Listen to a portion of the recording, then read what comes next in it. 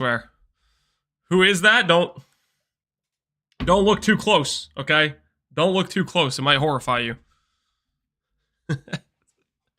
Don't worry, the hair on top of my head still looks questionably like a homeless man, so we still should be recognizable. Hey guys, any new drama today? Has there any what's even been the drama? It's just the Fextra Life thing, right? People were not happy about Fextra Life is what I've learned. That's my takeaway from the past couple days, is I've learned people really hate Fextra Life. Ziz mad. What's the Ziz mad thing? I saw that a bunch in Steele's chat. I didn't quite get it. Is that like some meme or something?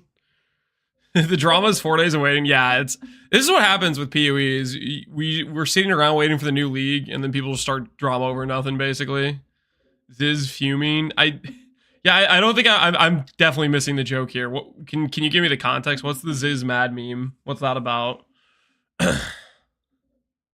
If you shave your head, you look like Chris. Hey, you know, that might be the reason to do it. Top content drama was Connor stream yesterday. Oh, I think I came in the middle of that or something. Like I was just like, I was about to go to bed. I was like, I'll see what Connor's doing for a sec here, and he was, I don't know, it was something with Connor arguing with Rutu about Trickster versus his jug, I think. And Connor was just like, I think my jug's better because of this. And then Rutu was like, he was like really mad at Connor or something. He was losing it. I don't know what Connor said, but he had to have done like a really spectacular one guy. I don't know what he messaged in Rutu's chat or what, but Rutu was like losing it. Top content, yeah. Who is this guy, Weezy? Don't look too close, dude. Don't look too close. Where's Lance? I shaved off most of my beard. It's kind of gone now, so now I look like a little baby. I look like a little baby. Today, what I wanted to do, guys, I want to look at what people are planning to start. You know, just see what people are excited about playing. Like, Connor made his Hammer of the Gods plan. I have not watched this yet, so I'm kind of curious what he's doing, how he's going to make this work. Things I'm worried about doing this sort of build is, like, that cooldown for mapping. Like, I wonder how... I guess he has Stampede or Supercharged Slam. Maybe those are his planned clear skills. I don't really know.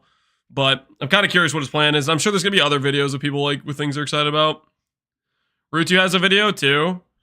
Is it actually Rutu? You know, I thought I saw something that looked like Rutu actually is doing a YouTube channel now. Is he actually? He is. We won the... This is real Rutu, right? This isn't like the fan channel thing? Like the whatchamacallit? Ruse starters. Yeah, we can watch that. Alright, we'll check that out after. We have like 5 videos. We have the rest of Ziggy's video that we started yesterday. We got the Havoc Mercenary gameplay. I'm kind of curious what this video is from DM's about. I like Supercharged Slam, to be honest. The more I look at the numbers with Warcry.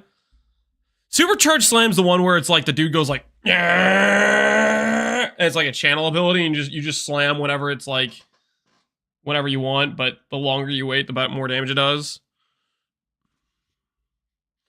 I'm still pretty down on PoE2 as a whole, but I'll be trying out the Monk. Really? That's surprising. How you not hyped? That's a bummer, man. I'm sorry for you.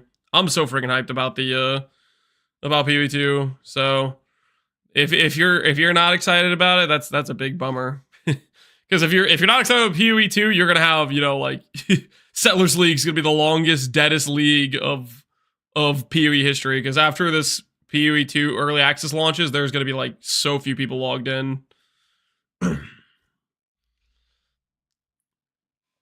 Rutu looking at SRS Essence Harvest. Thank goodness he came to that. At least that'll be viable. His plan to do like, I remember you guys telling me he was planning to do like Tempest Strike, like play an attack character for Leech. That was going to be literally non-functional. So if he's trying to do the Essence Harvest, that has a chance of working like mechanically for some decent mana sustain. But the thing is, it depends if they consider the expiration of SRS a death or not. We tested it in PoE1 and it's considered a minion death, so there's a good chance it might work. Just death by 1,000 costs affecting PoE1 and 8-button build, slow trailers. I would say try to give the benefit of the doubt. You're starting Monk. you might find you like it more than you think. It's definitely a different game than PoE1. Like, I think the best way I would put it from my like, you know, 2 hours of gameplay I got with it just for that one playtest was, even though stuff was like, my character's moving slower, I don't have instant movement speeds to go around, the gameplay itself was pretty action-packed. Like, it felt like every corner I was running around, there was monsters that I had to deal with that I had to fight. It didn't really feel like there were dead moments, if that makes sense. Even though my character's like, you know, I'm not freaking shield charging my way through everything and ignoring everything. It was a matter of, it actually, stuff always felt like it was happening, like I had to play around it type of thing. Where does this build get its base Ignite chance? Ignite works differently in PoE2. Ignite's about like how hard you hit. Essentially, I think it's, if you deal 25%, okay, if you deal 100% of the monster's ailment threshold, I think that has a base Ignite chance of 25% or something like that. It's something along those lines. We could pull up the PoE2 wiki to showcase it, but ailments are very different in PoE1 or in PoE2 versus PoE1. I know Warrior and Monk are dying the most, but I'd rather use the roll on one of these if they're making a Corrin boss fight design. Warrior and Monk dying the most. I don't know about that. I think from the playtest, I think people were the most successful with Warrior from what I've seen, to be honest. That's the impression I got. To me, it seems like the strongest build early is probably going to be Warrior. Like, in just like the initial campaign. Hello? This is 1 mana left. Oh, started him early, my bad. Would Warrior have fire versatility? Warrior versatility? It depends on the Ascendencies, really, and like what the nodes are close by. Wouldn't Hammer of the Gods need to be fire damage to hit this playthrough? Yeah, he's probably gonna have like Avatar of Fire or something. That would be my guess. It's just one of the stats Jonathan threw out in one of the interviews. Oh, like the playtest stats. I wouldn't pay too much attention to that because I feel like that's like, how do I put this? What type of people are they having doing the testing? Like, I don't know. I feel like there's gonna be a big difference between like a small amount of people doing a playtest versus like the larger game as a whole when it all comes out and everybody's like, you know, like, how do I put this? You have a bunch of people under NDA that are all isolated from each other. They're not sharing information, you know, like you have a million people all play the game posting their like ideas and what they're doing and stuff, and people can start using each other's ideas and they can improve because of that. Whereas if you have isolated people, they one guy might figure out something, another guy might figure out another thing, and they have two puzzle pieces that would work really well together if they just could combine their efforts. But I think if they're isolated, it's very hard to do that, probably. Would be my guess. Who are you and what did you do with Bearded Lance? I killed him. and now, okay, that's not true. I just cut off some hair. Dude, I'm the same Lance. I'm still old me, I swear.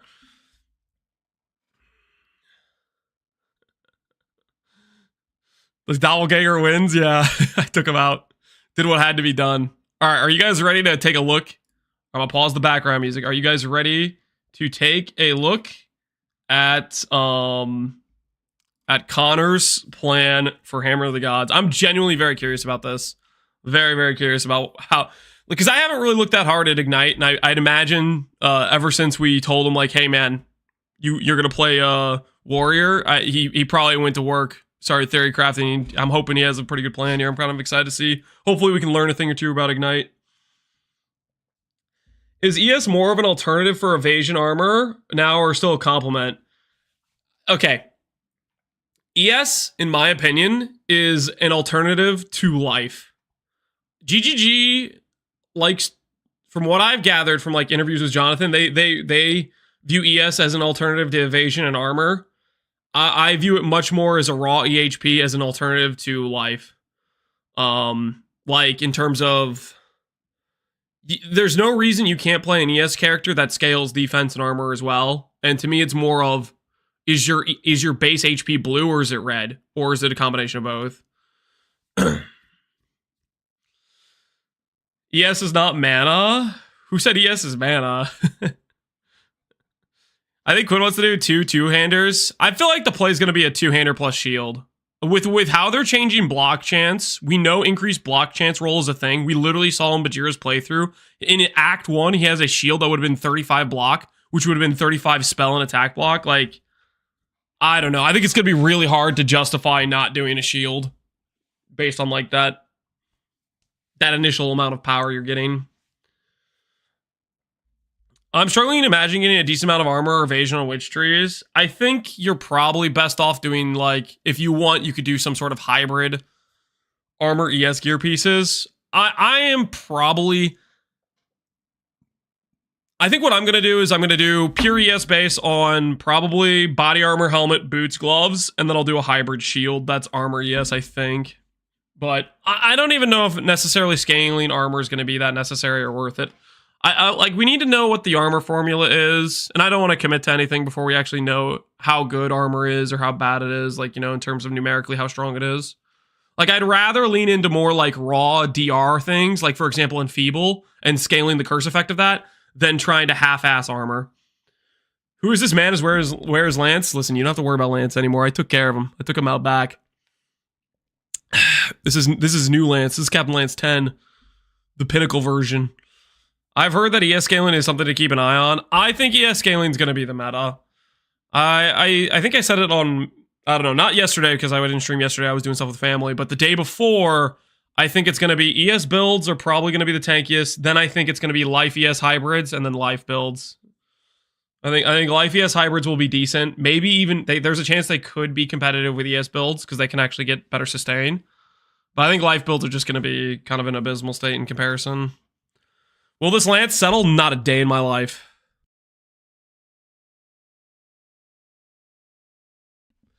Who invited this baby in on stream? Yeah, I know, dude. I got the baby face going. Dude, Connor, I kind of look like you right now. Like, just like, you know, just a little bit shaven. Not much there. Is this the rank 3 ES gamer? Oh no, Epsy. Is that how far I've fallen? Dude, Epsy, I can't lie to you. After the PoE 2,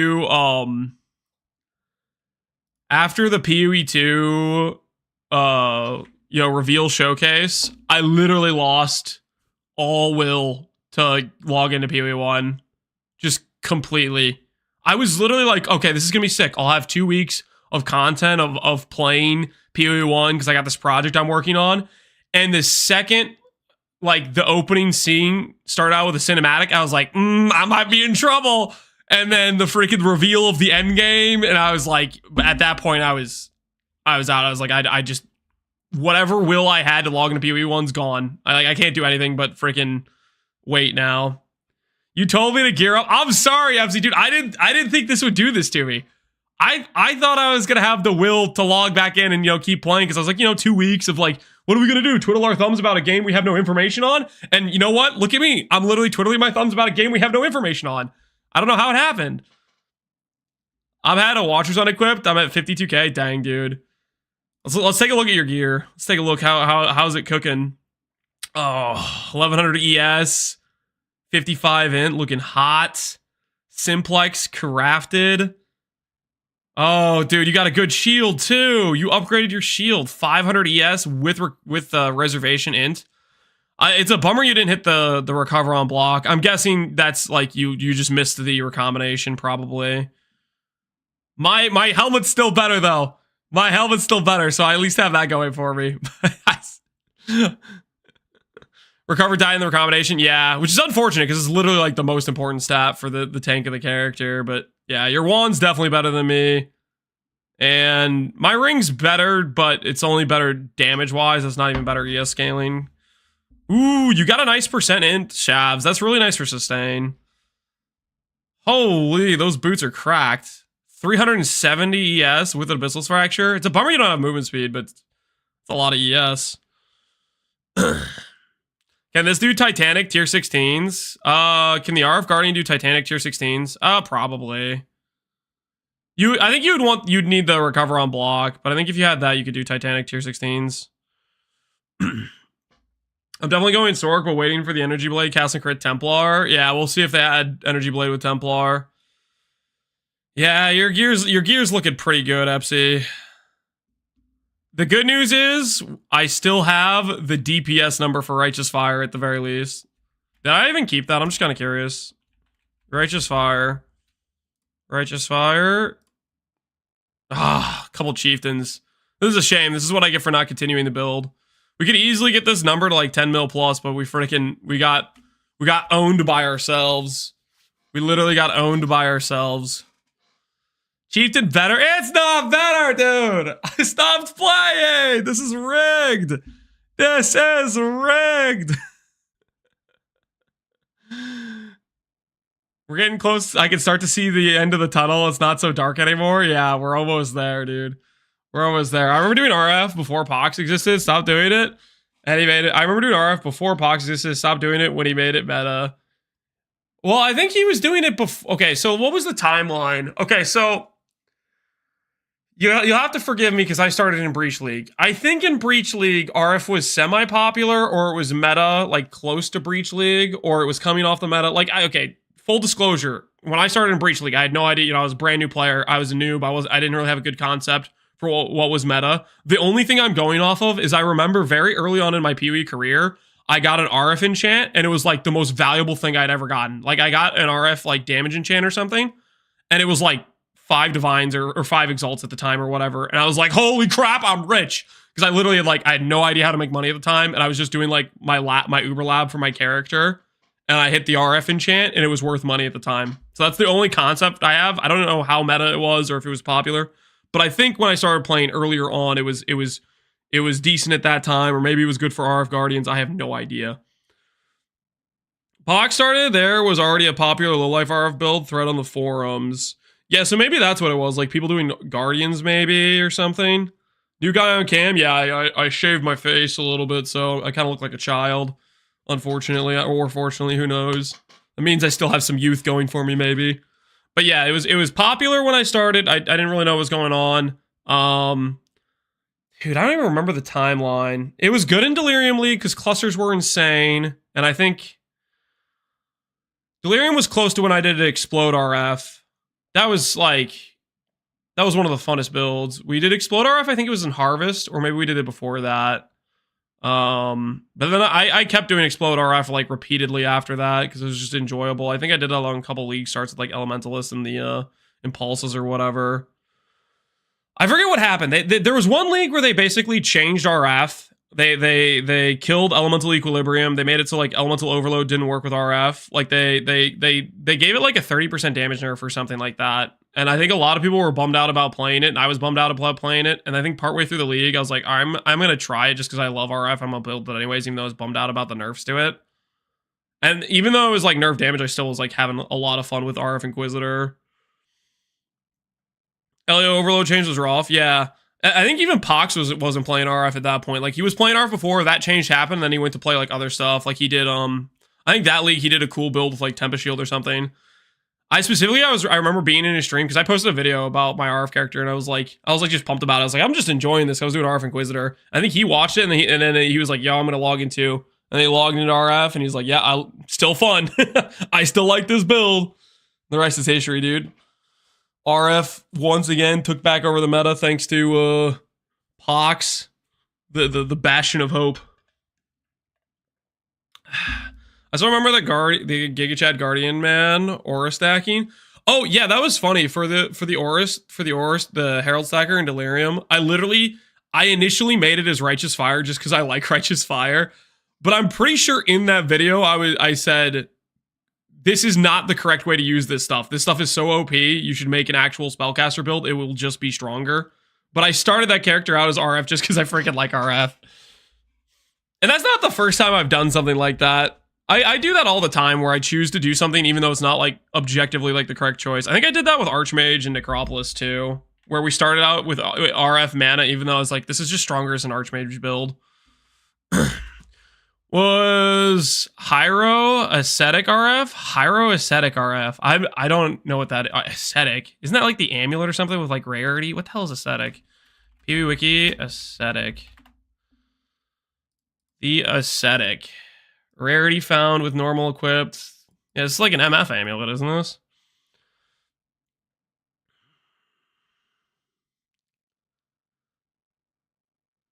The rot had already seeped in 600% hatred, wrath, zealotry, better than RF. What do you mean? What do you mean the rot had already seeped in? I just mean in terms of objective power. It was very obvious to me that a base spellcaster would be better than RF. I was just doing RF first because I like RF. Just freaking a fun thing to play. I'm trying Yosis's Quack build. If it's good, I may try to reconvert the Guardian to do it. Could be a funny Valdovap farmer. Oh, good luck, dude. If it can pull it off, I mean, it's a lot of damage, right? Wonder how annoying the setup is. I forget what the setup he said, but it seemed like there was a lot of setup. Maybe it was like pretty chill to do, though. Still no RF and PoE 2? Not yet. Not yet. We're going to get it all on the Templar ad.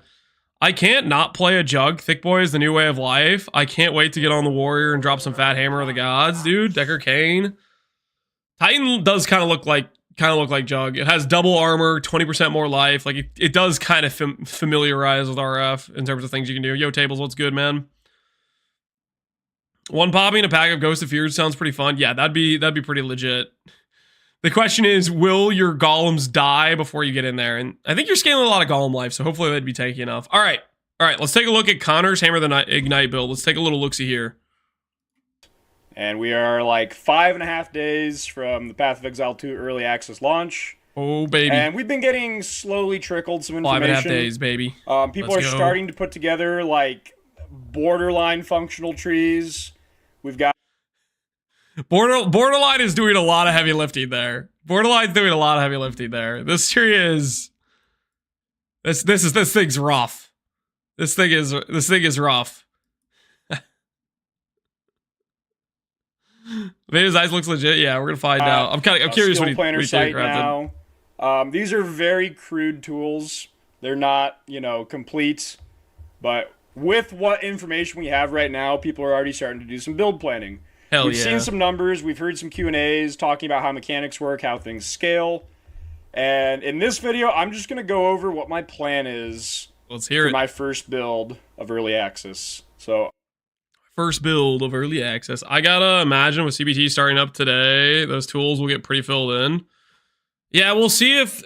I think the big thing we're going to wait for in terms of us actually getting information is if it gets data mined. I think GG is going to hold out as long as possible to give us the downloadable. And I think it's going to wait till then to get... Like, I don't think they're going to give us the passive tree. I honestly don't even think they're going to give us Ascendencies. Rue's convinced Chalk is OP, but he will start as Orbisaur Chalk. Makes no sense to me. That can't be real. If I think it would be hilarious if he starts Chalk. The only thing that could save his build is if the node behind the darkness thing is Darkness Reservation, which could instantly just amp up the power by having like a node that powerful. But dude, outside of like the other nodes being strong, if he's relying on that leech, it's going to be hysterical to me. I find the anti-data mine talk so boring. People are anti-data mine. I mean, there's people that, I don't know, I don't know exactly. I personally, I'd like to know as much information as I can. If there's no data mine, I'm happy. If there's a data mine, I'm going to use it. But either way, I'm going to min-max based on what is available. You know what I mean? I just like, I'm happy to log in, as blind as GGG makes it. But I don't want to compete on my league start on a disadvantage and pretend I'm holier than thou and I don't care about the information. If the data mine gets leaked to everybody, I'm going to take a look at it. I am going to pick based on a couple pieces of information. One, it's got to seem cool. Hell yeah. That's like, gaming rule one, right? So there's two builds that I've seen so far that sound cool. The first one's Archmage. And I do intend to play Archmage in a little bit, but Archmage has some problems. Some problems? Connor, what do you mean some problems? If he doesn't say in the next 10 seconds, I lost a bet against Lance and I literally cannot start as a sorceress or witch, therefore I have no option to do Archmage as my start. Like, oh, so help me, Connor. If you try to paper over the real reason you're starting warrior, I should have made you start monk. I was merciful. Okay, let's see what he says. Because it's a very pass-fail build on does it even work or not. And there are questions we need to have answered on how to solve certain problems. Questions like, you losing a bet? The information we have, Oh, he's it'd not be gonna hard say to go it. in planning for that. Oh. So I will probably do Archmage as my second build with more information. This The guy. other build centered around a skill called Hammer Send of him the back to Gods. Monk. No. I'm not gonna send him back to Monk. I honestly want to see him make this character. This sounds cool. I genuinely like, when people make cool builds, and if Connor wasn't excited or pumped about some cool thing to make with Monk, then he probably would just do through the campaign and then re-roll, you know what I mean, which would be boring. But if he has a build he's actually excited about making, then he's gonna log in and push it to endgame and stuff, right? Way more interesting. So there's been some changes mechanically in PoE 2 that I think make this playstyle very good with a really big ignite. It sounds simple, but if you go into Path of Exile 1, ignite works roughly the same way. The bigger the hit, the bigger the ignite. There's a couple changes in PoE 2 that make this more appealing toward a really big hit skill. The first is now it benefits from pretty much all damage that's fire. This is gonna feel so weird adjusting to. Is crit applies, your base hit matters. Like, it was one of the hardest, weirdest things for me to learn in PoE 1, which was the concept of things like that would scale the base hit, wouldn't scale the ignite in PoE 1. Is just like so backwards to me. This thing seems way more like intuitive. Like, it makes way more sense to me with the way they changed it back in PoE 2. Is but it doesn't base do hit as much of the weird, like, the amount of ignite, hit scaling that scales the hit but not the ailment, or like crit multi doesn't work. There's all these weird calculation rules in PoE 1 that have really just neutered ignite, and a lot of those rules are gone for PoE 2. Makes sense. More damage equal more damage. Exactly. Like, how big was the hit? Okay, that's how big the ignite was. It's 25% of the hit per second. Straight up. So, in a sense, it's just more damage based off that hit. The other thing is, the chance to ignite is based off of the size of the hit. The chance to ignite, yeah. This thing I think is gonna be. This one's is a little bit weirder. There's gonna be a lot of confusion initially on how ignites and ailments work for people, I think, because of this change.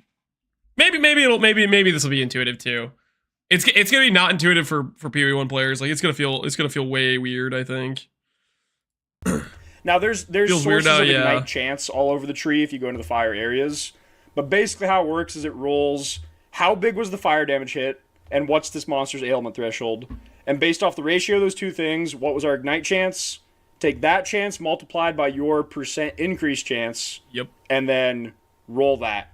And I could go into the math, but it should, even on bosses on a really big Hammer of the Gods, get 100% ignite.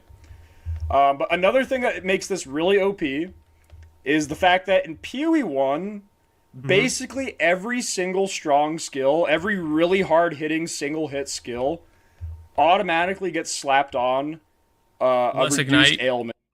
Yeah, like discharge, you name it. Anything that hit hard had a less ignite proc on it. Tag.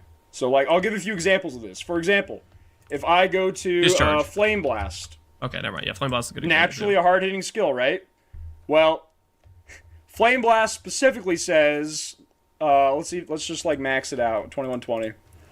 Specifically says 165% more spell damage for each stage, versus but 60. only 60% damage with ailments. So they deliberately scale them separately. It's an automatic nerf tied to the skill. What about, other skills that hit really hard? Every hard hitting PoE. I heard unsubstantiated rumors a Hammer of God was nerfed to multiple hits. You're joking, right? you just made that up, right? Skill has an example of this. Like Vol Flicker Strike does 25 hits that are all hit as a single hit. Doesn't make sense, yeah, doesn't. Naturally, this would be an amazing hit for ailments. Well, no fun allowed. They slap on a 70% less damage with ailments tag. Yep. So this is pretty standard for PoE 1. The ignite is based off the biggest hit, basically. And big hitting skills get penalized for ignite deliberately. There is no such penalty on Hammer of the Gods. Not yet. Maybe they'll not that we know at of. the last second and add this. They could totally, you know what I could totally see happening is they literally forgot about this, and then one dev just sees Connor's video pop up in their feed about Hammer of the Gods Ignite. They watch to this portion of the video, and you're like, yeah, we'll just add it. Well, that's a good idea. We should slap all the less multiplier to ailments. Like, what if this video from Connor literally is him just shooting himself in the foot?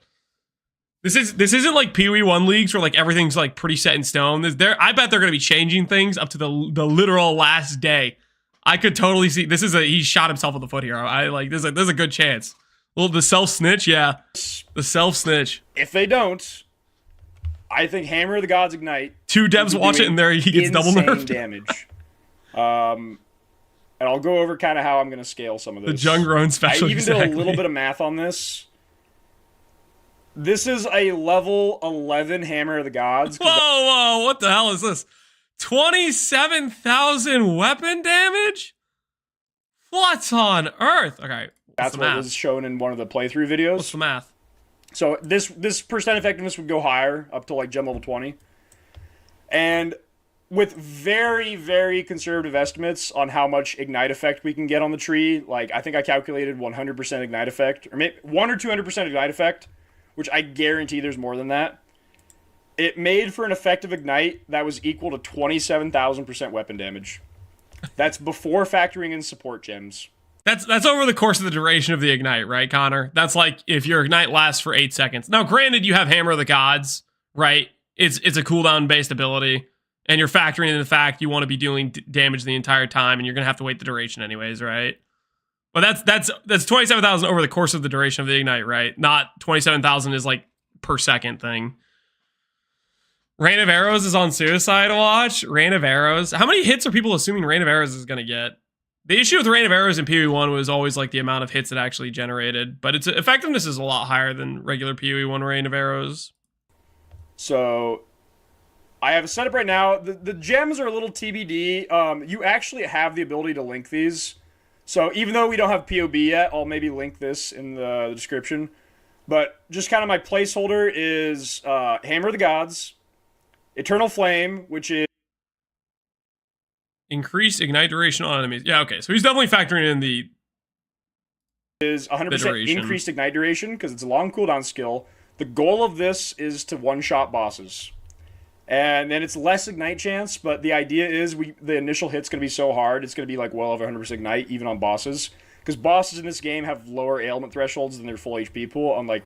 The math is 1,307 with a Juice 6-Link Infernal Cry into 3,900, 75% per second for 8 seconds. Okay, I got you. With Temp Chains? Dude, the Temp Chains and Feeble, I don't know, man.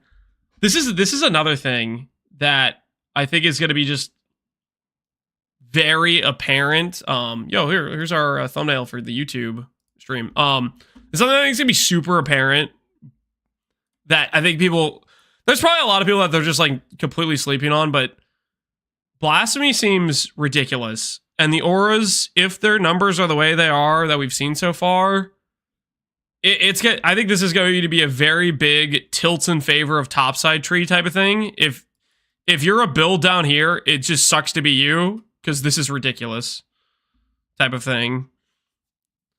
Like that's such a big concentration of power is the 1 point Whispers of Doom with Blasphemies. Maybe 60 spirit. Yeah, the 30 spirit number doesn't. It's fine, GGG. The 30 spirit number is fine. It's totally fine, guys. It's not imbalanced at all, I swear. Rares the 30 spirit number is fine. Because they want to be balancing bosses around, like, ailment skills still.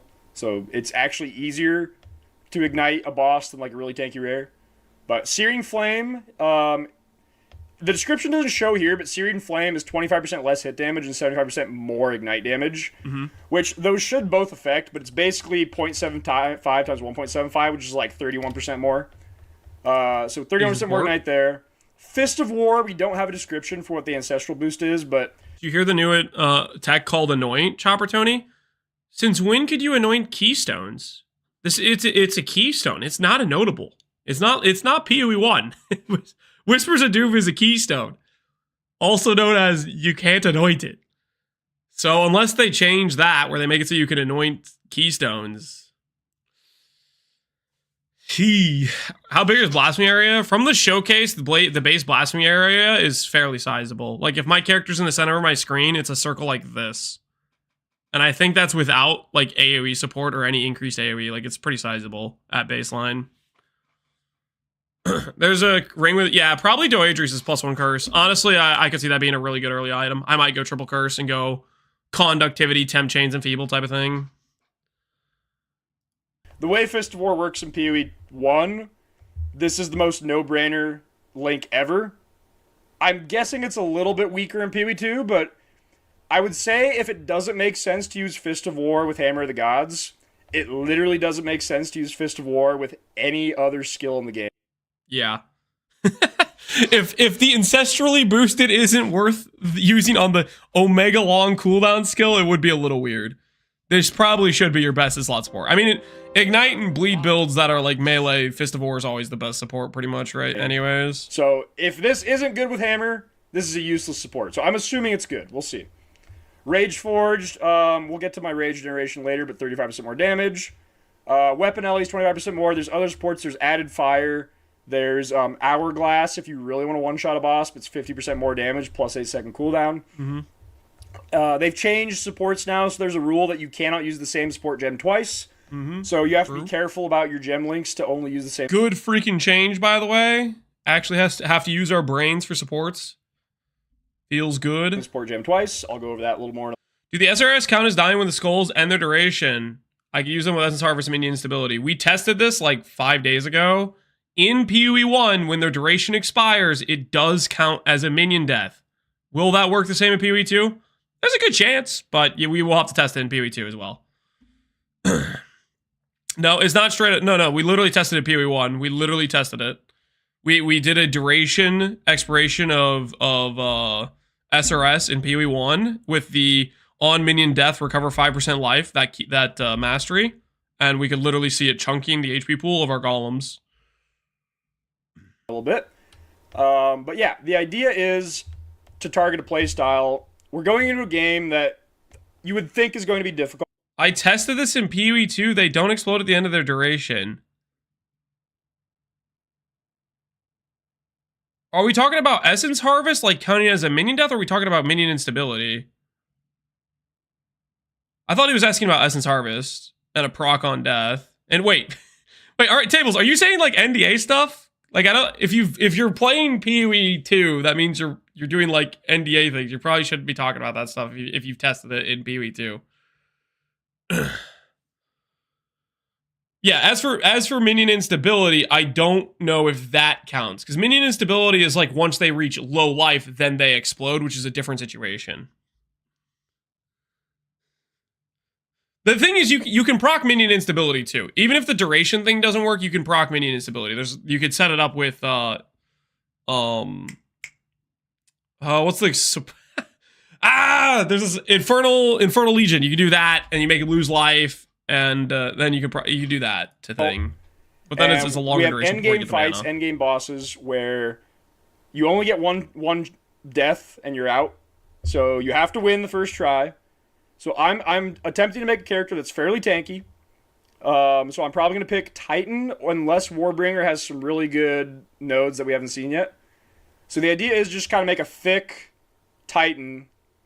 And I'm going to use good. The Titan's Grip so fast. Shut up. Which allows the use of a shield and a two-handed mace together.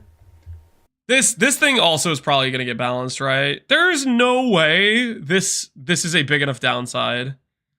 There's no way.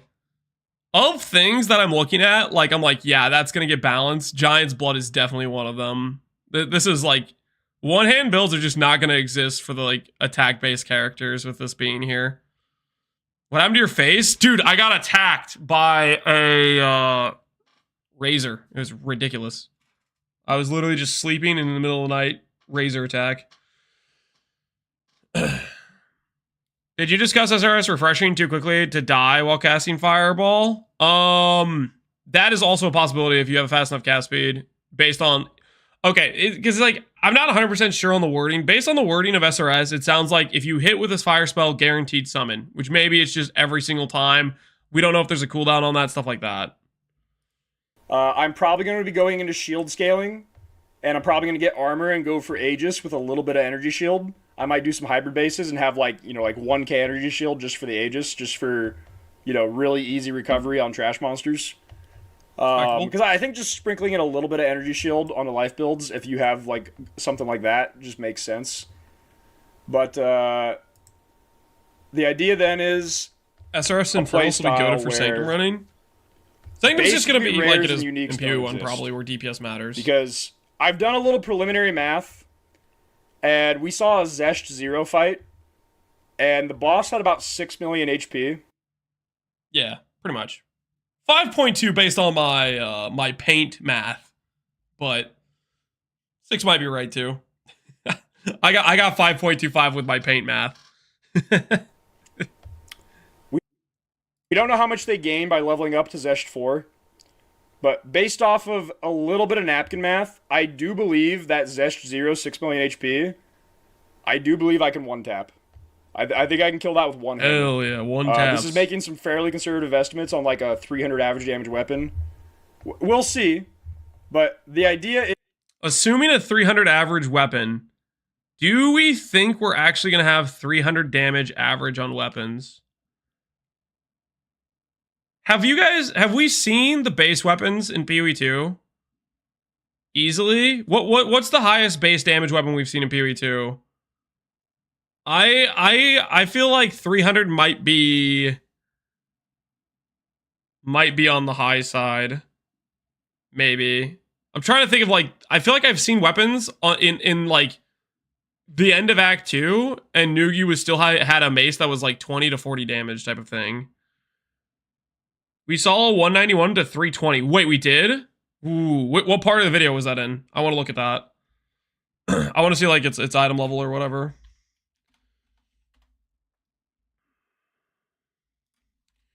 UE2 content reveal. Lance is 25 years old again? Yeah, something like that. Around the time he's talking about Giant's Blood are really okay. Okay, what point was that? Giant's Blood, classes, support gems, tree. Okay, tree. Tree. It should be around here, right? Yeah. Just one weapon set, you can just use these specialization points as bonus points to invest however you like. But creative players will find plenty of opportunities with this system. I also don't say it in the video, but I'm going to weapon swap 20 defense points for 20 offense points just for when I cast the hammer. That's a way to use the system for sure. You can get weapon specialization points throughout the campaign from optional bosses and quests. For example, if I manage to defeat the Crowbell's getting messed up. Get a weapon specialization book. It's around 2455. Okay, hold on. Let me go back to that then. It's blood, which allows you to wield two-hand weapons in a single hand, but doubles the attribute requirements of them. You can use it. Oh.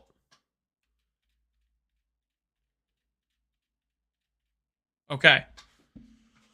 So this is a, you know what? No, I take it back. You guys seem more, I think you guys are more right than me. That's only a level 52 base, you know? That's only a level 52 base, you know? I think you guys are right. 300 average damage is probably pretty reasonable. That base damage seems pretty legit.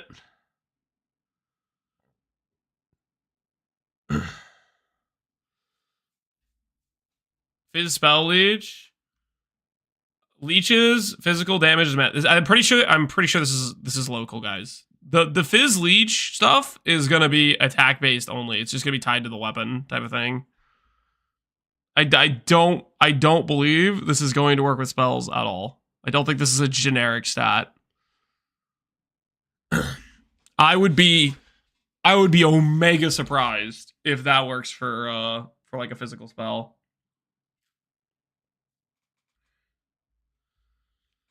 Guy's gonna deal double the damage he thinks if he does the double two-hander swap. Yeah, he has the option to do that, yeah, for sure.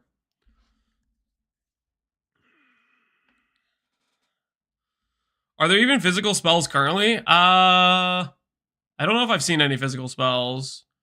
What was your take on SRS Infernalist? It probably gonna be decent. I mean, Infernalist seems like it's got some synergy with some minion stuff. SRS seems like it's a pretty cool spell. Like, it's just one of those things where who knows about the damage, right? Me right now, IRL, get me in.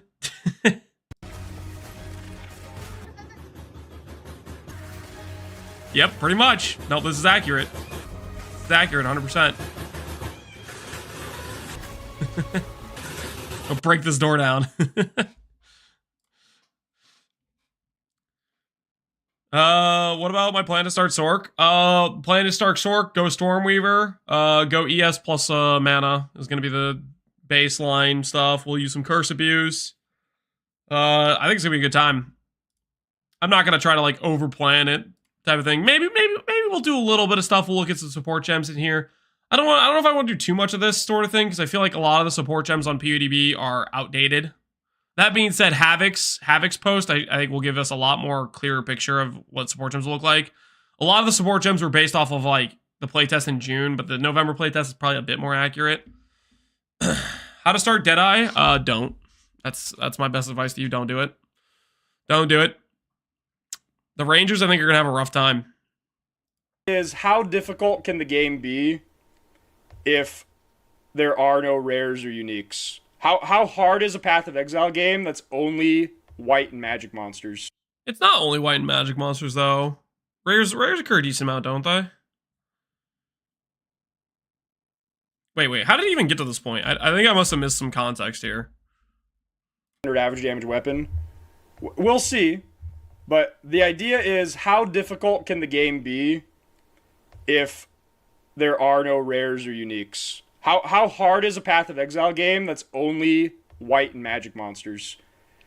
Because the second I run into a rare in a map, and the second I run into a unique boss, something's going to happen. Let's bring the hammer down. That's going to happen. So, effectively, this playstyle will be there are no bosses and there are no uniques. They get hammered. I see what he's saying. He's not worried about rares because he's going to one-shot them. Counterpoint. All right? Counterpoint, guys. I think there is a small plan in his, or a small hole in his master plan, okay? This is Connor, okay? This is Connor, okay? Okay? Over here, we have the big baddie, right? The big baddie. It's like, it's frowning at him, right? It's got horns and stuff, okay? He goes, and this is the rare. This is the rare. Okay, it's a rare monster. Okay, he's a rare monster. Connor goes, "Hammer of the gods," right? And it's like bzz, orbital beaconing charging up, right? You have the orbital beaconing range charging up. This is like a freaking like 1.5 second timer. What happens when the rare is just like like walks 2 feet forward, is no longer in this radius, and then freaking clobbers him? I'm just saying. Okay? He like completely misses. Like what happens when the rare sidesteps, man? It's a big radius. I'm not moving. Sure. I'm just saying, man. You know, what if it ducks? What if it dodges? What if it weaves? You might be in trouble because you're gonna be on a 20-second timer. What if you run into it more than every 24 seconds? Yeah, that's another good question to ask. What if you see it more than every 24 seconds?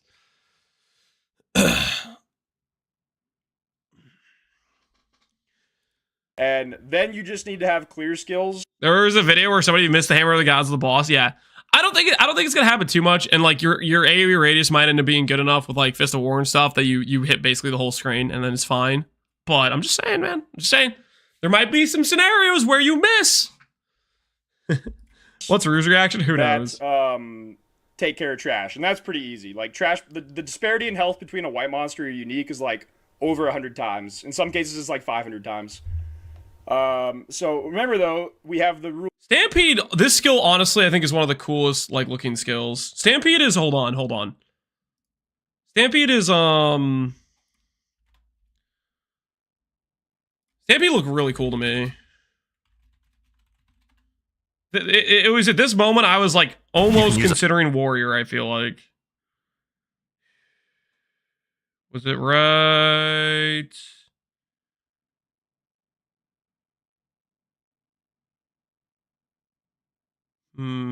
Where do they show some late game footage of Stampede? Characters that will be available at the start of early access.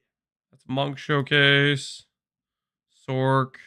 Does cold damage to enemies. Monk. Mercenary. One bow skills. It was maybe in Ascendencies, actually. Where's the Titan Ascendencies?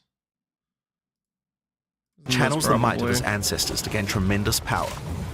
Using Answered Call, you can summon ancestral spirits linked to each of your Not totems. this guy. What about the other guy? With Jade Heritage, you can encase your body in a protective layer that absorbs all the corpses of your enemies. All that with Earthbreaker, every slam is a chance to create an aftershock. With Crushing Markswoman, who can I guess this wasn't your enemies with ease. The showcase of it. But I remember there's one showcase where the dude is like, he like shield charges forward and like is causing a bunch of aftershocks all around, like a bunch of like earthquake things. And then at the end he does a big slam too and everything's just like I don't remember what the timestamp is though. It looks really freaking cool to me though. When they show the base classes, so it was when I originally checked then. I'll find it. All right. Out of it at any time. Right here. Come War on. Cries and fire. Any slam skill will then cause these fishes to erupt. That skill looks really fun. I can even run through them with a skill like Stampede to do huge amounts of damage. Yeah, because it's like you get the basically boom, boom, boom, boom every step, and then the final boom, right?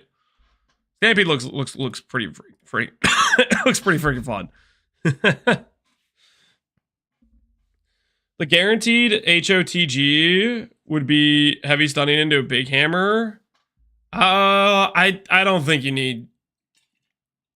I don't think you need that much setup. If you have a tanky character and you just like do Hammer of the Gods and then you put up your shield and you start active blocking, most of the boss fights they're not dodging out of that. I don't think you really need a heavy stun prepare or whatever. I mean, you could do that for like the extra multiplier, sure, but cool that you cannot. I don't think Connor wants that conditionality. So it's nice to actually pick a clear skill that uses different support gems than your main skill. And it's also really nice. We like in PoE 1, movement skills are really abundant, and you can just like leap slam all over the map or like frost blink or flame dash, whatever. It's really easy to just get movement through movement skills. In PoE, slam duration, channeling. War Cries can empower this attack as though it was not channeled. My plan for Ignite Hammer of the Gods is Chronomancer or Warbringer. I think hopefully I can make use of the cooldown reductions for both of those examples. Yeah, it would be neat to see how it compares if you're doing a different version than what Connor's doing, so you see who makes the better Hammer of the Gods setup. PoE 2, there are very restricted few movement skills. Generally, you're going to be running and using attacks to clear. So I figured that having a melee better be super fun. I mean, that charges I think it will be. forward as part of the skill. Like it's kind of like shield charge. It's movement baked into the skill, and then it does a 3.2 meter impact. I'm gonna bake in. If we have Ignite Prolif, I'm gonna do that. If we don't, this is out.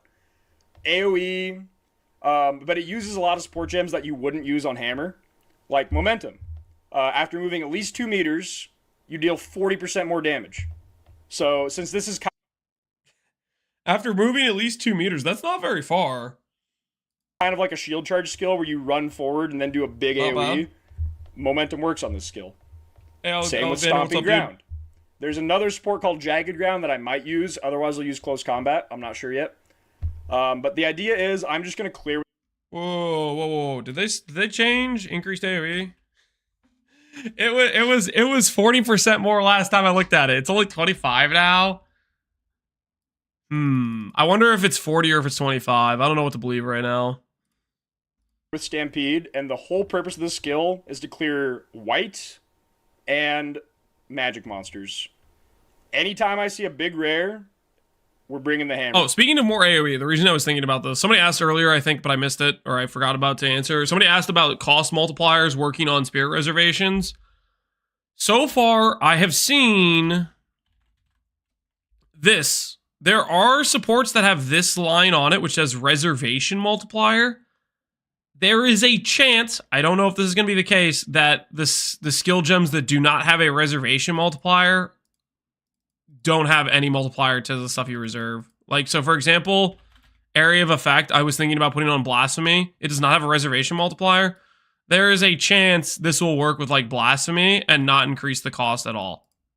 The other scenario is it does work, and they specifically did this for the scenario where they need to make the multipliers 2 different numbers. So I don't freaking know. Maybe you'll get those for free on Spirit Reservations. Maybe you won't. My guess is I think it's gonna be like, I'll put it this way. Say you have Cast on Crit, which costs 100 Spirit to reserve. Are they gonna make you spend the reservation cost of 5 support gems of multipliers on top of that 100 Spirit? I don't think they would, because then like it becomes pretty unusable at that point. So my guess is more towards the only multipliers that apply to spirits are ones with this line. That's my guess.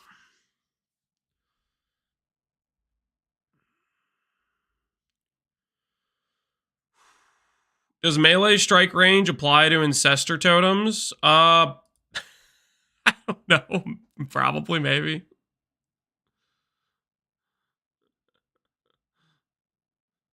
Down.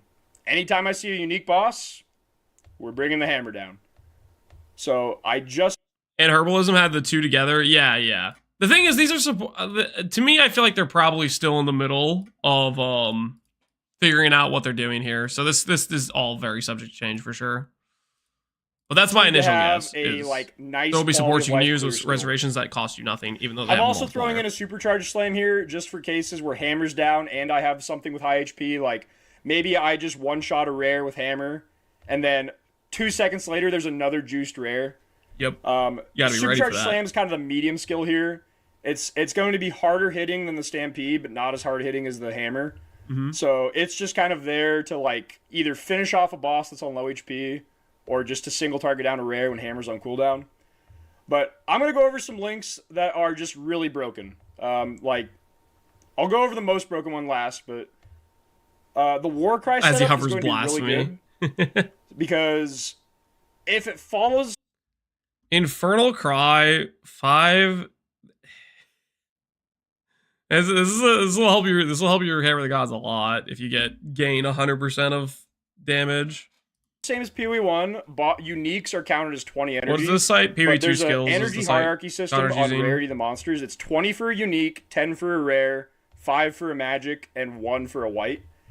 Ziggy said that the precision increased the reservation and it didn't have that line at the moment. Only cost multi. Well, in that case, then it might just be that the cost multi is a cost multi and it just applies to both, even though there was that distinction. So it could be just an issue with, they're in between what wording they want to use and haven't decided, and some skills they have this and some skills they have that. That is really easy to get 100 power on Infernal Cry. It literally just needs 1 unique monster or 2 rares, 4 magic monsters, whatever.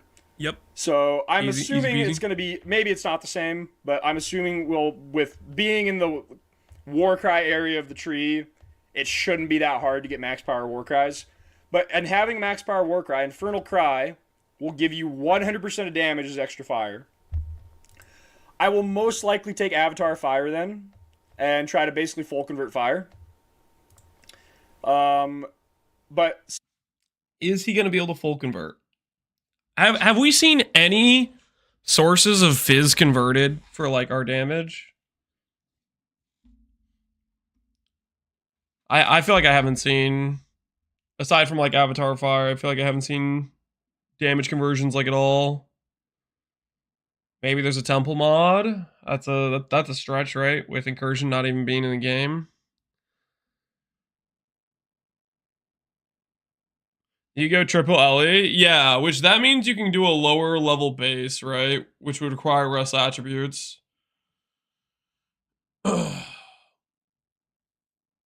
Yeah, I think there's a good chance you just don't get the full conversion.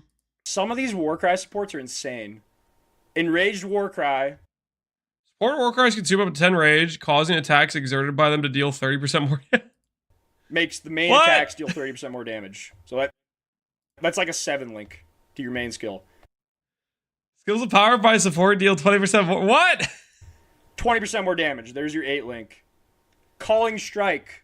There's your like 8.5 link. Okay. To be fair though, the Calling Strike does not really the same, because like technically you're igniting them with your first hit, and then you're waiting for 24 seconds. You're not gonna be calling him. Like if he's dying from the ignite, right? Raging Cry to generate rage. It should be 16 at 20 power, but this doesn't specify a maximum. The main skills specify 20 max, but like in PoE 1, the max Warcry power is 150. So if you're surrounded by monsters, fair, or there's like a boss and 2 rares that it summons or something, like if you get a 50 power Warcry, that's like instant max rage. But I don't even know what Daze does, but just I don't know what it does either. What is this? I don't know what this is, but it's just added it on, baby. The enemy is now dazed. Freaking get wrecked. To fill out a 6 link, we can daze enemies for 4 seconds. I don't know what this does, but it's a 110 multiplier, and I have a link open, so we'll see. But the most broken thing on the tree right now is Blasphemy. Yeah, Blasphemy. We've seen a lot of the reservation skills. Wait, Connor, why are you snitching Blasphemy? You're supposed to say Blasphemy is bad, guys. Don't use Blasphemy. You need to use Herald of Ash. You need to be. Why are you? You need to shut your mouth, okay? Blasphemy. He's literally a snitch. Spirit. You get 180 by default. His snitch is gonna hurt my build. It is 30 spirit for Blasphemy. Okay. I was fine with you snitching on Hammer of the Gods, but freaking snitching on curses. Come on, man. There's people that have builds around this. I have a family. What the hell? Temp chains, enfeeble. Well, I'm gonna pause here and just say that this might need to use 2 separate links. I might give Herald of Ash the boot if I have to do that. We'll see. But Blasphemy clearly states that it works with multiple curses because it's 30 per curse. So obviously it's intended to be used with multiple curses. We'll have to see how the gem structure is dictated by that. But the numbers on temp chains and enfeeble are absolutely insane. Like a level 3 normal, enfeeble guys. is 16% reduction. They're completely reasonable numbers. Level 3, okay? GG, So based off of like it's fine. Context clues, it's Super most balanced. likely 15 at level 1. Completely balanced, guys. Level. So a 20 gem. I don't even know if I'm going to use Blasphemy, honestly. I mean, 30 reservations is kind of high. And this is just an aura that's around you statically. You should lower the number. And as far as we know, bosses in PoE 2 do not have curse suppression or curse reduction. Temp Telling chains, Marks, no, Rob, I don't know if I can don't do scroll it. down and see it. Don't do it. Come on, man. It's like a 35% slow. It doesn't show here. Maybe it shows here. It shows on one of these. If I go to active skill gems and go to temp chains. How spirit do you have baseline? 180. 34%. 180. Slow, okay. But wait, there's more. Shut up, Connor. If this scales up to like 40 at level 20. Shut up. Some wacky things can happen here. Because there's another support called Encumbrance that says supported skills have 30% increase effect of slowing debuffs against enemies. I see not one example of why this wouldn't work with temp chains. So that was scaled at 40 up to like 52. And then no, he's exposing our plan. There's Heightened Curse, which is a 150 reservation multiplier that doesn't show here. So that would make this whole thing only cost 90 spirit, only half your spirit. And that would take the effect of that 52 temp chains up to like 63. And that would take the effect of the my build. Okay, I will say, Connor did not realize that Whispers of Doom was a 1-point node. Initially, he just assumed. Like I remember I was in his chat. He assumed Whispers of Doom was like some 17-point node over here or something. And I was in his chat. I was like, dude, it's literally 1 point. It's right there. He was like, what the hell? Why did they do this? Up to like, but he would have figured it out. Like he just hadn't looked at the tree enough. I do believe this will work, and this will 100% be nerfed. Like, there's no shot. They'll either lower the effect of the curses, or they'll increase the spirit cost to like 60. But this is definitely getting nerfed. Do you know how large Blasphemy will be? You can see the radius of Blasphemy in the, if you go to the PoE 2 content reveal and you look at the showcase of Infernalist. So you scroll through here, you look at the Infernalist showcase right firing while right about here. You can see that Blasphemy inflicts a curse right here on this enemy. So if you like draw an imaginary circle, it's a pretty big base radius. Like you can see it in this video. He's like just barely short of this monster. And then boom, he got that monster right. Is Blasphemy not subject to a curse limit? No, you need the additional curse for it to work. That's why you click Whispers of Doom. His builds are in shambles just because of Whispers Blasphemy. Yeah, I unironically think this is like such a big deal that Whispers of Doom is here on the tree versus because this is such a large power point. That's a tremendous power point. That they're not only are they competing with the disadvantage of being life based, which you know sucks to suck, but also got Whispers up here, man. Where are the wand nodes? As far as I can tell, there's nothing in the game yet for wanding support, so like wand builds might not be a thing. But as far as I can tell, this does work. It just does. Whispers of Doom is one passive point. It's a keystone in like a spot that a lot of builds are going to be going. Like there's some good ignite nodes up here. There's each one of these small nodes gives increased effective ignite. It's one of the new stats they've added. So it's just an entire other scaling vector for ignite. It's a straight multiplier. If you get 200% increased effective ignite, that's 3 times damage with ignite, which makes it go from before any other scaling or gems or supports or anything. Curse ring the exists. Main hammer of the gods. Additional curse is gonna be very valuable. It would already be. But like put it this way: how valuable do you think a ring is? Right? Do you want to spend 2 ring slots to get 2 curses extra? Or you know what I mean? Like the builds up here that are going here anyways, they have to spend 1 passive point. The builds down there have to spend an entire ring slot. That's a lot of power you have to give up. That's a big freaking deal. Burning for baseline 75% per second. How is he pathing there as a warrior? A lot of the outside nodes are good, and all the outside nodes that are like fire stuff are all in this like they're all in this outside area. Like fire node, fire nodes. These are elemental nodes. Fire nodes. Like the stuff on the outside is just pretty good, essentially. So like if he starts here, he goes out here, he gets RT, he gets some fire nodes, he gets Avatar of Fire, grabs Giant's Blood, goes around like this.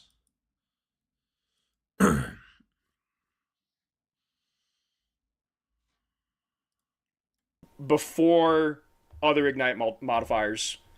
Because there's others. There's like, they burn faster. There's Eternal Flame, gives them double duration. The other one is 31% more multiplier.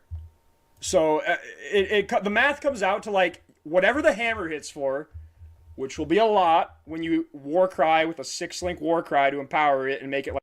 Aren't Keystones supposed to have downsides? Whispers of Doom does have a downside.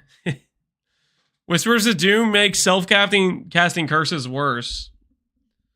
But it doesn't brick Blasphemy. It makes the delay in curses applying to enemies like longer or something. Like a 9-link.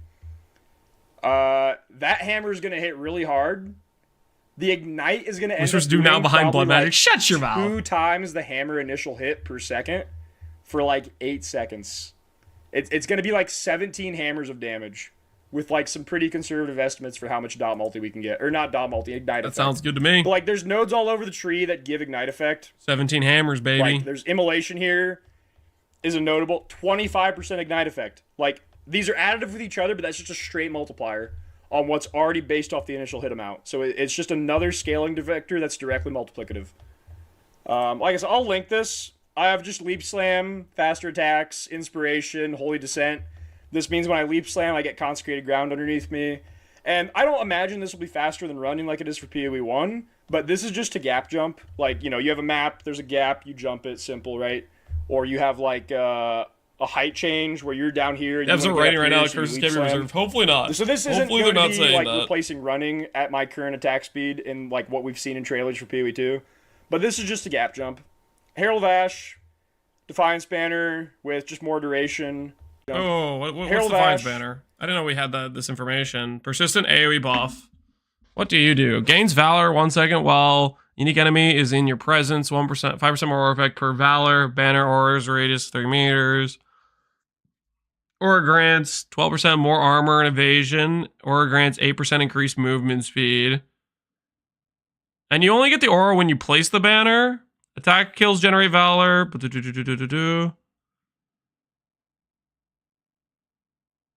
The new tech is a 4-link Herald with precision, vitality, clarity. Oh, yeah, well, those supports are kind of like no-brainers, right? You just use those in your builds. Have to place it, yeah. You just generate this up, and then it gives you basically some tanking speed, sure. Banner with just more duration. I don't even know if this works, but as far as I can... There's no shot. There's just no way. I think this is from something like before they like redid stuff, right? Shock chance, support skill 20. Yeah, this has got to be like before they changed ailments type of thing. This has to be from like an early playtest. Let's check Havoc's support gem thing, and let's see if it still has that.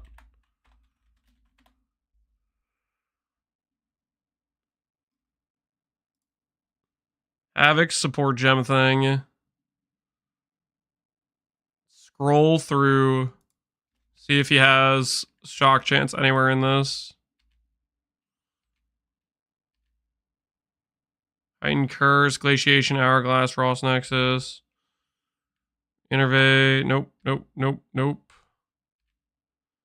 Pin, Power Charge, Minion Pack, Multiple Poison, Slower Proj, Second Wind Stampede, Withering Touch.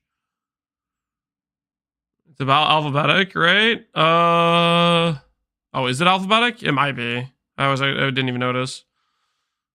Yeah, Shock Chance is not here. Is it lower on the list?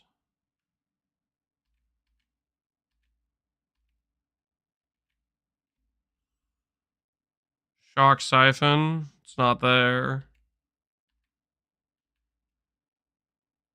Reload, Searing Flame, Stormfire, Soul Drain, not there. Yeah, this is the bottom of the list. Yeah, I would imagine this is a support gem that got taken from a playtest way, like one of the earlier ones, before they'd probably figured out what they wanted to do with ailments type of thing. Why is 20% shock chance broken? Because in PoE 2, if you shock, it always is a static amount. If you shock, it's always base 30% or 20%. I think the number's 30, but maybe they changed it. It's always a base amount. So if you have a base chance to inflict shock, that means even if you have a character that does not scale damage for shock at all, then that means you can proc a shock type of thing. The other issue with this is he's playing Avatar of Fire, which I would imagine if all of his damage is fire, you probably just can't shock with the fire damage, right? Even if you had this, you probably can't shock because he's Avatar of Fire. But yeah, this would just be if it did work, it would be just kind of silly, right? I'm so sad the lightning conduit is a cone in front of you. I had some fun trigger ideas for that one. A cone in front of you. I mean, it depends how big the cone is. It might still feel pretty good. What is this? Poison, CI, EUI, Pathfinder, my PoE 2 starter. This is not a guide. Okay, he's going Eternal Youth with basically Life Flask with Pathfinder. That seems like it should be fine, right?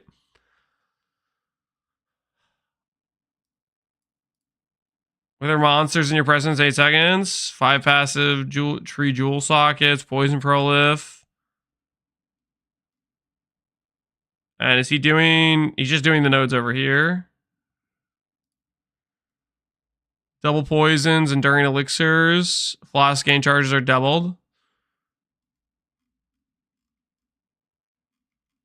Obviously, he hasn't spec'd that many nodes yet, but he's obviously gonna need to go grab ES nodes, or he's gonna have just his ES number is just gonna be way too low.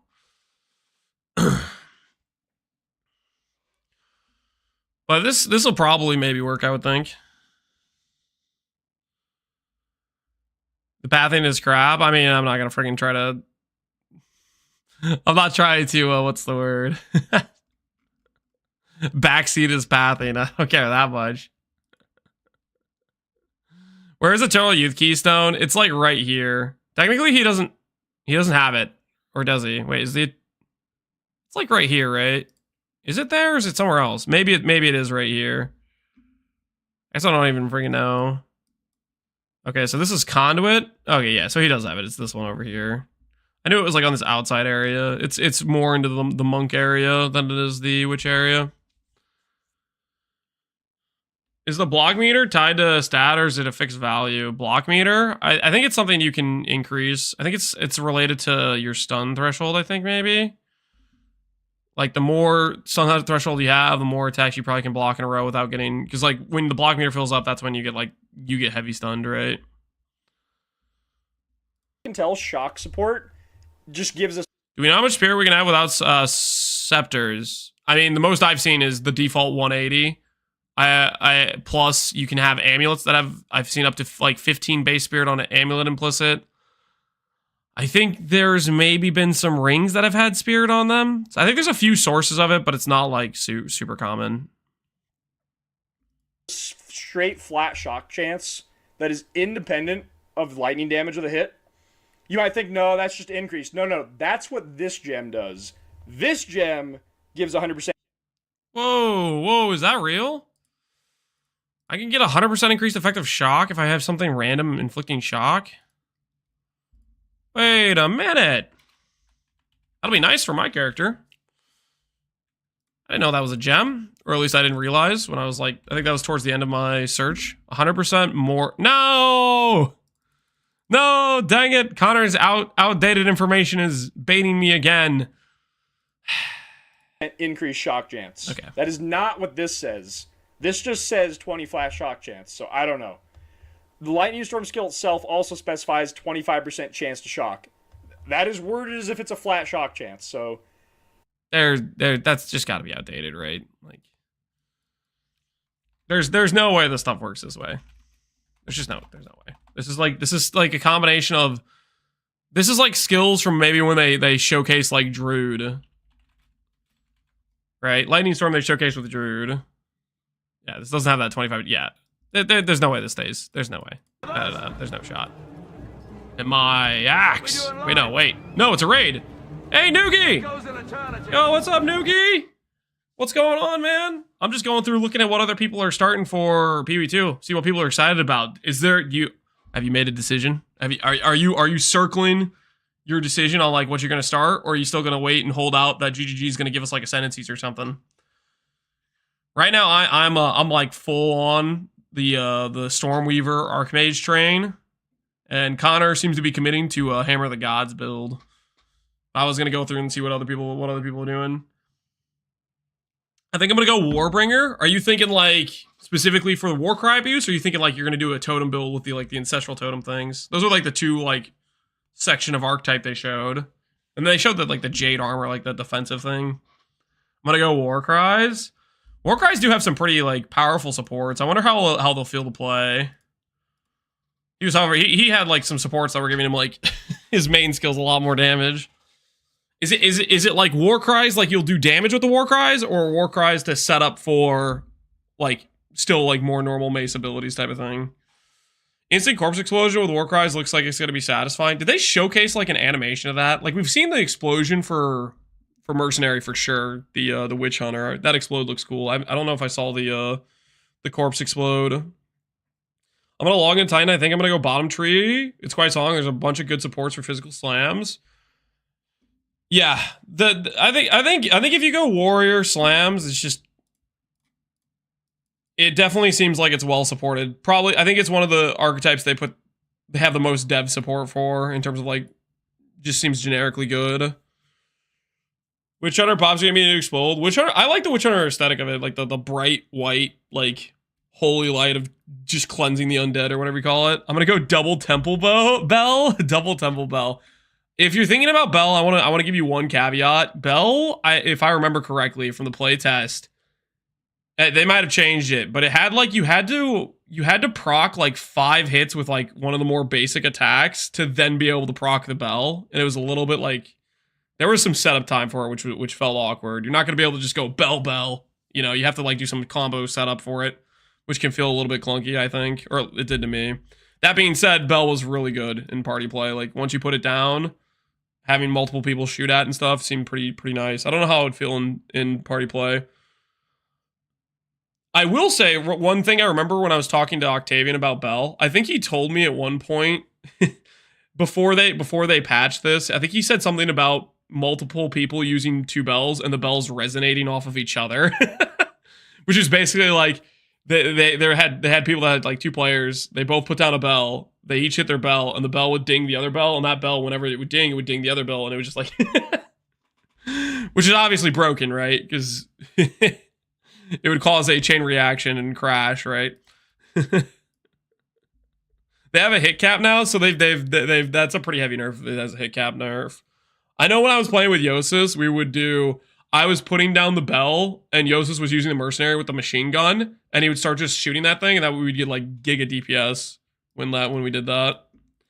Yeah, the 12 hit limit definitely is gonna make it a lot less abusable. Thoughts on Castle channeling active block?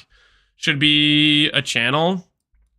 Active block, castle channeling. You might as well just do the resonating shield if you're gonna do that, right? Because isn't resonating shield a channel skill too, but you actually deal damage with it? Repeatedly strike your shield with your weapon, causing damage, shockwaves in area around you. Enemies hit by shockwave lose armor during duration. While using resonate, your shield is raised, right? So like, you could just do like this if you're gonna do castle channeling. This would work too, and you just have extra damage from this. So I think like this could work. If you're planning on doing castle channeling, you literally could might as well do this if you're thinking about doing it. Thoughts on Pathfinder concoctions now that the weapon swap is a thing? Could be really cool combos. Pathfinder concoctions? I don't know, man. There's a lot. Most of the skills that are attached to Ascendencies, we just don't know enough information about. Like, so much things about how strong a skill depends on like just the baseline numbers, right? If the baseline number for concoction is bad, then the whole plan is just dead, right? If the baseline numbers are good, then you're good. So I think you're kind of just gambling on whether or not the baseline number is good or not, which is who freaking knows. That's gonna be the case for like everything though. So many of the skills, it's just hard. I think it's a bit hard to tell when we have low level skills. We don't know how they scale yet. We haven't seen level 20 skills, etc. Did Noogie host you? He did. Yeah, he sent you over here. Do you feel lost? Worst case scenario, you go 2-hand high DPS skill to inflict poison. 2-hand high DPS skill. I mean, that's gonna be a little bit awkward if you're trying to path like Giant's Blood. I feel like you're really gonna want Giant's Blood if you're doing a 2-hand build, because giving up a shield's like big. Shield seems OP. Block seems really strong. What do you think of Connor's build? I don't know. I think there's a decent chance this works out. I think if you're playing an Ignite build, this is the sort of skill you want to use as a really big hit skill. He has Supercharged Slam for Clear and Stampede. I think the baseline theory behind it makes sense. Ultimately, for seeing whether or not things are going to be good is super contingent on a lot of the unknowns we don't know yet with skill tree and how good gear can actually be. Can do at least 90-minute content out of 22-minute video. Have I been looking at this for 90 minutes? Biggest unknown is pool uniques. Yeah, we know so little about uniques. We've seen like Life Sprig, we've seen Cloak of Flames, we've seen a lot of like low level uniques. We've seen none of the high end late game uniques, no high level uniques, stuff like that. What's the downside of using 2-handed weapons in a 1-hand keystone? The keystone downside is double the attribute requirement. I think that's gonna get nerfed. It's not a big enough downside. If this will work, but it's way too easy to work around because number one, you can use like say you have you can have like a bad base weapon if you're doing like an elemental build and just have a bunch of flat LE damage rolls and then your attribute requirement isn't bad. So that's case number one. Case number two is the attribute requirements just isn't hard to meet. If you have an efficient character, you want strength on your gear anyways because strength rolls equal life and life is good. That you're gonna hit your attribute requirements anyways, even with it being doubled. How would you know? How would I know what? that it's not going to be hard to hit the strength requirements? Because we've seen bases, Karn. Here, I'll find it again. It was at 2450, right? They showcase a base right here. Freaking, I have to frame by frame this. This is a 119 strength requirement, I think. Yeah, 119 strength requirement. This is a level 52 base, is 119 strength. Like, it's not going to be hard to meet, let's say, a 200 strength requirement. 400 strength is going to be completely reasonable to hit if you're a mace-based character. Most of your gems are strength, means most of your travel passes can be strength, and you're going to want strength on your gear. Because it's just freaking good. It's another life roll, right? You get half the amount of comparative pass on your tree. I mean, you're gonna have literally what 20 to 40 travel passives, and like 30 of those can be strength because you don't have that many needs for attribute requirements for other gems. There's very few gems you're gonna use that are off color. So you say you have 30 nodes in your tree that are giving you like 5 strength. And that's not including like the notables that have like 10 strength on them and stuff. And then gear sockets, you have shield, helmet, body armor, ring, boots, belt, gloves, amulet. If your character is efficient, meaning like you have ideal rolls, you're going to want strength on every single one of those pieces.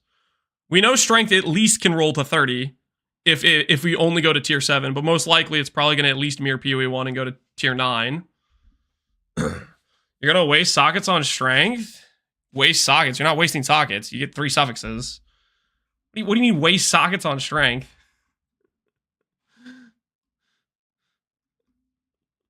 It could be 3x the requirement and change not much. Yeah, this is not going to be a hard thing to hit.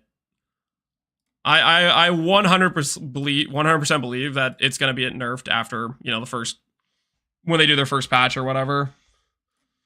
Because it just makes one-hand weapons irrelevant, basically. It literally just makes one-hand weapons irrelevant, just straight up.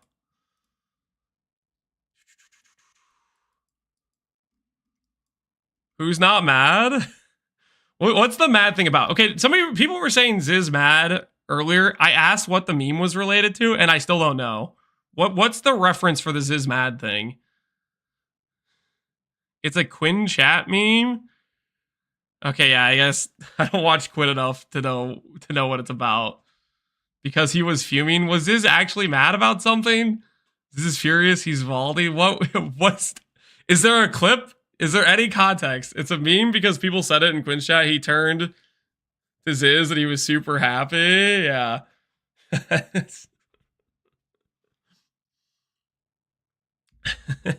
Ireland is worn off on it. Yeah, he's got exposed. Ziz broke his fizz. This is bad. Yeah, I don't know what you guys think Ziz would be mad about. When is the Ziz? Is this interview today? Is this interview today? You fucking Wait, what is this? Hold on. oxygen thief, shut the fuck up. I paid $1,000 for that, you fucking moron. Do you know what? I'm gonna permaban you because you're a fucking idiot and you should not be in my chat. Please unsubscribe from my channel. Go to hell, go fuck yourself, ram your face repeatedly down a door frame until you pass out because you're such a fucking moron and I don't want a fucking idiot like you in my chat. Please unsub and get the fuck out. Never come back again. Oh, he's still going. Holy fuck. I think I've so rarely seen Ziz that mad at a chatter. I wonder what the context was for the guy in his chat. He was probably saying some really stupid things to make Ziz that friggin' upset. What happened? I have no idea. But that is 36 seconds of Ziz just unwinding on that dude.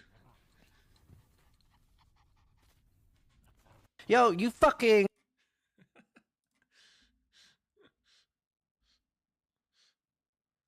That's my mom to me every day. Well, that's kind of sad. I'm sorry for your home life experience. It's a bit rough. He said the devs gave him a unique and that he was biased because of it. Surely there was some lead up besides that too, right? He was complaining about the build guide. I remember there was a clip, and I don't think it was this one. It was some dude who it was about a build guide, and he clicked the wrong class or something. Like, it was something like, it was something where, I don't know if it was like a build that was like a champion, and he like started out as a witch, and then he was like complaining about Ziz's build guide. It was something like that. I remember that one, and that one was pretty funny too. Because that was like, just the level of like, seriously, you're complaining about the build guide, you didn't even click the correct class type of thing. We don't know the context. I'd imagine it's probably a context of, I mean, what happens with all one guy clips is usually a context of somebody starts saying something annoying. There was already some other annoying thing happening before that. It's like a compounding issue. And then there's some like straw that breaks the camel's back of some dude just says like something really extremely stupid after a line of stupid things in a row. And eventually you just the patience breaks. And you have to let off the steam. Chat can bring you to a mental breaking point.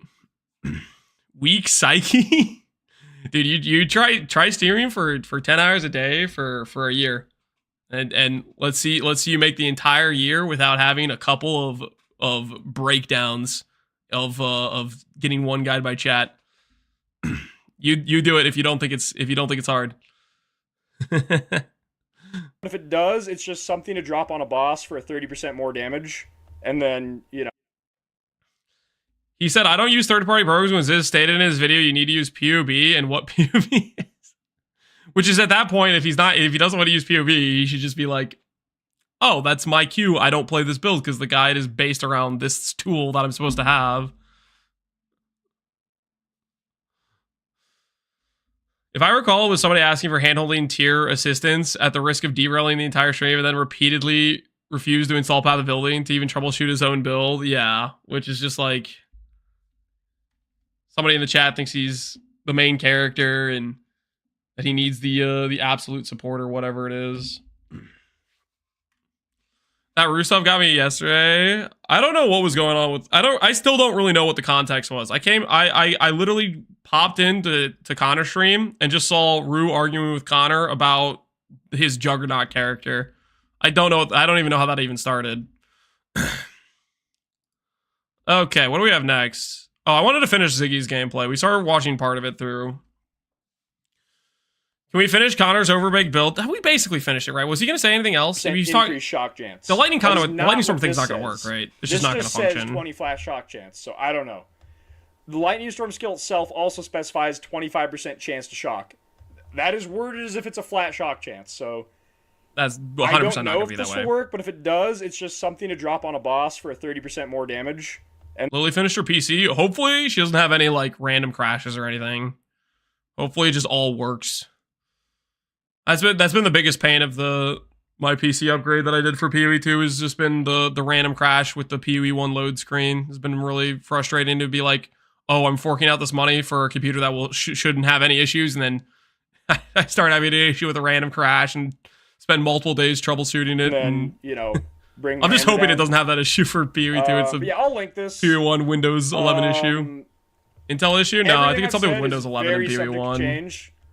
Nobody knows exactly what's going on right now. We're just making our best guesses based off information given to us. If you've watched my videos in the past, I'll oftentimes before the league. He woke up and said, I'm going to pick a build fight with Zenith Jug. That's a bold move, Con. Let's see how it plays out. Yeah. That's a questionable one. I mean, it's the content window, right? There's nothing to do. Might as well fight about builds or something, right? Announce that this is going to be the strongest endgame build in the game. And I have a pretty good streak of being right on that. What was he right about on at best endgame build? Zenith Jug, I think he was probably right. I don't want to admit it, but he was probably right about Zenith Jug. He was probably right about Mana Forge Arrows last league. So I think he's 2 for 2 on the last 2 leagues, right? Battery, I don't know if I give you battery. I think there's some arguments for that one. Battery was a ton of freaking damage though. I think the issue with battery is how tanky was the battery? I thought battery was kind of squishy. Was it not actually as squishy as I'm remembering it? Agreed with battery, and I didn't agree with battery. I don't think the thing with the battery I'm trying to remember is I can't remember if it was actually that tanky. I feel like it had some tank issues. It was 400k max hit. That's actually pretty decent. That's more than I thought it was, to be honest with you. Penance Brand battery was insane. Yeah, Penance Brand Dissipation was just... Penance Brand Dissipation was just freaking stupid, first of all. Just the skill itself was just hilariously overtuned. I would be insane to make such a claim right now. Hey, Patness, how you doing, man? Like, there's so much unknown. I don't know if this will be strong. Like, okay, no, let me back that up. I am very confident this will be strong. I would be insane to say this will be the strongest thing, because there's going to be some broken things out there. Yeah, there's way too many unknowns. There's way too many unknowns. We literally don't know over half the Ascendency points. There is a non-zero chance there's a certain Ascendency point on an Ascendency that people think is trash that literally just is like 1,000% more damage. Like not likely, but there's going to be some things we don't know about that are just broken. Uniques, yeah. There's a whole lot of unknown factors. There probably, we'll see. But this is the most like straightforward scaling that I see that's going to make the early stages of the game just kind of like auto win. Bro, did you shave your beard for free? That was a missed opportunity. Should I have put points up to donate to me shave? Honestly, for me, this is the point at which I decide, you know what, I want to cut this off. It's the point at which I can feel beard hair on my lip. Because that's the point at where it starts to be like, this is annoying. Is literally that's my process of I'm gonna cut this off. Is when I can start to feel it on my lip, and I was like, this is nah, gone. That's the breaking point for me. I chill, I let it grow out, don't care about it too much, and then it gets to my lip. Nope, done. The nice thing too is we've seen same for me. Yeah, it just starts getting annoying. Where you can raise your shield. You could trim it. Yeah, maybe I'll try that in the future. Maybe I'll try the just trim it approach. But I don't know. The thing is, okay, I don't think I could get away with a just trim it approach. Because there is a limit to where my wife is going to be like, nah, no, now that, like, the part where it gets to my lip starts to annoy me. I think before it starts to be like, my wife's like, nah, you need to cut it. But I think if I started going with a just trim it approach, my wife would be like, oh, this is, she'd start to be not happy with that plan. I think there would be issues there. Hits from the front until you reach your stun threshold. Well, the whole warrior area has tons of stun threshold build and a lot of block nodes. Yeah, warrior. I mean, the warrior node. Dude, thank you, Bajira, for literally hovering like everything in the warrior node. Being able to actually see what your nodes do is so freaking nice. I'm so jealous, dude. Over in the witch area, it's like it's freaking thin pickings. This is not even real. There's no way this is real. This is just not updated. There's so many things that are just like based on some super old information. There's no way this is 25% mana. This is not 16 recovery. Unless Dreamcore did a massive disservice. Like, why would he showcase 18% mana if 25% mana was on the tree, right? Like, this is definitely just out-of-date stuff is what this is, pretty much. Outside of the nodes that Dreamcore did showcase in his video, everything is super out-of-date. 8% mana node on the travel. Yeah, that's definitely not real. That's 100% not real. The notable here is 6% mana. They're not going to make the starting travel node 8%. That doesn't make any sense. Dreamcore needs to milk the passives for profit. Dreamcore release the list. I don't know if he can though, because each video he has to get approved by GGG. So they're probably cool with him showcasing like 10 nodes to get people hyped. But if Dreamcore was like, hey man, can I post the entire video of me hovering literally every single node on the tree? I would imagine GGG said no. Like, as fun as it would be to say devil's advocate that Dreamcore is just he's milking us, I think also I don't think they're gonna let him just hover every node. I think they're gonna be like, I think they would say no to that, is my guess. I think they're probably okay with a little bit of the drip feed he's giving us. They let Havoc show every support. That is true. They did let Havoc show every support.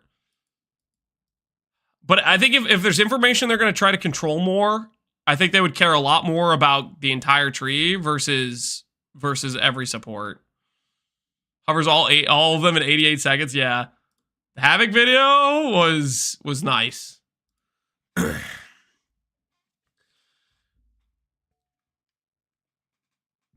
I agree with the Ziggy D sentiment. They should release a tree on launch day in case the servers are puking us, so we can at least look at stuff while we wait. Yeah, there's a good chance servers are going to do that. The other thing I would think, I don't know. I think it's probably mostly fine if we don't really know what's on the tree, but at the same time, based on the Jonathan said we can't respec out of Ascendancies. It would be nice if we just knew our entire Ascendancy going into it, because we can't respec that. Tree we can play around with, right? But I think it would be nice if we at least had the Ascendancies beforehand, because that is literally something we can't respec. Like if I choose Witch and I have to level to 30 or whatever, spend 5 hours to find out my Ascendancy sucks, that's kind of a feels bad situation. I gotta feel they're gonna change their mind about that. I think it's just something where they want to start it. They want to start it as restricted, so they have the option. Because if they start with we can respec, then they never have the option to go back without way big backlash. I think there's a lot of things where they're starting a certain way just because they know it would be impossible to go to that thing if they had to swap to it. You know what I mean? Even if they're erring on the side of more abrasive type of thing. The moment we get the client, we'll know everything. Probably just data. Yeah, the data mine. We'll see how long they wait to give the client download out. With Titan's Grip for... There could be another trial of Ascendancy in the future. Yes. So there's going to be the Trials of the Sekima that you find in Act 2. There's going to be the Ultimatum thing that you find in Act 3. And when they add Act 4, there will be... They hinted at it being a Toda. They hinted at Trial of Ancestors coming back, and you can do whatever you want to ascend. They each will have 4 difficulties. So, if you don't like the Sanctum style Trial of Sekima, if you don't like Ultimatum, you could do Toda. So you have some option there. 2-hand mace and shield. The nice thing is you can't really deal damage with your active. Ziz is going to ask about the Ascendancy respecs today in his interview. I also think no respecs for us to do this campaign, to do the campaign more. Yeah, maybe if they want it for extra testing or something. Yeah, I guess we'll find out okay, shoot. I asked this earlier. How long till the Ziz interview? I definitely want to watch the Ziz interview live when he does it. 3 p.m. EST. Oh shoot, so that's pretty close. That's 3 hours. All right. To block up. We're definitely gonna watch it live and bring the hammer down. Probably got some I'm good just playing freaking the waiting questions. game at that point. Me hitting with Stampede or Supercharged Shock or Slam, whatever, that's not going to increase my damage. That boss is going to have a 7,000% weapon damage per second ignite on him. Whatever I'm doing else won't make a difference on that. So, it'll be a really cheesy way to beat bosses, I imagine, to basically just drop the hammer and then raise your shield and just wait 3 or 4 seconds. Just camp it out. Because at that point, you're only playing defense. The fight's already over. Something, Ome, Mao, Wa, Shindaru, whatever. So, that's the plan. Obviously, more information can come out. I'll update this if there's more information that drastically changes this, but that's my plan for now. I'll see you guys next.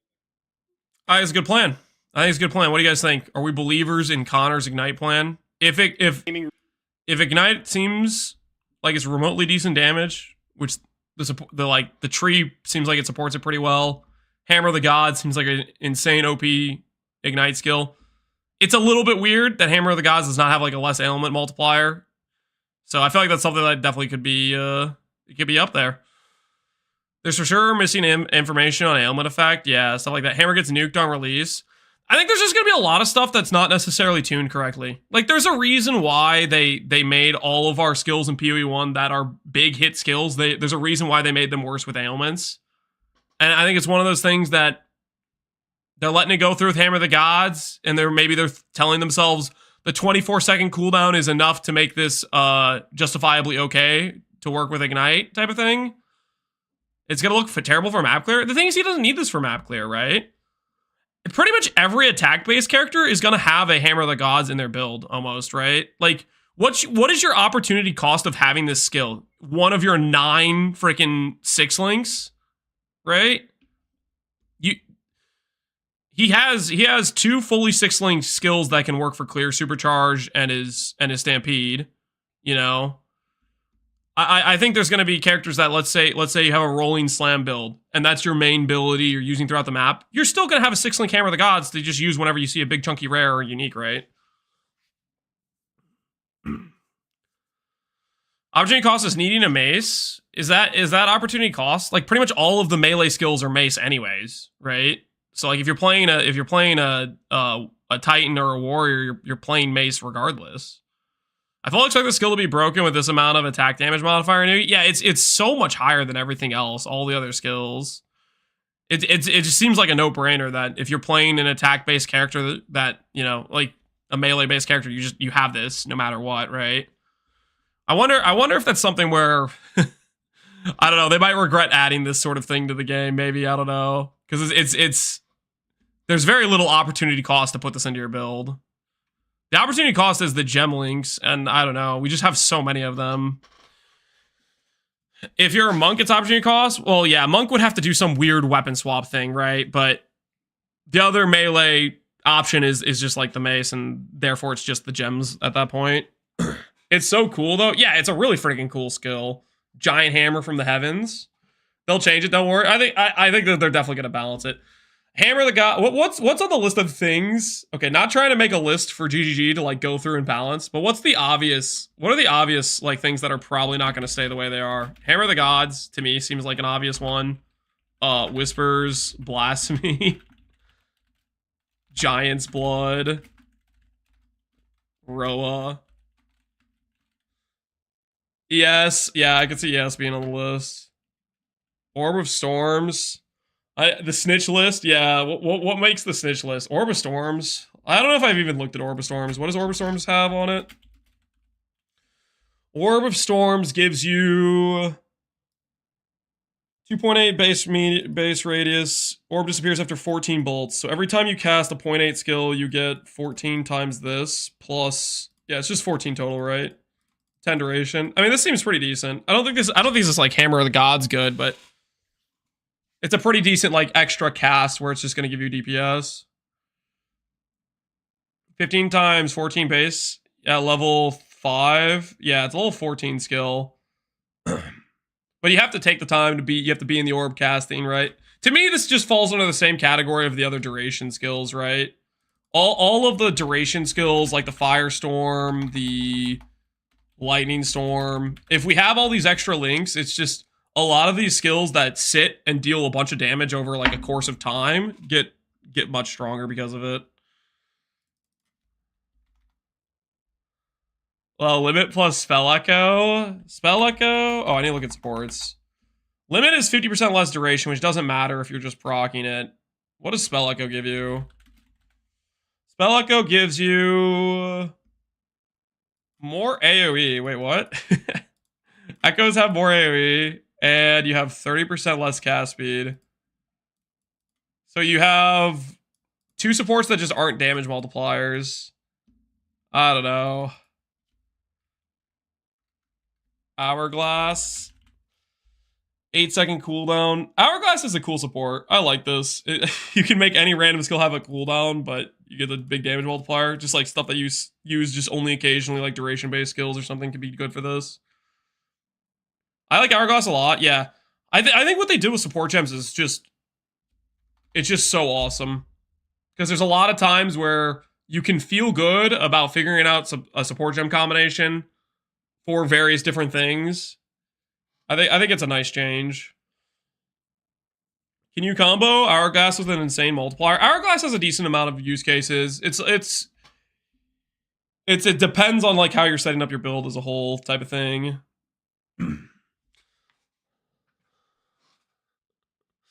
I'm going to try some stupid Castle Shock Elemental Vacation. Yeah, I wonder how good the proc stuff is going to become. Proc stuff looks pretty freaking nice.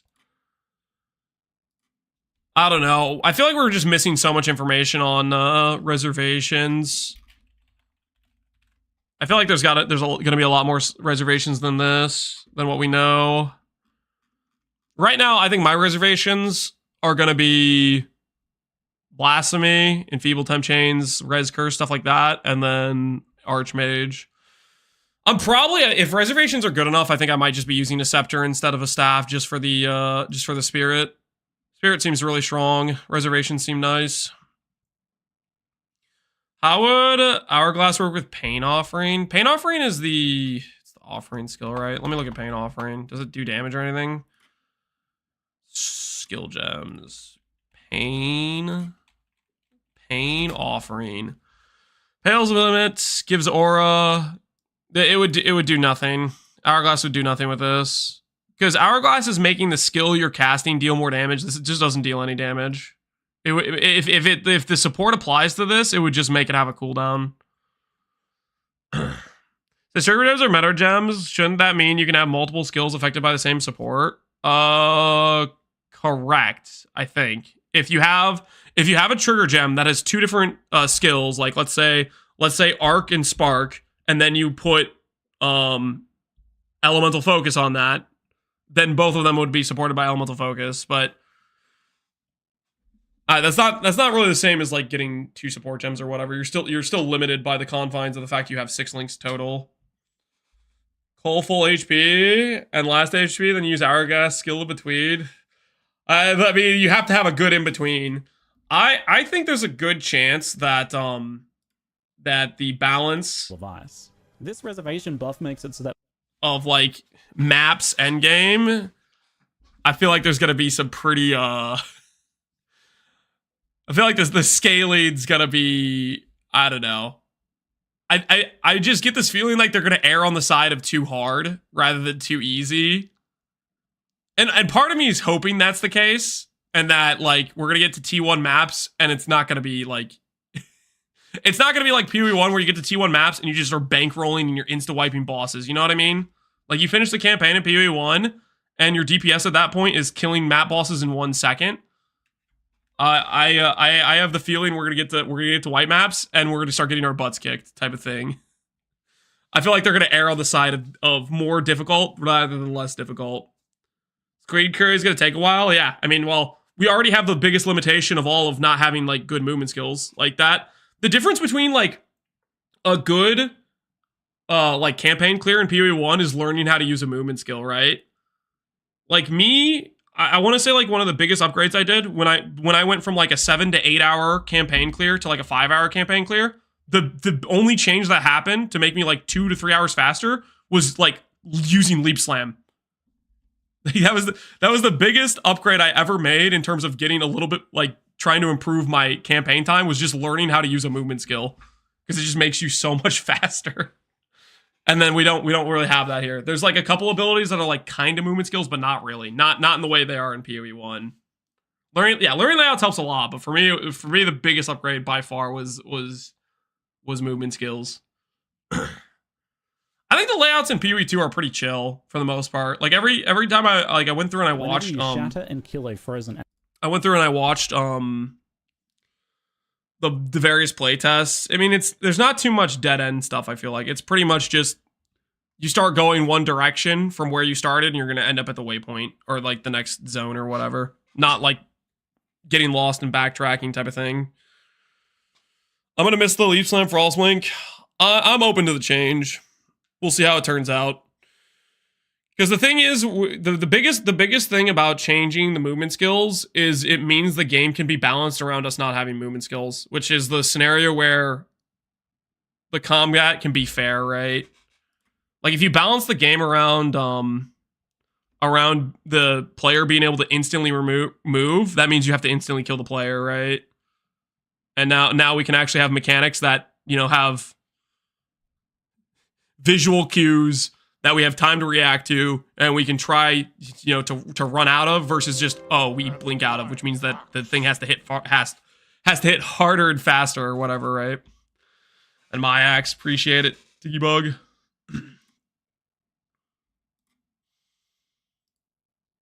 Dead ends were insane. Didn't play it, but just watching it was painful. Of course, but it's Dead amazing ends are for not cleaning it, man. They groups feel and bad. super fun, especially early game when you're using lots of that permafrost bolt.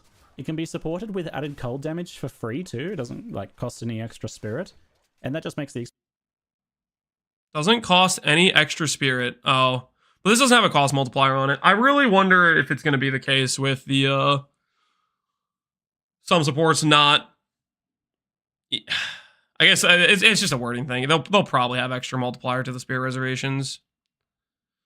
GG dropped the patch notes tree and my life is yours. They're not. I don't think they're gonna do it. I think they're keeping us in the dark. They said in the rare case they have a dead end. They usually have a rare chest spawn, so there's something that doesn't feel so bad. Yeah, like there's actually like loot back there, not just the dead end. So you get some reward out of it.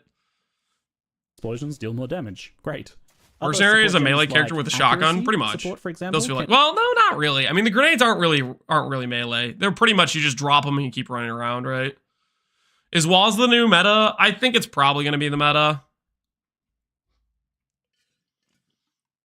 Like just objectively faster shoot. I just ran out of water, guys. I need to refill this. I'm getting parched here. Does 25% damage as cold mean like base damage? It's the entirety of your DPS or your flat damage given back to you 25% of it as cold. So like say you have, let's say 100 fire damage, 100 lightning damage, 100 cold damage. So you have like 300 damage total. You put on added cold and it will give you 75 cold damage because 25% of 300 is 75. So it's a little bit, it's the conversions, the taken as, a lot of that stuff is different than it is in PoE 1, but ultimately I think it's more simplified. Math flex? That's not a math flex. I literally chose super simple numbers. I chose freaking 100, 100, 100. Ben said he's gonna stick with the mouse. I mean, mouse might be more chill to play. I want to play with Wazda. I feel like it could be good for skills where you want to move and shoot at the same time. Like, for example, I plan to start with Sork and use like ball, lightning, fireball skills like that. And freaking I want to walk one direction and shoot backwards type of thing. How is Wazda not just better? It's probably more effort, right? In terms of like in terms of how much things you're pressing. I don't know if would it even be more effort? I don't know. I played a lot of Wazda with like shooter style games and I don't even like notice it. So I'm not even sure it's really that bad of like noticeably this is harder to play or whatever. It's gonna be skill specific. Yeah, I think certain builds will probably be more useful with Wazda versus others. Will Wazda be set per character or account? It's probably just something you can change in the options menu, Circle. Like it's literally gonna be like you click on your settings and you could click input method and you could say Wazda or mouse and keyboard. Like it's something you could change on the fly that if you want to type of thing. All right, I'm gonna go get the freaking water, dude. I'm so thirsty. I need the water bad, man. I need it bad. Getting parched. All right, I'll be right back. I'll run.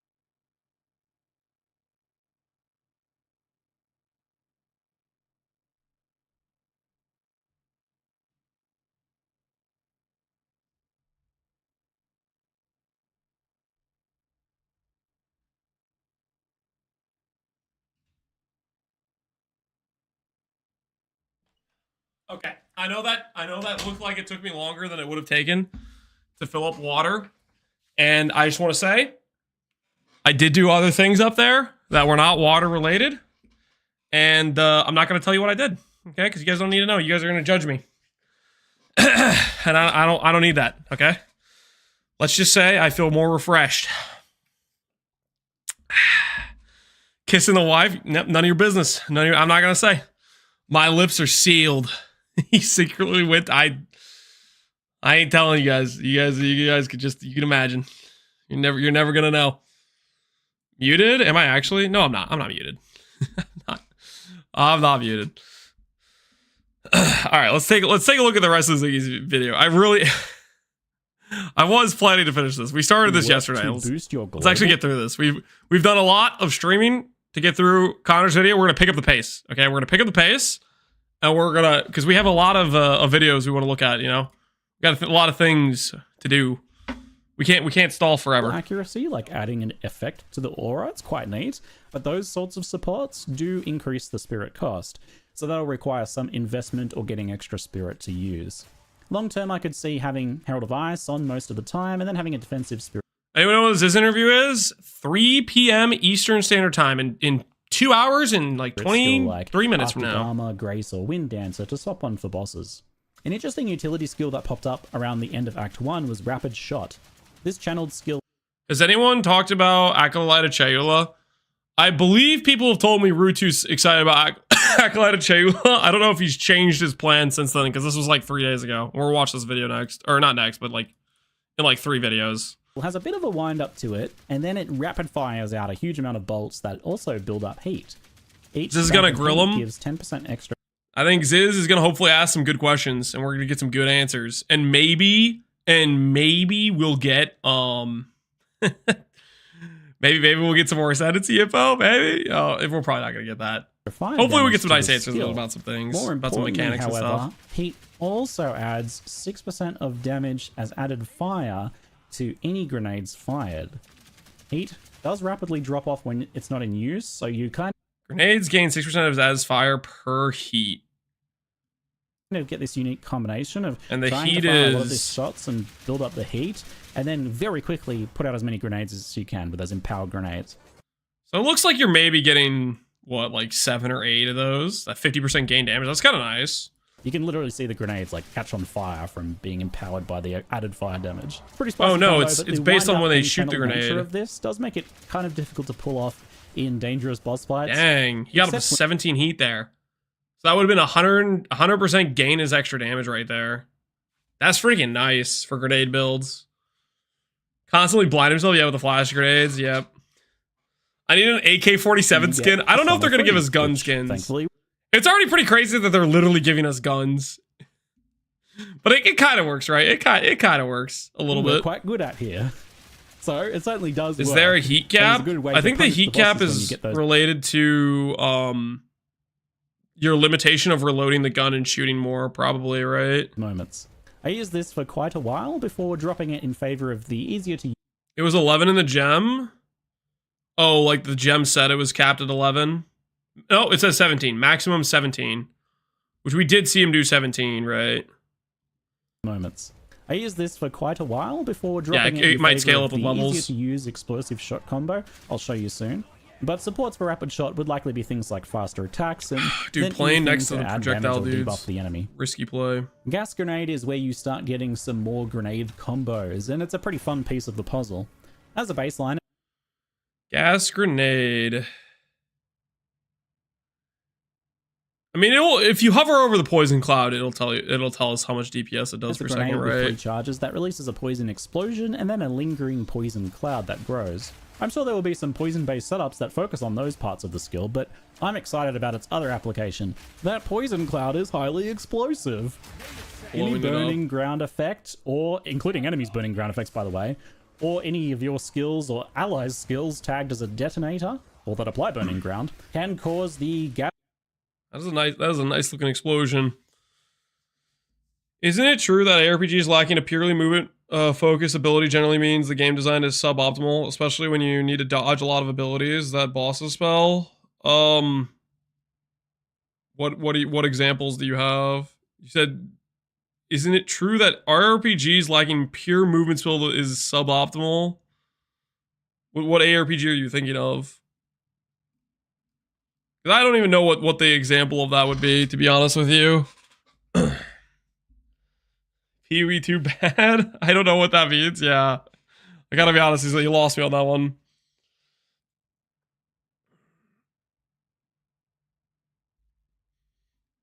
Cloud to explode, dealing a large chunk of damage.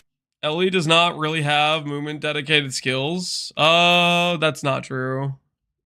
Ellie has purely movement dedicated skills. Like, have you looked at Falconer? He gets Rod undercover. Oh no. He's just getting some chatting in his off hours. Maybe he's on the clock right now. Explosive grenades work and he's well freaking for this, logged into an alt gives you account. more explosions per explosion. What a deal. Another fun bit of tech here is the bursting plague support gem that I kind of stumbled on. Oh, there's here. teleport? Yeah, Linked to yeah. the There's gas quite a grenade. few This movement causes skills. enemies poisoned to also build up plague. Initially, I was like, okay, it's poison stuff, not relevant. And then I saw explosion. When the plagued enemies die, they explode. So good. And they explode for physical damage too, which is quite nice. So you can get explosions on your explosions alongside your explosions. Now we're talking. Hell And yeah. speaking of explosions, some of those grenades do have kind of long fuses, and sometimes you want a bit more immediacy when it comes to your explosions, right? You don't Explosion shot, loads of your crossbow with flaming bolts that explode on impact. This explosion will cause other grenades in the area to have also the explosion. have to wait. That's what explosive Whenever you need to shot blow is stuff for. up, fair it's enough. a heavy-hitting fire crossbow bolt that explodes on impact. Its real beauty, though, is that it also detonates any grenades in its area of effect. You can throw poisoned and explosive grenades on top of each other and then pop a quick explosive shot before the enemies leave the area and detonate everything. It's a useful tool to give you a bit more immediacy when needed, like against faster enemies. This is going to be a weird play style, but I still think grenades seem like they're going to be decent. The effectiveness on grenades seems decent. I'm not starting grenades, but I feel like they'll be solid. That are charging you, and to kind of just reduce reliance on things Crossbow like plus Hammer of the Gods is the new meta. You have your weapon swap, and one of the swaps is a cluster grenade with like a bunch of CDR stuff, and the other weapon swap is Hammer of the Gods with CDR stuff. And it's all focused on the Hammer of the Gods proc. It looks so slow. I mean, in the context of how fast you can go in PoE2 is general, I don't think it's that slow necessarily. I don't know, we'll see. If people are able to set up a ranger where they one-shot all normal and magic monsters and it freaking shoots things off screen, then yeah, this is slow, but I don't know if they're going to be able to have that level of damage with just a generic bow skill or not. For grenade fuses. You can support it with any gems you want to make it faster to fire or it's Act 2, yeah, it's also increase Act 2, its yeah. area of effect, or probably give has it no more movement damage speed as a on bit of a boots. finisher skill if you want. But even No attack speed unsupported, scaling it's yet. useful for popping grenades when needed. A handy little tool in our tool belt.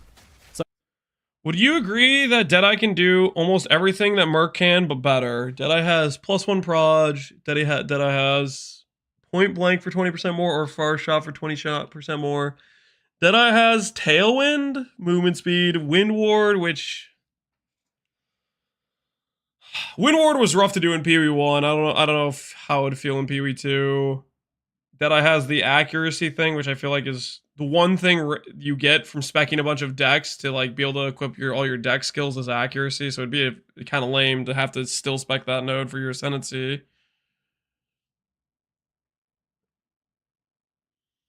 Deadeye doesn't have Explode. I feel like the only defense node Deadeye has is Wind Ward. Sorcery Ward, I feel like there's maybe something there where you can make that into something decent.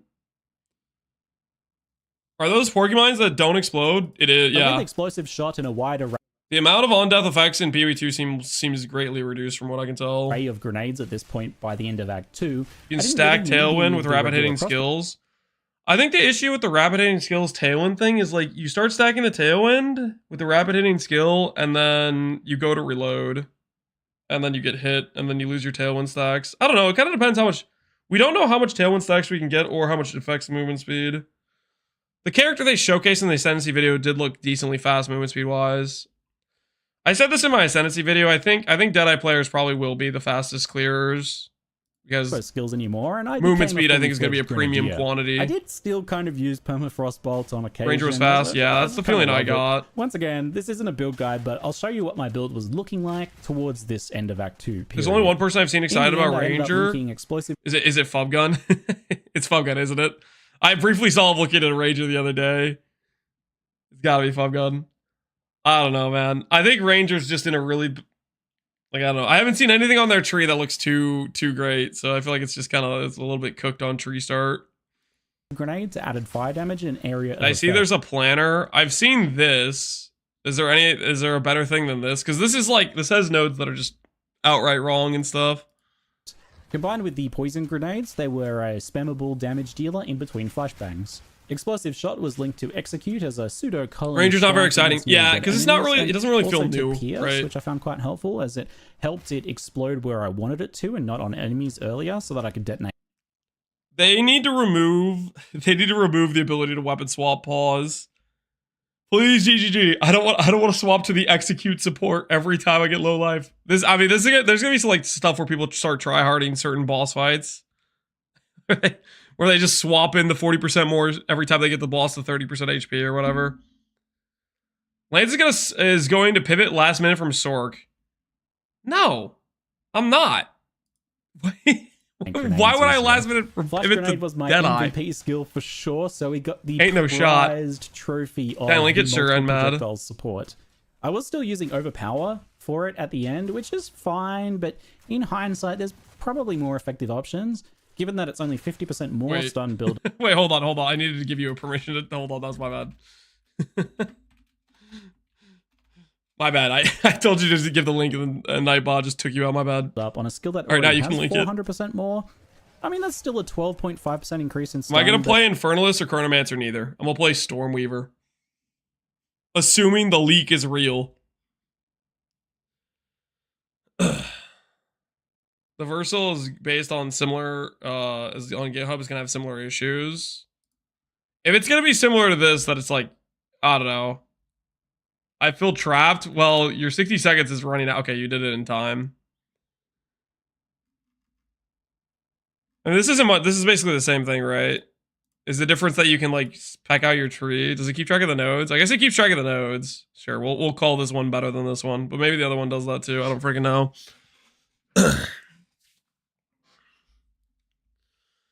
Leak? Yeah, there was, okay, it was like a few days ago. There were some guys like streaming who like minimized something and he had a Word doc open that had Stormweaver on it and it said some things and it looked pretty non-legit. I imagine something just like area. But the stuff it said or sounded damage good. related might be It was better like in the Arcane end. Surge permanent I type guess of I can thing. still see Overpower making it into a setup with Fake more leak, yeah, support it slots. seemed pretty I still have suspect. Shot with faster attacks and Ruthless, but I mostly stopped using it because Expect I the always tree to had change? grenades to throw. Absolutely. Gas grenades were linked to Bursting Plague and Inspiration, as they're actually pretty mana hungry. And finally, Herald of Ice was linked to Added Cold and Frozen Vortex. Although Vortex could only proc if I froze an enemy with another skill that then got shattered by Herald of Ice, so it wasn't super effective, just kind of like a free slot that I was testing. Do we know how poison gas explosions work or just poison gas in general? He showcased it earlier and it looked like the explosion was when you explode the poison gas, it's a purely fizz explosion. I think it was based on like 100% of your weapon damage or 100% of the poison gas's plague value or something like Later, that. I'd probably try and work in accuracy support once I've got some more spirit, especially since I'm blinding myself half the time. For the passive tree, I tinkered back and forth a few times, and I definitely changed things a lot more once I had more chance to explore. Strength and dex, stun buildup. If the enemy's within 2 meters, 15% proj I traveled damage. through Remorseless for a nice extra stun buildup and damage. Grenades AoE, do count as CDR. projectiles, and I think they scale with projectile damage, but How much spirit will we have in Endgame? 180 at base base after finishing the campaign. And there's a few items that give spirit, like Amulet, I think can give spirit. Scepter if you use one of those. So there might be spirit nodes on the tree, but I haven't seen any. I'd actually consider going through attribute nodes at the beginning of the tree too. I always kind of wanted more dexterity and strength for gems in gear, and the health from strength is legit too. But I definitely still get volatile crystals because area and cooldown is just immense on grenades. You want as much of that as you can get. The ricochet node is not a long-term node for grenadiers. Exile has a chance to chain again. An additional time from terrain. That's a pretty neat node. Does that mean like even if you have 0 chain, you still get it? Yes, I probably should have dropped it by this point. The 12 spirit reservation on minions. Yeah, there's a reduced reservation node, but not like flat spirit from what I've seen. There's 15 spirit on martial weapons, soul gem. That's kind of nice for like the socketable gems, and you can get up to like 3 on weapons, I needed right? to highlight it Potentially because I like do recommend 45 taking spirit. it from any crossbow merc, at least initially. There's 50 from a chest from what I've seen. Ooh, that's nice. That's like a stat that rolls on it. Projectiles that you miss with will like hit a wall and bounce back to the enemies. It's very satisfying, it looks super cool, and it's super worth it. Honestly, if the numbers were any higher on this notable, it would be an Ascendency node. I traveled through some knockback, Yeah, which Ricochet is okay, seems on the way good, to some serious that's the grenade case. nodes. This grenade cluster gives a bunch of nice small nodes and 2 amazing notables, so it's probably a must take. Every crossbow character is grabbing this wheel. Every single one of Cluster them. bombs gives you an extra grenade, straight up like a baby. Do you think electrocute and shock are tagged the same? I.e., do you think Herald of Thunder, which has the attacks cannot shock, will be able to electrocute? I think the Herald of Thunder will be able to electrocute is my guess. Because cannot shock is very specific. Multiple projectiles. The downside is increased duration, which makes the fuses longer. It's a downside for sure, but explosive The Saint shock around the head can over detonate them anyway, 550. and you can scale it down in other ways. That's a lot. It's pretty tolerable, honestly. Well worth the That's trade-off, not just a I think, scepter. in my opinion. The other node, Grenadier, is a no-brainer, and it's good enough to name a build after. An extra cooldown is pretty nice on things like explosive or gas grenades, but it's insanely good on single charge one like the flashbangs. Throwing 2 sets of 4 flashbangs when you've got multiple projectiles and that extra grenade projectile is often enough to just outright stun a boss or delete whatever monsters happen to have you surrounded. Preparation is the name of the game for Mercenary Grenadiers, and this lets you Why be are some twice as nodes prepared shining? with twice It's as probably an many art thing, I would explosions. guess. The adrenaline Stormweaver leaks. Lance is clearly in his abuse early arc, and we're here for it. Abuse early arc. I just think it's gonna be good. I think ES seems OP, and I think Archmage seems like it has good damage scaling for spell build. Rush node down here is some nice in-combat move speed, a big fan of that. And Volatile Grenades lowers the fuse time. Down here is some nice in-combat move. Attack speed and movement speed if you've killed recently. Would I be grabbing that? I don't know. I don't know if I'd be grabbing that. Maybe, am I a hater? Speed, I a might big be a fan of hater. that. Maybe that's a good And node in Volatile PoE too. Grenades I lowers might be the a hater fuse though. time, I and don't it's think right I on want top to of the grab jewel that. slot, which is very nice to get. On the left-hand side, I was headed towards Perfect Opportunity. This node looks very good. A lot of stun and lucky damage against heavy stun enemies, which if you don't know how that works, it rolls your damage twice and picks the higher number, so it averages you up. I think this is definitely something.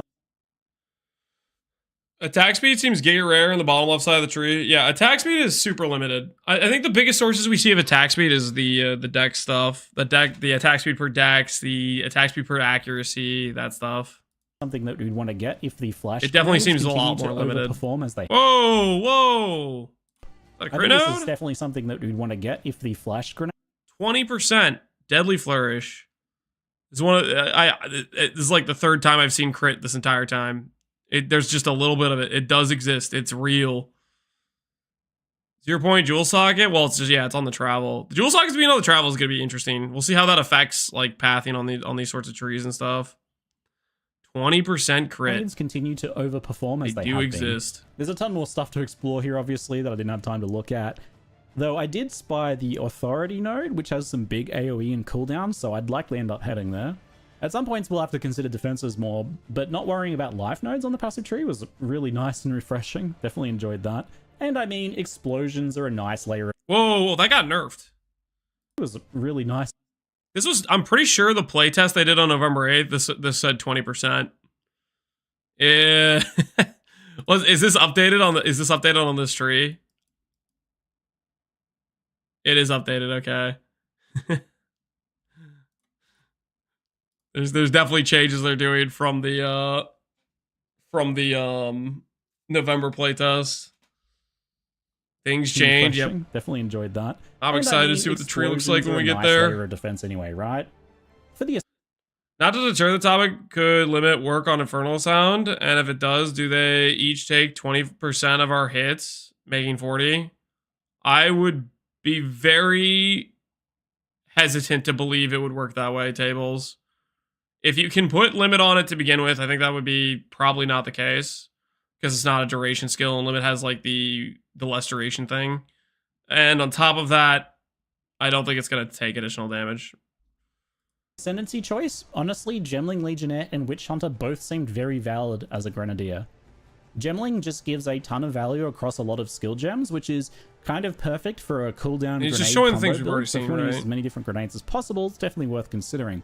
But the Witch Hunter is so freaking cool. The moment I saw it added another explosion to the build, I knew I was sold, right? Zealous Inquisition gives 10% chance to explode an enemy, dealing their full life as damage in a very large area. It's those big white X circles that you may have seen in my gameplay. It's very satisfying and effective.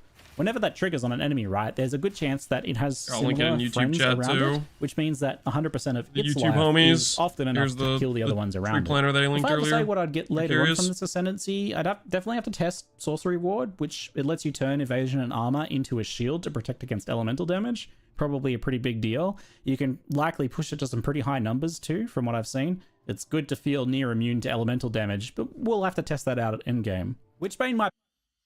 I wonder how weird the scaling for armor and evasion will feel if we don't if auras like Grace Determination are only like affect allies things like we saw with Discipline. The Sorcery Ward, if you're thinking PoE1 terms, just is like such a massive max hit scaling thing, but it's gonna feel a lot different with not having like aura scaling to help carry some of that. Be my favorite node, behind explosions, of course. We have some really nice crowd control between freeze, stun, and later electrocute on Grenadiers, and adding concentration breaks. Do you think Deadeye will be weak at start? No, I think it's generically fine as an Ascendancy in a vacuum. What I think is weak, maybe, is just their tree location in terms of defensive scaling. I'd be a little bit worried. To that mix sounds amazing in boss fights. The node behind it lets you scale damage pretty nicely too. There's an aura effect node on Templar, correct? Damage, lower enemy cooldowns, but auras only like affect allies. Or at least the ones we've seen. Like Discipline is only generally for your allies, and it's from a scepter. Culling Strike and Decimating Strike are nodes that let you kill things faster. Pretty hard to go wrong with that one. They're just flavored in a pretty fun way. And that last node, Choice Weapon Master, is 20 weapon passives, which lets you split your passive tree more between two different trees for weapon swapping. It's an unusual one, but grenades do seem like a potentially good candidate for weapon swapping. You might have the Hammer of the Gods grenade weapon swap build. I'm hyped for swapping. Yeah, it's definitely a lot of interesting theorycraft potential for them. Control effects to amplify those dramatically, and then another crossbow oriented around damage, for example. Why is Druid on the tree? Won't be accessible. Weapon to have some support spells. Probably just because they showcased It's really hard to say how good this will be people until are using you some information know all from of those the skills videos at our disposal and see how that all feels. But no, overall, you can't select I'm Druid definitely a fan of the Witch Hunter for the Grenadier. access. After all, it's got explosions, and just about every node seems to be worth taking. In terms of gearing, I tried to get myself added cold damage wherever I could, even just a little bit with the perma. How good is this guy's bow? Ziggy, how good's your bow? Gearing, 11 to 48, 13 to 23, and most of that cold is from the rune you found. Can fire an additional bolt before reloading. 1.6 attack speed on some base crit. And he was clearing Act 2 with this, and he did the Trial of the Sekima. Tried to get myself added that a unique helmet wherever I could. Ziggy, you better hover that. A little bit with the you better hover that. That looks unique. Was very effective in the early hover the game. helmet, I definitely Ziggy. found myself prioritizing socketing added cold damage into my weapons. I do keep an eye on crossbow type implicits. In particular, some of them give some nice bonuses to allow you to shoot more shots before reloading and things like that, and later on some nice grenade things. Move speed boots are huge on the Mercenary, so you definitely want to get yourself some of those. And I did find myself always in need of more dexterity and strength for gear and skill gem Is he not going to hover the helmet? It's a Black Sun Crest. How do you know? requirements. I don't know if this is just kind of like the nature of these hybrid classes potentially, but if you find a really nice pure evasion piece, it can be hard to increase armor, evasion, and energy shield? What? That's a single rune? Oh, baby. Yo, life builds just got even weaker by comparison. Holy. Dude, that's insane. That's ridiculous. That is so ridiculous. Oh man, it's gonna be so funny watching these life-based builds be like, I have 2,000 life and I get one shot by every attack. Oh, it's gonna be hysterical. ES characters are literally gonna have like 15 to 20,000 ES, and they're not gonna understand the suffering the life builds go through. They're not gonna know. Wear it unless you've got a lot of extra dexterity. So getting some of those can be quite nice. And I Iron Rune. Iron Rune. Okay, that's the rune we're looking for. LE incident. Okay. The difference between this and LE is in LE, it was literally you just click a certain skill and you get, 30,000 ward or whatever. This you at least have to gear for. So it's a slightly, you at least have to gear for the ES. LE, you didn't have to really gear for it. You clicked the skill and you had 30k ward. found that with the inspiration support on gas grenades, and when I said hybrid, I actually meant 10,000 ES and 4k life. Hey, more percent attribute scaling. Black Sun Crest. It's pretty similar to what it was in PoE 1. Probably big roll range of 5 to 15. Nice. How do we recover ES? How do you recover ES? Aegis. Recharge. Mostly recharge, to be honest. You don't take hits for a couple seconds. And maybe just like a little bit of mana stuff on. From what I can tell, if you play hybrid, you can go Zealot's Oath. Ghost Reaver doesn't exist. I think the biggest thing they're trying to do to nerf ES is they're trying to limit your recovery. I just don't think it's going to be enough with the way PoE 2 is set up. Like, PoE 2 is set up with, like, much slower hits, way more dodgeability. I don't know. I think it's just going to... Yeah, I think ES is kind of picked up incidentally on jewelry. I didn't really have any mana problems on this build. There's recharge, trigger on block. Wait, there's a trigger on block? Are you serious? Is there actually? Is it this wheel? Recover 1%. Yeah, I know there's this one, which is strong. It's a node, or it's a gem. Is it like something you attach to like your raised shield skill? A bit lower and right. Okay, I'll look around.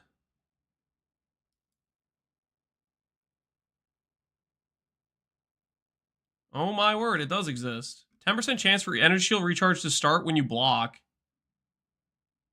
Okay, I'm probably going to go over there. I'm already going to go over to this node for the mana. I'm already going to be over here for the 20 aura effect, probably. That's pretty solid. Yeah, I think I will, because I want to be near these nodes anyways. I want to be near this wheel. Evil I mean, we're gonna get mind over matter. We're probably gonna get that. No wicked ward. No, there's no wicked ward. There's no wicked ward, at least not that I've seen. 6 in the campaign, 2 in endgame, Hexerus. We're getting 8 points total. For Ascendencies, yes, correct. 8 Ascendancy points total. Dude, that is wild information about the 20% armor thing for socketable runes. A flask, and I always had charges if I did need to. Mana problems on this build. That's 40 life on the implicit. It is 40 life on the implicit. Neat. Barely had to use my mana flask, and I always had charges if I did need to. So it definitely seemed very manageable, but... A level 8 ring has 17 mana regen. That is a good sign for us, I think. That means if you block, the recharge might not happen if you get hit after.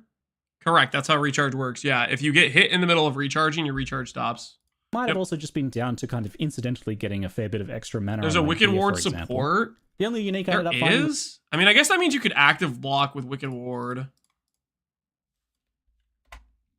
You're not making this up. There is a Wicked Ward support. Wicked. Are you sure?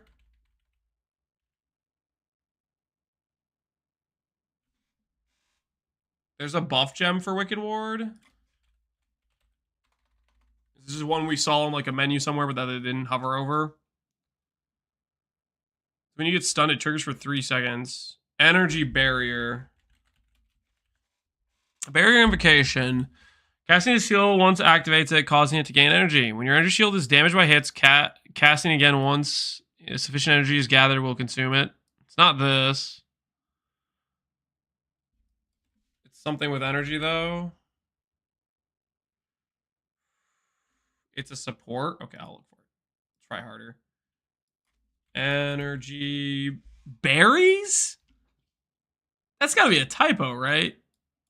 That has to be a typo. There's no way it's energy berries. No, I do not believe. I do not believe they named it energy berries. Nope, that's a typo. That's a typo for sure. Energy recharge begins immediately. Okay, support skills you use causing energy shield recharge to begin immediately if you are stunned while using it. Energy recharge begins immediately and is not interrupted by damage for 3 seconds when stunned while using the support skills.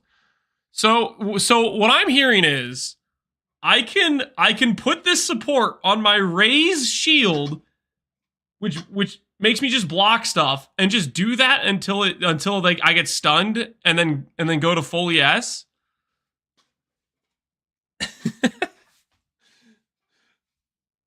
That seems pretty useful. Start recharge, not go to full ES. Energy shield begins immediately and is not interrupted for 3 seconds. So if you invest into recharge rate, this will take you to full ES essentially. It's what do we find out? Recharge rate is base 12.5%.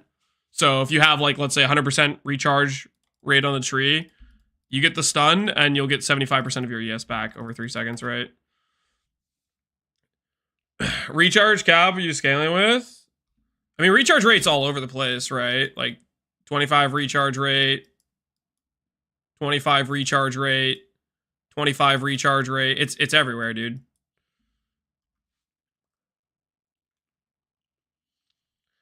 Eight-second cooldown seems really good. 8-second cooldown doesn't seem too bad. Where do you see the 8-second cooldown anyways? Am I just blind? I'm probably just blind. Armor applies to recharge rate. Yeah, that's a good example too. Yeah, armor applies to recharge rate, 40% of it. So it'd be quite good if you're scaling some armor, and then you have Ancient Aegis as well as an option if you scale some armor up. Can you still passive block while stunned from an active block? I would think so. I would think so. Active block just seems really strong to me. There's probably something we're missing about it though. Black Sun Crest. I'm excited to go ES armor hybrid, yeah. Hybrid ES armor seems legit. Gives a lot of armor and a fair bit of attribute scaling potentially is nice, especially for boosting that life. Competed pretty well against the rare helmets that I'd found at the time, but I was nice, especially for boosting. Gain 19 guard during effect.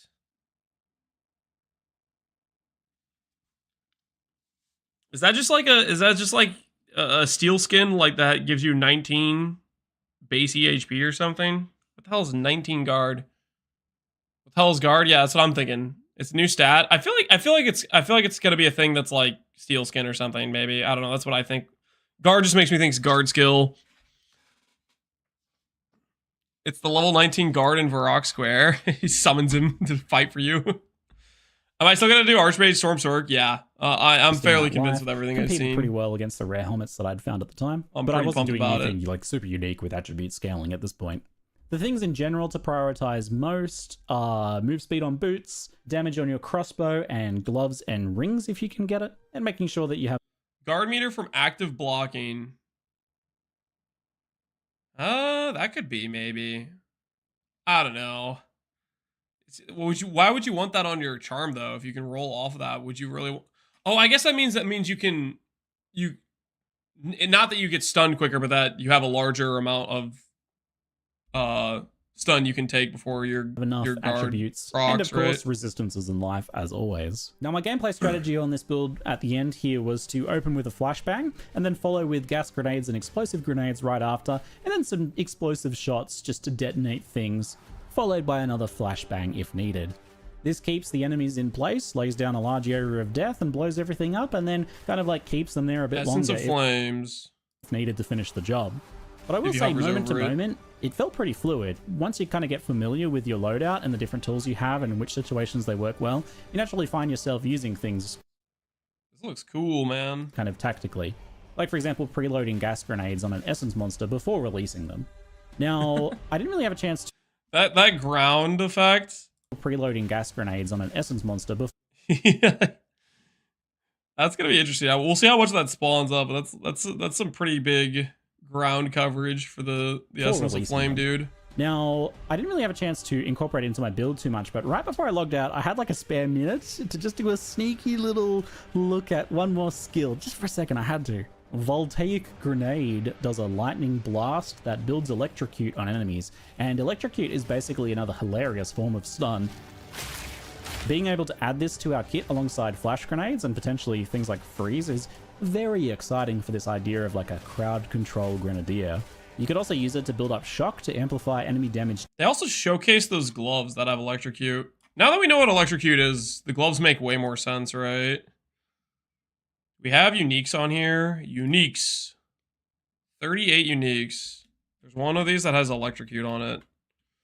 Lightning damage from hits also contributes to electrocute buildup. So this basically just means you start freaking stun locking things if you're a lightning based character. They're pretty sizable stun lock, right? I'm gonna cope that crossbow weapon Sork works. If not, I'm just gonna go generic Archmage as a backup. Weapon swap Sork. That seems like a pretty big risk, I gotta be honest with you. All of like the crossbow damage nodes are all on the wrong side of the tree. It's cooked. Yeah, I mean, you got a good backup though, because generic Sork, I don't think you can go wrong and you with. can use things like the innovate Your backup support to add lightning damage to the rest of your grenades. Fantastic. There's a lot of potential here for sure. I can see it working its way into the kit. Anyway, folks, I hope you enjoyed this early look at the Mercenary and working its way into the kit. I am still 100% gonna show up. I am gonna show up on day one.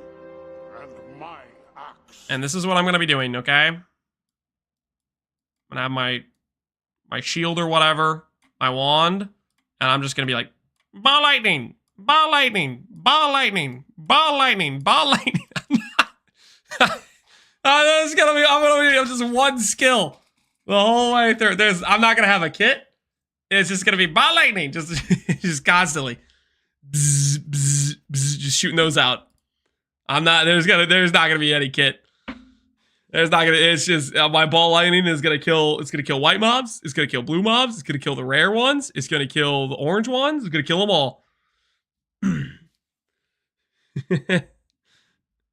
Did you see the spiral volley skill for Ranger? Any idea if it looks good build number wise? I did not. Is it something I could check on? It's like in the skill gem section of PE2DB. You can't do that. You have to have a combo, dude. I think I'm gonna get away with just one button and eating it up. It's a playstyle that you want to try, or I don't know, maybe it smoothed out your early game for you a bit. I'm very nothing so far suggests to me I can't get away with just clicking ball lightning on every single monster. tempted to kick off beta with this build and see if there's like a lot of potential here for it to be a real banger beginner build, like I suspect. Maybe something that I could make a guide for. It'd be really good, for example, to put up a beginner guide to a build that's just really fun for blowing up monsters for some of the new exiles joining us. Careful, Ziggy. Careful. You don't want to say the guide word, okay? The G word is forbidden. Okay, that's dangerous talk. That is dangerous talk. What a babyface. Hey, you're 100% right. I feel naked and afraid right now without my beard. I'm in danger. Beard nerve, yep. Would slower proj be good for ball lightning? Probably. If it works anything like it does mechanically in PvE1. Hit enemies every 0.2 seconds has a radius. I mean, this suggests it works basically the same as it does in PvE1. Slower proj is probably a 100% type of thing you click type of thing would be my guess. Well, there's stuff where we'll have to do mechanics testing on, like if there's a hit limit, how much AoE do you need to hit the hit limit, stuff like that. But slower proj does seem like a pretty obvious support to use with something like ball lightning. That's a lot of shock on ball lightning. Yeah, it's just to make up for the fact ball lightning has its base damage is kind of low, right? Its base damage is low. Just to make up for that.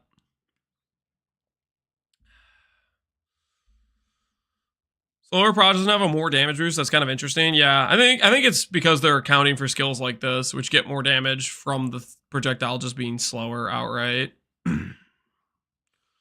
don't know. It's something we'll test. Something we'll figure out how it works, see how it does. Again, maybe I should be playing one of the classes that's like polling is getting less attention, like the Sorceress.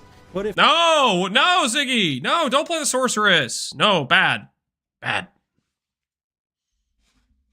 I'm playing the Sorceress.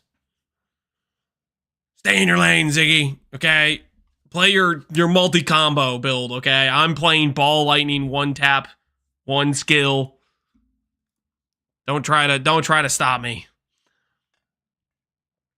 Roa looks pretty good. Roa's on the chopping block, right? It's in danger. What did they give Roa? They gave it 163% attack damage with 53 arrows. Question is, how many of those arrows actually hit?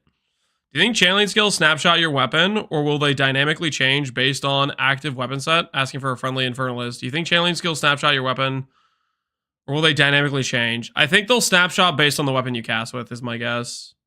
Like, if you have a weapon set that's like, we'll say, +2 fire, and you cast Solar Orb with it, I think the Solar Orb will have the +2 fire stats to it. If you then go and start casting Frostbolt. But I don't know. Plus the 100% more arrows. Yeah, this stuff's a little bit wild. Conk effect. There's no way it lasts. Yeah, this one is the this is the counterpoint to Hammer of the Gods. It doesn't have a cooldown, right? it just doesn't have a cooldown at all. EA patch notes. Blasphemy's disable all ES is cut for the tree. No, please no. That would destroy my start. That would absolutely destroy my start. Please don't do that. I need that. All right. Next up, we're going to check out is, I believe this is Havoc's. Yeah, we're going to look at Havoc's gameplay of Mercenary. Act 1, 2, and 3. Dang, he got far in the November event. Havoc's been min-maxing, you know? He's gone to each of the events, and he's getting faster. He's literally practicing during them.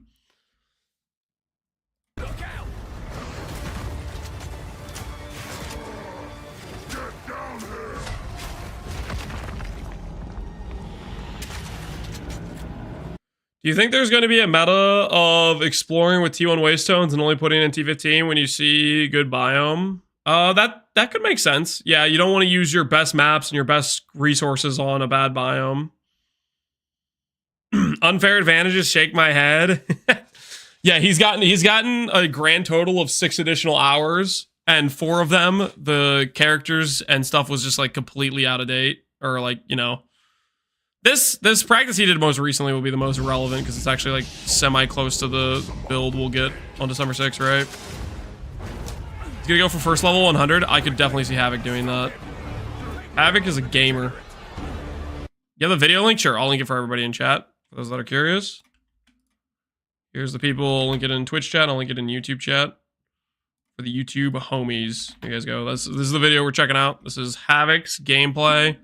Got a 30 minutes montage for us. Have I considered chainhook totems? Not at all. Act 1 to Act 3 footage from the November press event. I'm gonna make him a little bit louder. He's kind of quiet. During this introduction, I'll be reviewing my playthrough, discussing build progression, passive-free routing, WASD versus click to move, and other interesting gameplay details before concluding with a question and answer section. He's gonna give us the WASD versus click to move. I wonder what he's gonna say. It's important to note that while I'll be discussing my experience, this is not a guide, and any progression details shared are solely to provide context into various insights. Furthermore, it's worth repeating, the early access version may differ significantly from the press version I played. So with that out of the way, loading What did he just say? details shared are solely to provide context into various insights. Furthermore, it's worth repeating, the early access version may differ significantly from the press version I played. So with that out of the way, loading into the riverbanks. The first skill provided was fragmentation. Not a guide, not a guide, not a guide, yeah. I made the mistake of using the G word on my little outline of the early act progression. I literally, when I was like rendering the video, when I went to like put in my rendering software, I was like, crap, why did I say that? Should I go retake the video? And I made the mistake of just being like, I don't want to freaking re-record this. rounds. It was a mistake, a man. single-use shotgun-like skill that pierces the first 2 targets it hits, generally doing more damage in close range, and not so much from afar. However, what caught my eye was Explosive Grenade, an area of effect fire explosion skill, with a 3-second cooldown, 3 uses, and a 2.5-second fuse duration, giving it the potential for a clear while moving playstyle. Yet similar to other runs, with just the starting weapon, no extra source of flat damage on gear, attack-based builds can generally feel weak, which meant the next step is to farm some gold. Attack-based builds can feel weak? Is he saying Sork best class, guys? I think Havoc just endorsed our starter. He said attack-based characters are garbage. Play Sork, it's the best. I think it was a Sork endorsement right there. To either gamble, or in this case, purchase and craft a new weapon. This weapon in particular increased my damage by around 70%, finding a noticeable improvement in trash clear. Still, if your character... That's a very good point. I think the biggest thing you could do to help yourself on the league start is go to the vendor and check to see if there's like upgrades in there. Better than your like starting one they give you. Noticeable improvement in trash clear. Still, if your character level is equal to the zone level, bosses in Path of Exile 2 can be quite tanky. For example, as a level 5 character in a level 5 zone, the Rust King took around 1 minute 33 seconds to kill. Whereas again as the level 5 character in a level 3 zone, the Devourer took only 40 seconds to be defeated. Which leads me to the following takeaway, to how to stay true for the whole playthrough. You can attempt to speedrun through progression, killing only a few mobs in each zone, slowly defeating bosses with well-planned combos and timely dodge rolls. Or, you can full clear zones, going out of the way to kill extra monsters, which on average should result in a higher level character, better gear, faster boss kills, and overall similar progression time. If you're looking for a recommendation for launch, I would recommend the latter, especially since many side bosses and side quests overgear, impactful kill monsters, buffs. Moving forward to the graveyard. It's a whole new meta. No longer running straight to bosses. Everything's changed now. We had 3 new build additions: Flash Grenade, multiple projectiles, double barrel. I was going to overlevel anyways. Flash Yeah, Grenade is same. another cooldown based grenade. Get lost wandering around zones. The first being to stun swarming enemies, allowing you to play aggressively, and secondly to create DPS windows by staggering bosses. Multiple projectile support was of course linked to Explosive Grenade, and for the most part, enabled the clear while moving playstyle I desired. And lastly, double barrel support was linked to Fragmentation Shot, increasing the ammo count from 1 to 2, the downside of 30% less reload speed, which was worth it, clear off stragglers more efficiently, and to conserve Explosive Grenade charges.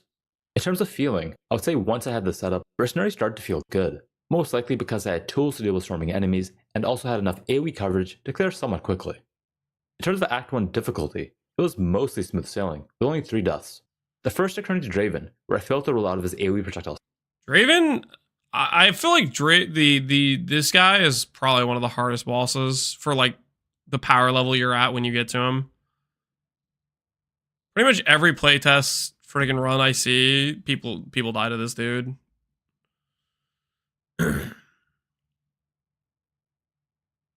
Aside for all the skeletons I'll have and all my skeleton MTX, it's gonna look pretty cool. Do we have PoE1 skeleton MTX? I don't know if we don't know how many MTX we're gonna have right off the launch in PoE2, right? Slashes. The next 2 taking place in the Iron Manor, both being situations where I got surrounded and tried to spam dodge roll to no avail. Other than boss fights or hard-hitting ranged monsters, getting swarmed is generally how you might die. So for those that are thinking about playing hardcore, I believe you could actually pull it off, given that you gear well, level above the zone level, and are tracking your mob controlling cooldowns. Now traveling forward, the next major skill acquisition was Rapid Shot, a rapid firing skill that heats up your crossbow as you attack, buffing grenades, providing 6% of damage as extra fire damage per heat stack. So as you can imagine, the combo is to stagger bosses and stack heat with rapid fire before throwing explosive grenades. The strategy was generally effective at chunking bosses, if I could find a window to build stacks, an opportunity that wasn't always available. That's a feels bad situation though, right there. Stack heat with rapid fire before throwing explosive he grenades. He shot out like was generally effective at chunking 3 bosses. grenades, 4 grenades or whatever, and 2 of them didn't even hit the boss. And stack heat with rapid fire before throwing explosive grenades. The strategy was generally effective at chunking bosses, if I could find a window to build stacks. An opportunity that wasn't That's gonna be Hammer of the Gods gameplay? Yeah, Connor, that's you. That's you right now. You procced your Hammer of the Gods, it missed, you didn't ignite the boss, and you're sitting there for 24 seconds waiting, being like, please someone save me. I didn't account for the miss. Hammer will be the size of the room. You're coping so hard. It's not going to be that big. The previews I've seen, Hammer of the Gods is like, it's like this base radius. It's not going to be the size of the room. it might hit damage that could destroy the earth underneath it, but that doesn't mean it's going to be big AoE.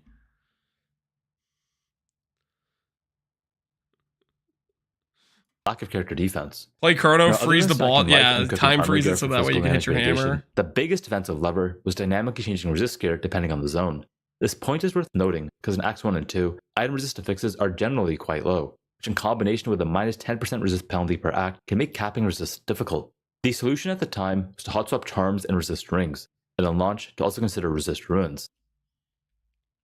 Hot swap charges and rings on launch.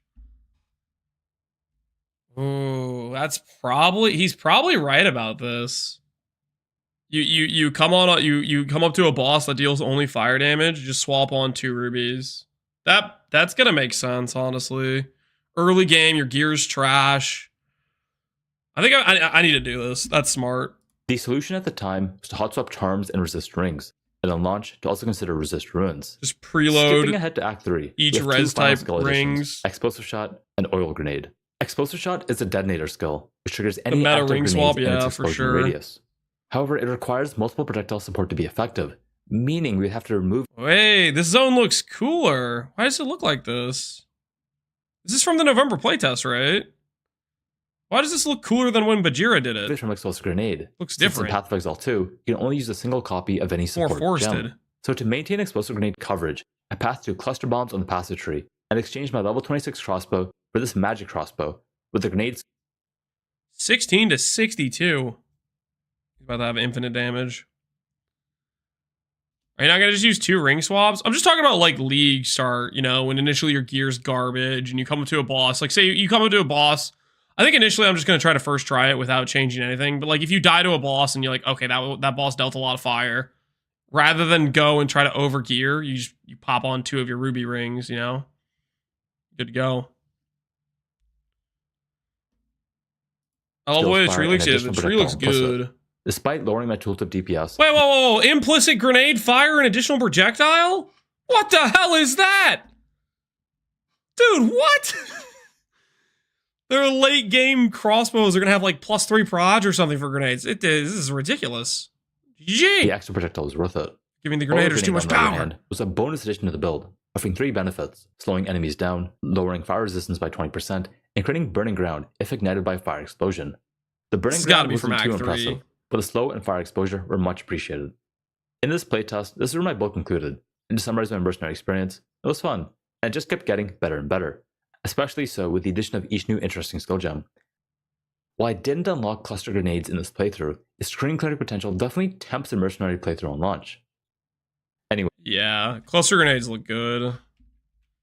Especially so with the addition of each new interesting skill gem.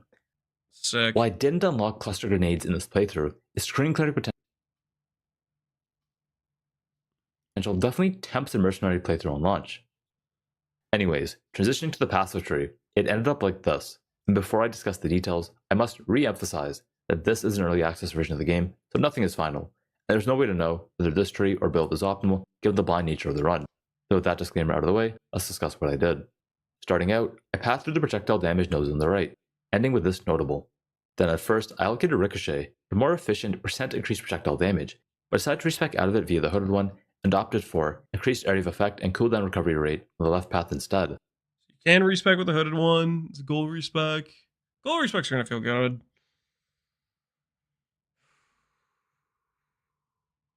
All he's missing is a UAV. Afterwards, I attempted to rush the grenade cluster, which in hindsight was a mistake, evidenced by the difficulty I had with the Wrathbreaker fight.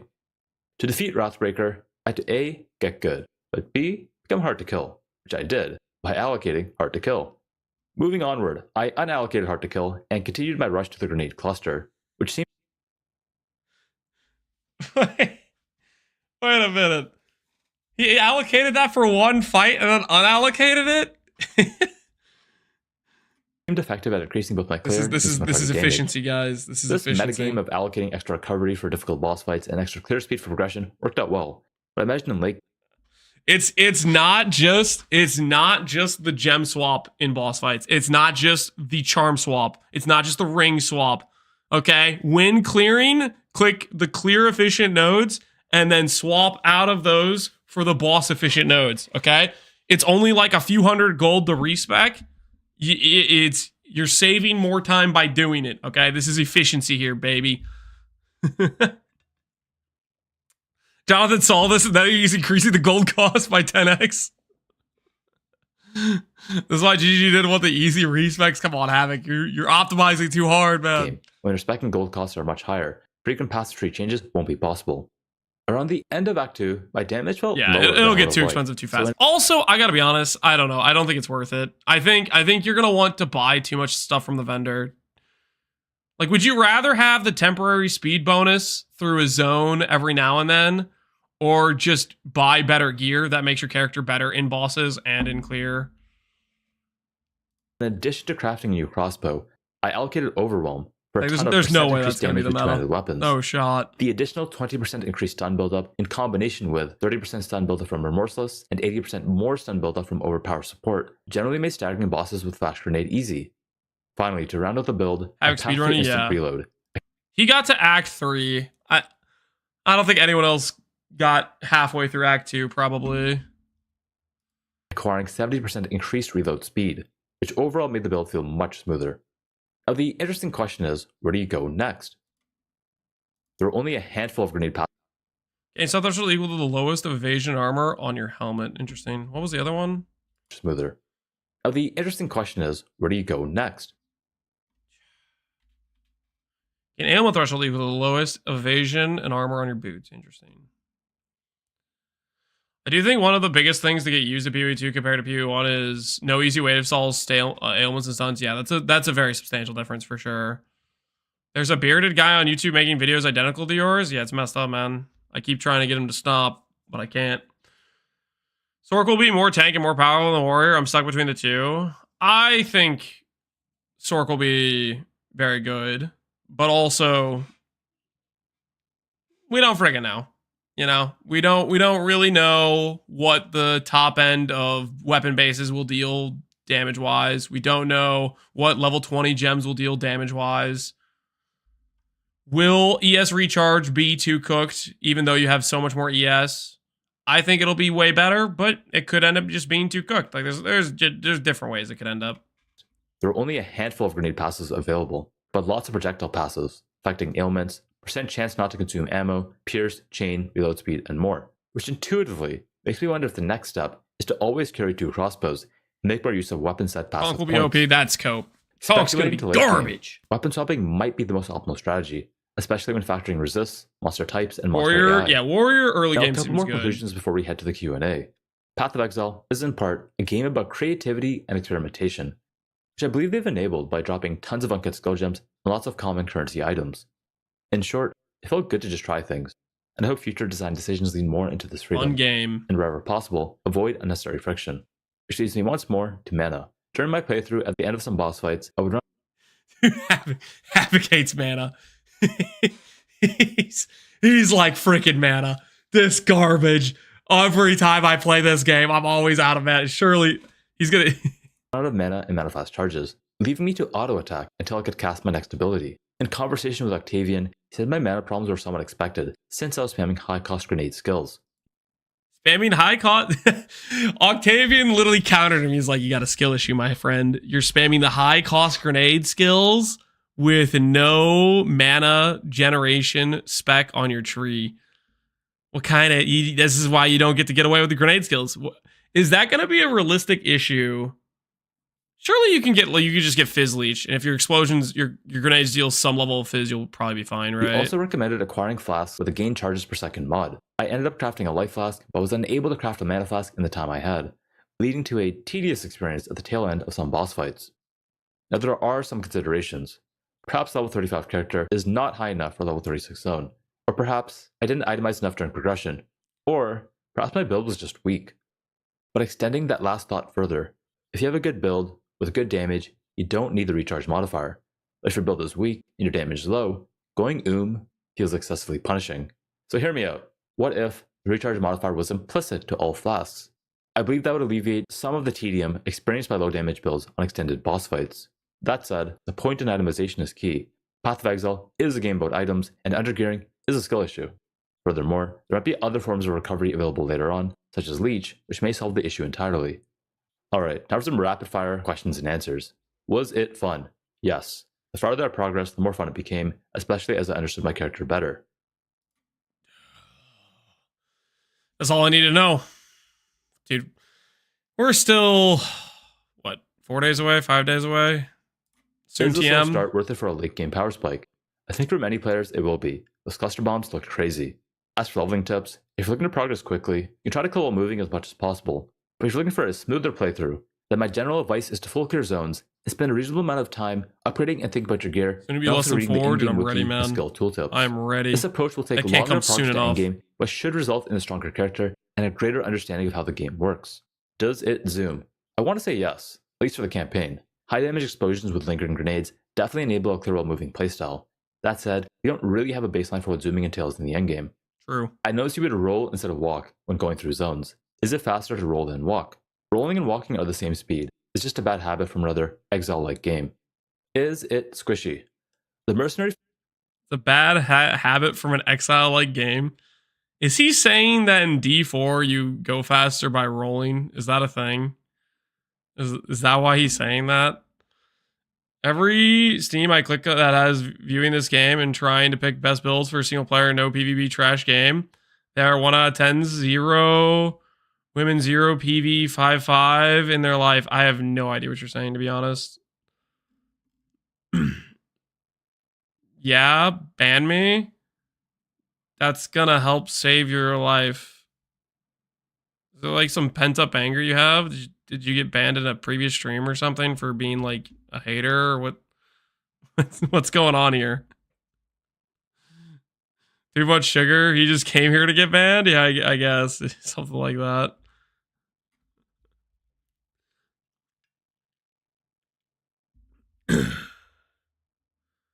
I hate people that try to break the game that aren't even out yet. So you're mad at people that are excited about a new game and are trying to figure out what will be good for their character they're making.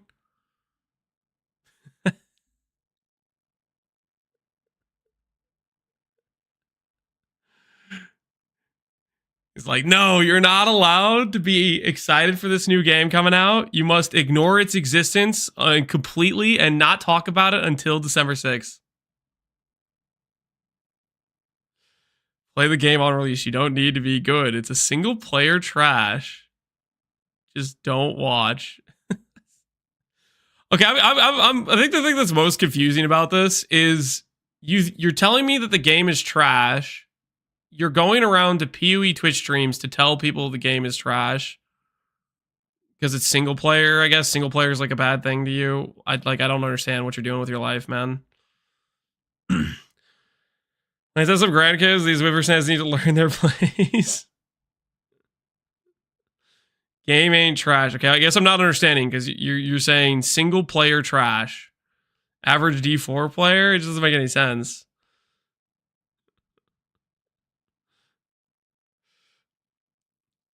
Just your average Twitch contrarian, I guess something like that. You don't need to be meta. It's a single player game. I don't know if you know this. You probably don't, based on what you're saying. But there is this thing called trade, and it exists in this game we're playing or we're going to be playing. Where if you're better at the game, you get better loot, and then you can use that loot to buy better gear. There is a competitive aspect. You know what would blow your mind is to know that people have hosted races for this game. Like Ziz hosts the Gauntlet race for PoE1 every other league, right? It's a pretty competitive event, but that might surprise you.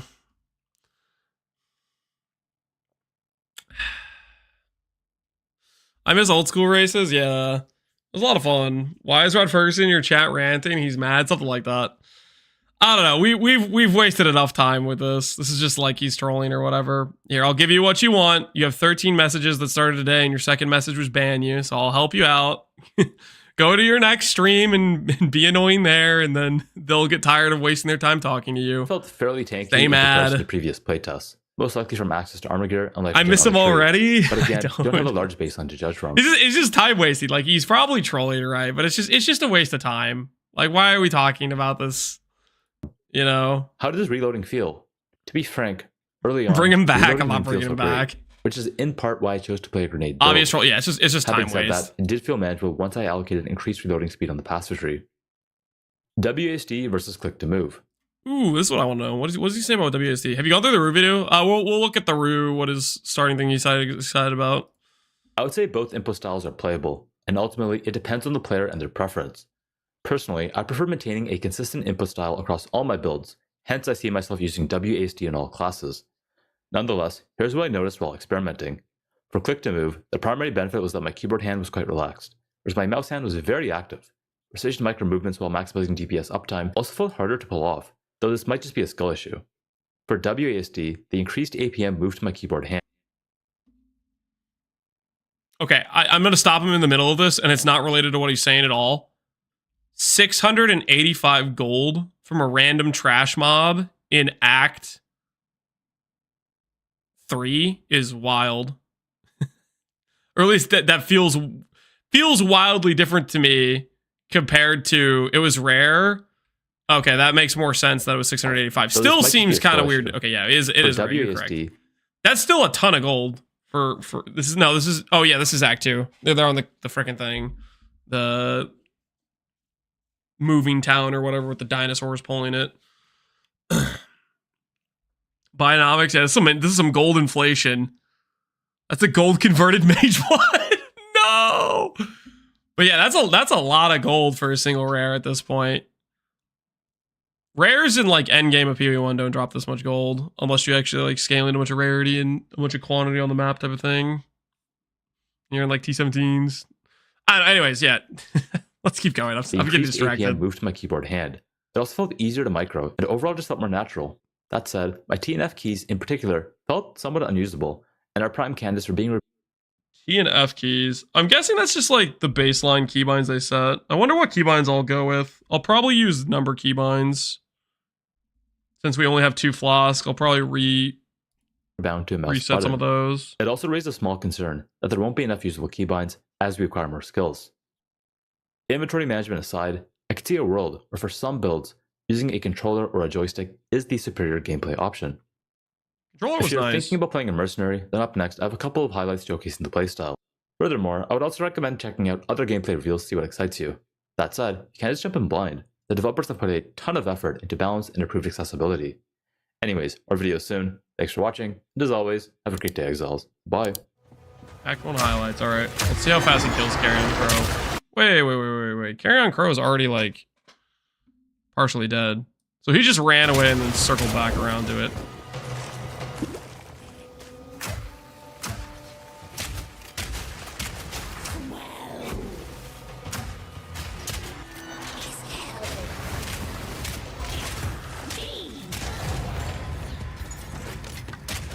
Not bad.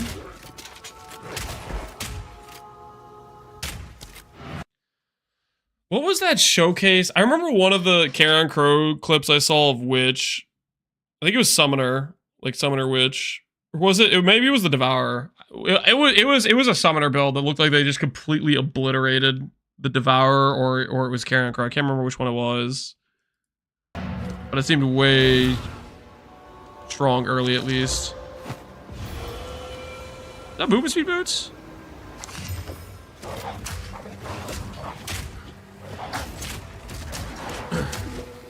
With Poison Cloud? Yeah, he had like a gas grenade skeleton thing.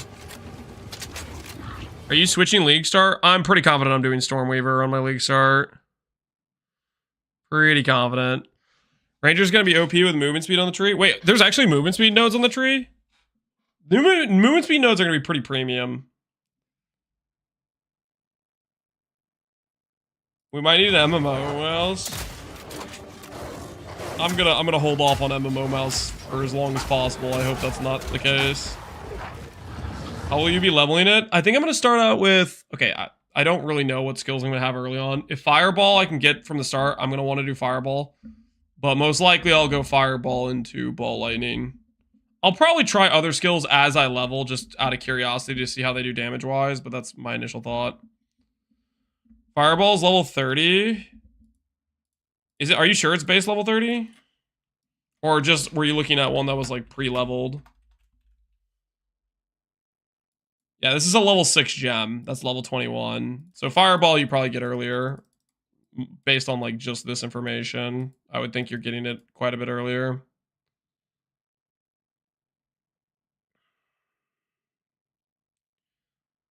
Like 16? Nah. This is level 6. This is probably like a level 4 gem or something like that. Like the second tier. Is what I would think. I don't know. We won't friggin'. This is all subject to change. But yeah, I would like to do like this for leveling, I think. Until I'm ready to swap over to more lightning focused stuff. Because like if you look at the tree, this is what I'm thinking about. Is I'll start out with being like probably, you know, spell damage, spell damage, spell damage, spell damage, boom, boom, boom, fire. Like a bunch of percent damage initially. And then what I think I'll probably do is something like mana regen, ES node, and this is not even like correct because this tree is outdated, but I would be picking up the mana ES node recharge rate thing, and then I'm probably going to go either like straight up this way and over to like, you know, the lightning nodes over here, and then the mana spell damage nodes, more lightning nodes over here type of thing. And then maybe transitioning over to going to like mind over matter and stuff over here. There is the good projectile additional node right here, which is tempting to go for as well. I might consider that if I'm still on Fireball in the early stuff. Are you gonna go crit or no? Crit is like non-existent bazooka. This is just anyone thinking going crit, I would caution you against it. I think I've seen a total of 3 nodes out of all the different like showcases of nodes on the tree that have had crit on them. This is one of them, and it's not even 15%. It's 10% crit chance, if that's correct. I feel like I saw 15% on Subtractum's video. Crit's just like non-existent. Like I think it's gonna feel very different from PoE 1 in terms of the ability to find crit. There's like a couple here of crit chance, but I don't know, man. The base is very large, but it doesn't. You need the base to be a lot larger to make up for the fact like you have a skill that has 10 base crit, and then maybe if you proc Eye of Winter a bunch, you can get your base crit up to 20. And if you have 30% increased crit chance, you're at what? 26 crit chance? That's not good. And you forced in Eye of Winter just to get crit weakness, right? I'm going non-crit, by the way. Yeah, I think crit's like, unless they're hiding some crit nodes from us, which they could be. There might be some good crit nodes in here that make it like feasible. I don't know. I think it's gonna be a bait or whatever. Lucky Lightning's too good to pass up on. Where do you see Lucky Lightning at? Where did you see Lucky Lightning? I haven't seen that yet. Where's it at?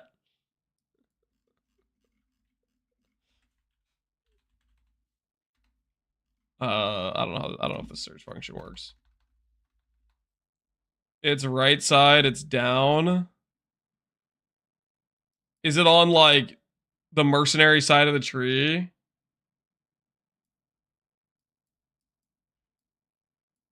Click the search nodes. Oh, sweet. How does it highlight? What color will it be?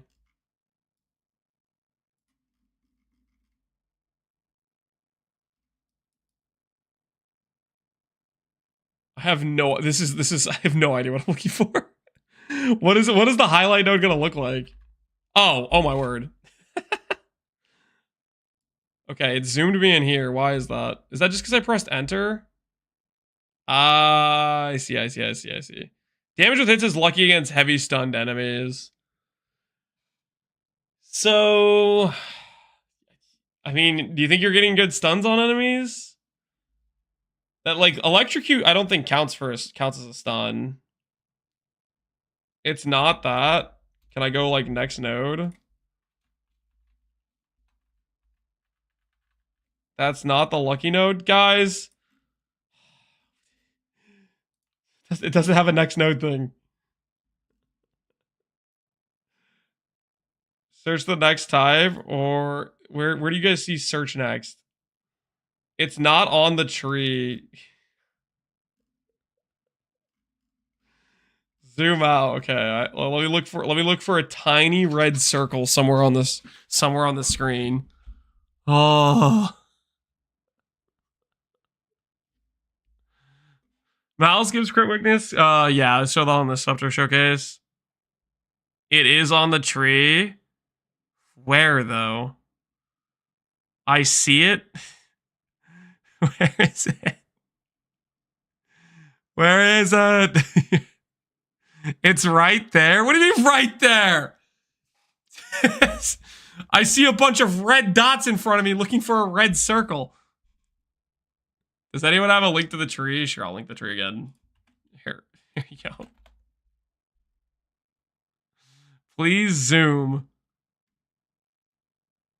I'm looking everywhere, guys. Could you guys give me a little bit more specific, like, directions? Like, it's in the Mercenary triangle or the Ranger triangle. Like, what side of the tree am I even looking at? Bottom? What does that mean? Bottom as in Mercenary? Or bottom as, like, the lower half? It's in the passive tree. I see it. You guys don't freaking see it. I am very close to giving up on this. 6:45-ish. Oh, okay. So if we're on a clock, it's a... Okay, it's not...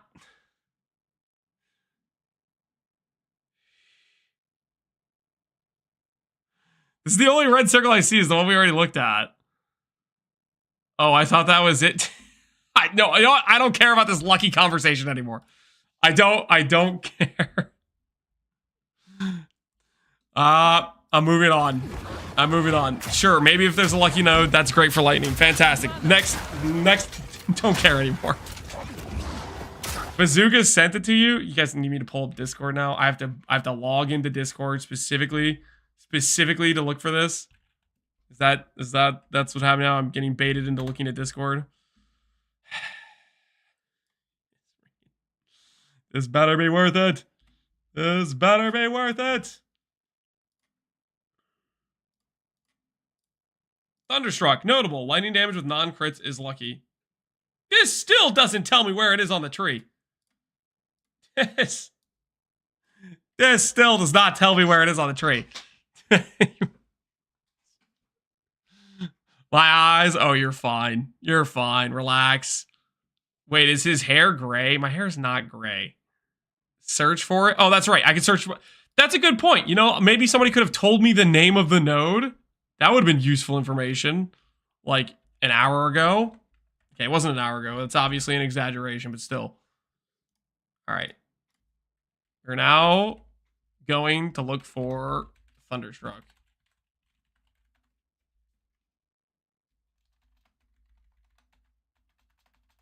Okay. It's just not on this tree. You must have clipped that from another video that is not updated to this tree thing. A lot of these tree things are just kind of outdated, though.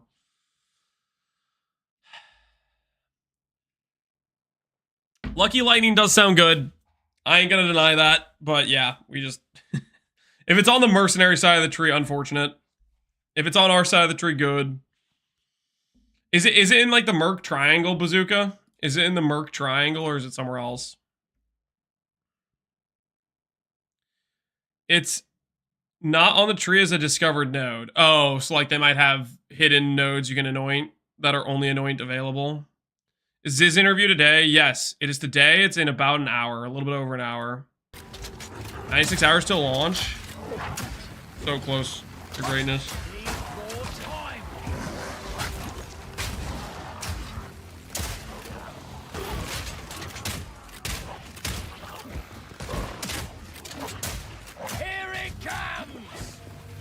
On the tool, it's not search. Guys, I'm not going back and looking for it. I've given up at this point. No one's been able to tell me what side of the tree it's on, in what triangle to look at. No one's given any specific information. I don't care anymore. Lucky Lightning's fantastic for lightning skills. If I can get it, great. If I can't, whatever. Fine.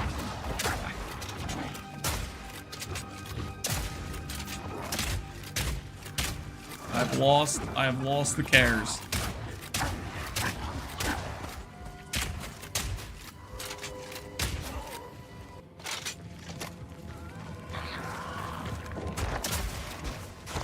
Top right, a bit below CI position.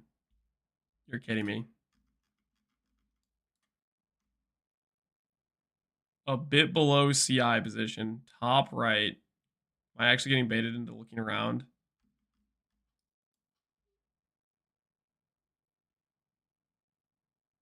The exact coordinates are this. I sent it again. Oh no, you want me to open up Discord again? Now with a location. Okay. All right, I'll open it up the Discord again. That's not even close to CI. That is the in between the Ranger Deadeye area. So it's a no that's not on this tree yet, which is why we couldn't find it. But Bazooka said it's this wheel right here. In which case, yeah, we'd have to anoint that. There's no way we're going that far down. Which is absolutely... Oh my word, you guys can't even see. Dang it! Alright, anyways, I was saying it's this thing. This thing. this wheel here. That's what Bazooka said the wheel is that has it. Gatekeep information. That's so far. Yeah, we're not going to that at all. That's 100% an anoint if we get it. Nah. That would be an anoint situation for the Lucky Lightning. That's a weird spot. Yep. It's probably for, like, you know, there's lightning bow skills, lightning grenade skills, that sort of thing. You know, you want some lightning synergy down there. Makes sense. Fair enough. They have to have something going for their builds, right? See the Stomping support gem? Yep. Looks like it'll pair well with some Stampede and stuff. Maybe we don't need it if we have Breach Amulet. Yeah, there might be other sources of lucky, but I don't know. We'll find out what gear options we have.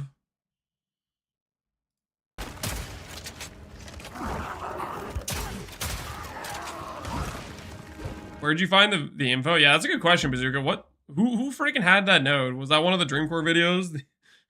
Surely it wasn't, right? If it was one of the Dreamcore videos, it would have been on the tree already. He's got a source.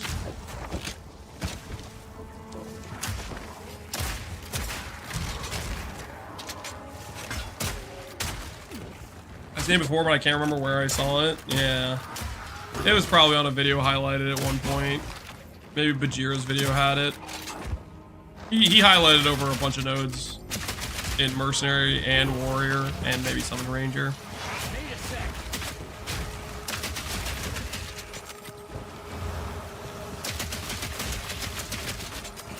We studying the Atlas in game for like an hour as well. Yeah, gotta make those good decisions, right?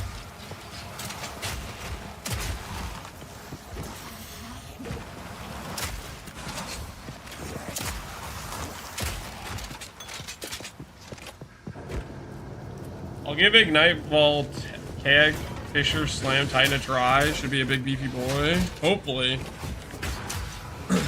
Just make sure you have some hybrid ES gear. ES gear is the way. Mark my words. ES gear is the way.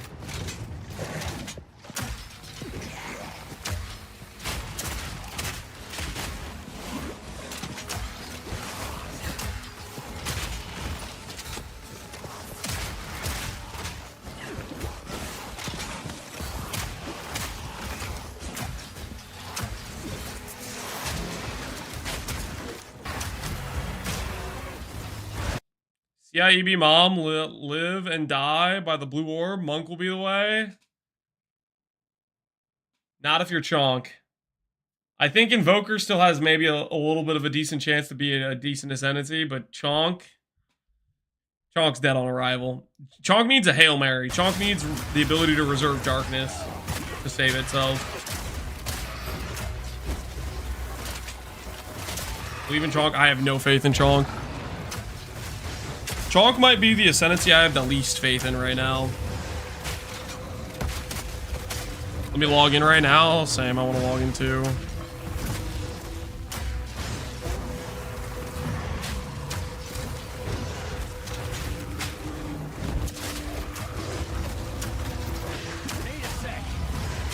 Take him out.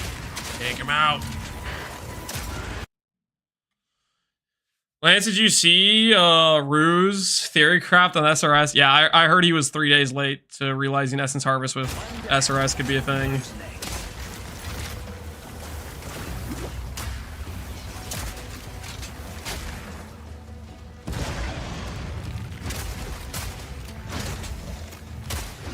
And Devourers look so cool. I'm a fan of new Devourers.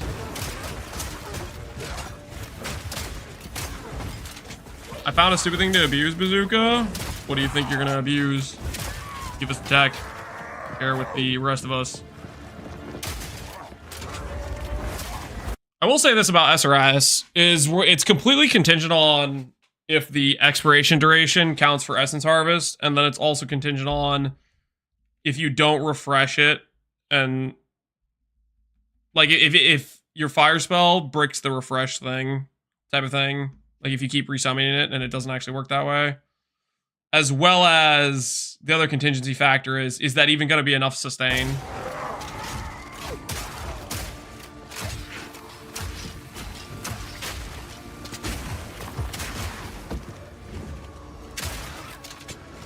Hopefully it gets deleted like 2 days in, but not before I have fun with it. Listen, if you're not, don't be that guy, Bazooka. If you're not gonna share with everybody, don't, just keep it to yourself. Little guys, I have something so broken it will be nerfed instantly upon being used. No, I don't want to talk about it. Don't act like you got some tech and then be like, yeah, I can't tell you about it though. It's my own personal thing. But like, don't even mention it in the first place. What the hell? No further questions. You don't tickle me and leave. Yeah, it's sadistic.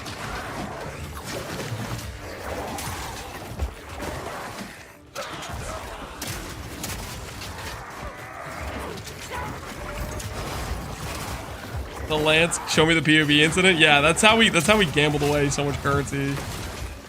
I figured he would see the humanity that he was stomping all over and decide to have be reasonable, but nope, we just deleted everything.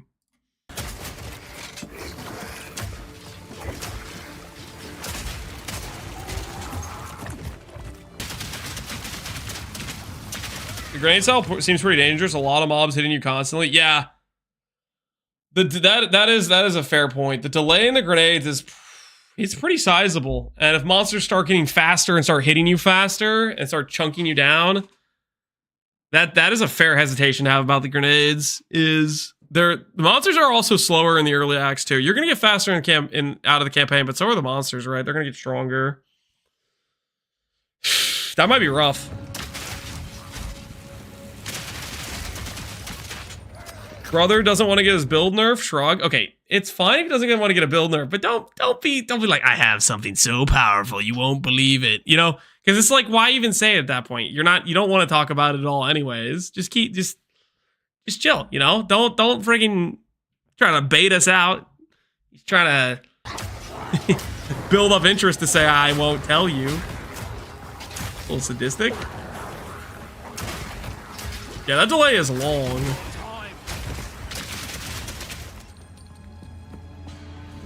And you have the reload delay? Yeah.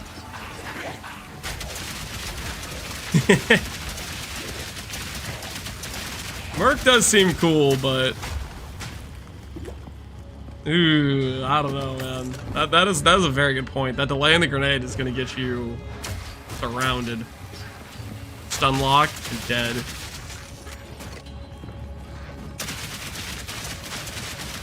I also don't want to debate because I don't even know if it's possible. That's a fair point too, yeah. There's a lot of things that's like,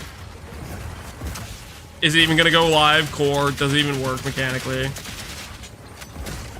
Grenades have a trigger? Yeah, you can do the explosive arrow to detonate them, but that still has delay though, right? You have to put the grenade down and then you still have to go and do the skill that makes them blow up. It looks like Havoc probably just didn't use the explosive arrow the whole time. Maybe he would have liked it if he did it.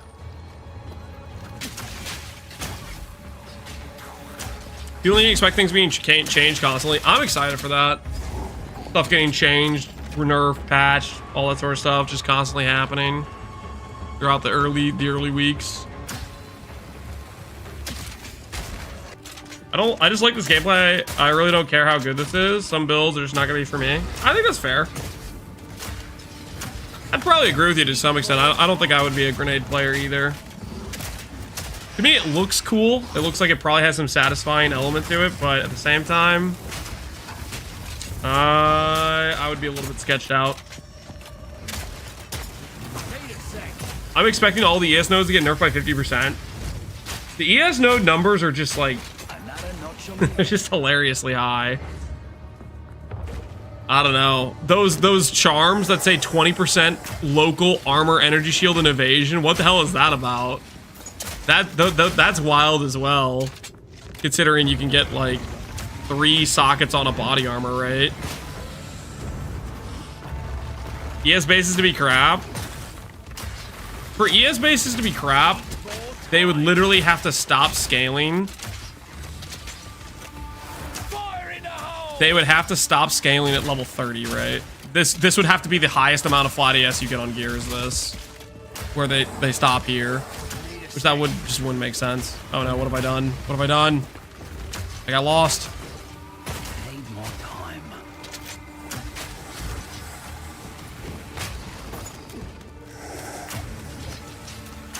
Will this be on release? Be same China on Friday? I don't know. I don't know about the separate China release, if it's the same day or not. I just know this is December 6th, which is this Friday, right? I don't know if the release in China is the same. I would imagine it might be. ES needs to be busted. Why else would you take that Blood Mage node that turns ES into life? That is not a... Wait. You're making that up, right?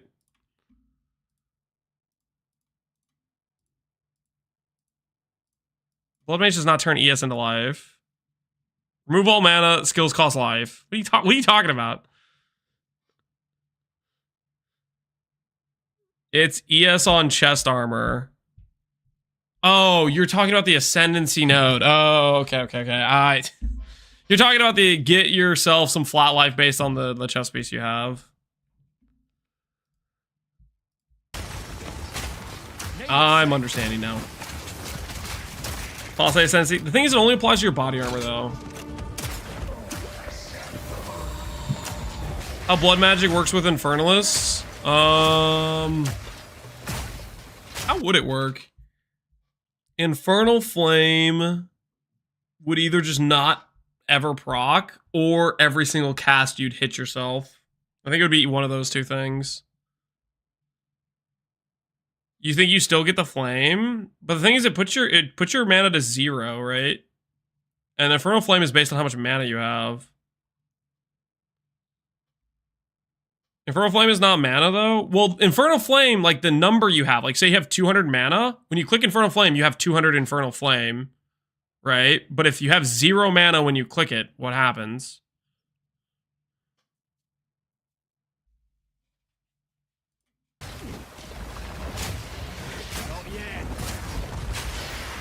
Nothing? Yeah, I would feel like that would be like it becomes a complete dead node at that point. Either that, or you literally hit yourself every single time. Ooh, Antler Focus. Pick it up, Havoc. Pick it up. ID it. I want to see stats that roll on a focus. Yes, ID it. I want information, Havoc. ID the focus.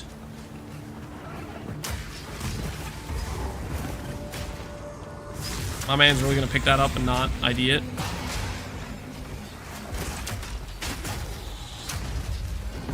He'll ID it soon, guys. Give him a sec. Pretty sure you have to overcap your flame to damage yourself. Well, it procs when you get to full, right? Well, I guess we'll never know what was on the focus. Only Havoc knows.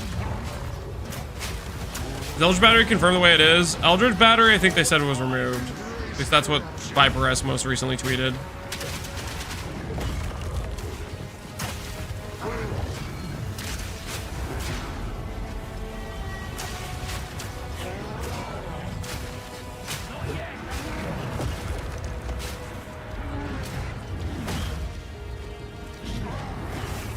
$50 minutes until his interview? Correct. It's at 3.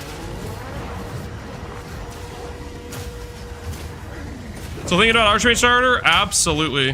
Archmage looks good to me. Pairs perfectly with ES, which I think is good as well. Oh dang. He's fighting the Ferrodon and Impaler. About to get messed up. Oh, we get a confirmation from Scissorin? Yeah, we'll see what Scissorin's gonna ask. Scissorin's probably got a decent amount of good questions, though. I think he was pulling a lot of questions from people.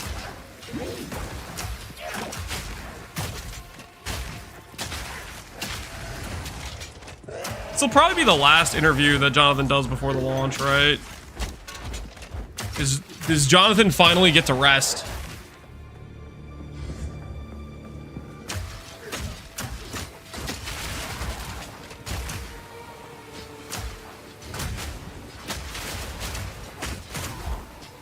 I get to play in the closed beta in 2 hours. Any specific what? Dude, you're lucky, man. That sounds so nice. I get to play in the closed beta in 2 hours. Any recommendations what you should do? I mean, if I were you, I would probably playtest something you were most excited about playing and see if you're going to like it on launch. And then if you like it, then run it back, you know? That's what I would probably do. Figure out what thing you're most excited about, log in and see what you can do. Leak the whole tree. No, don't start breaking NDA. Don't be that guy. Stream it to Discord. No. Guy just literally, he levels every class to 20 whatever and then freaking views over every Ascendency node and leaks it all. Sign NDA. Yeah, don't be a leaker. I personally, if I were you, I would literally just figure out what class you're most excited about. Just do a little pre-run, see how it goes, see if you like it. Ascendencies aren't in the beta. Oh, okay, so they're even limiting that then. Stormweaver, please. Yeah. Oh, I can't wait. I think Archmage will lock you out of Blasphemy Double Curse unless you get Spirit stacking them. Archmage is specifically a 5% mana cost additional to skills that, like, you actually spend mana on. Reservations, you don't spend any mana on. You just reserve them. It's a spirit reservation amount. Those are very different mechanics. Archmage does not lock you out of doing other spirit reservations.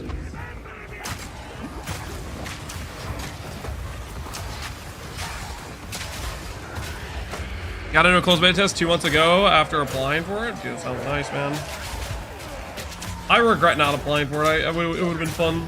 But I don't know. At the same time, it's probably a good idea. I can be more hyped this way.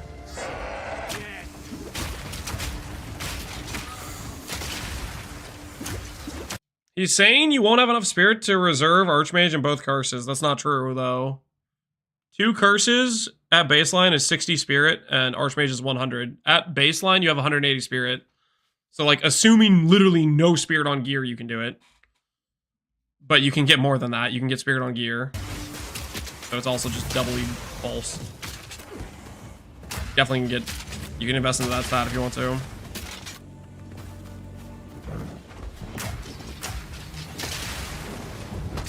Or they're testing with the surprise beta test. Servers, maybe, but I don't know how they could get that good of a server test in with the difference in the amount of people that are going to be playing. Maybe they're just trying to verify there aren't any too egregious bugs with the current stuff they have in the game. Not like game crashing bugs, maybe either. There's like some new stuff they put in, type of thing. You get all kinds of spirit? Yeah, there's a lot of sources of it that I've seen.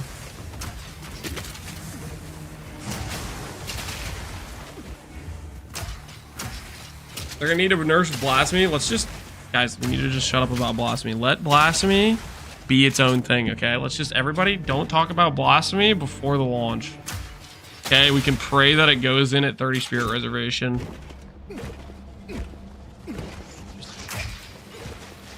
We don't talk about Blasphemy around here, okay? Just like the guide word is outlawed, Blasphemy is now outlawed.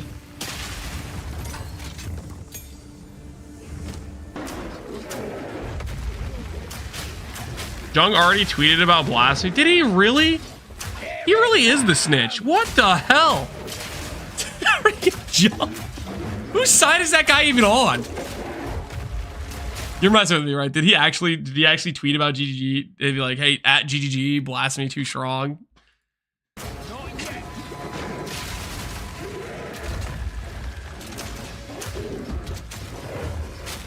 Once a snitch, always a snitch. Snitch in PoE 1, snitch in PoE 2, snitch 2.0.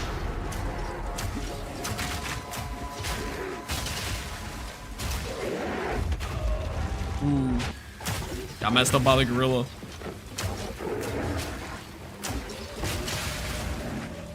This guide uses blasphemy. I like this, not the blasphemy.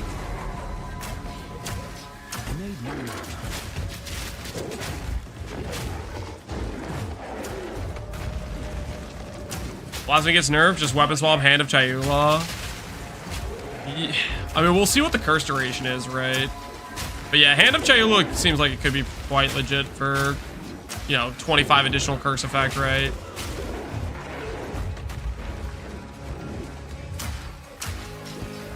Can I recommend a video you want to watch? It's a rare witch one, but it's in Korean. Sure. Is it a witch playtest?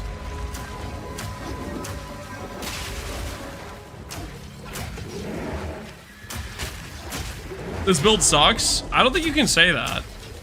Okay, like this build might be bad, right? That is possibly true. But it's also possibly true that GGG made the content in the campaign much harder than you would expect, and how fast he's killing the silverback gorilla. This may be a good result, you know what I mean? Like, you just don't know, we just don't know the context.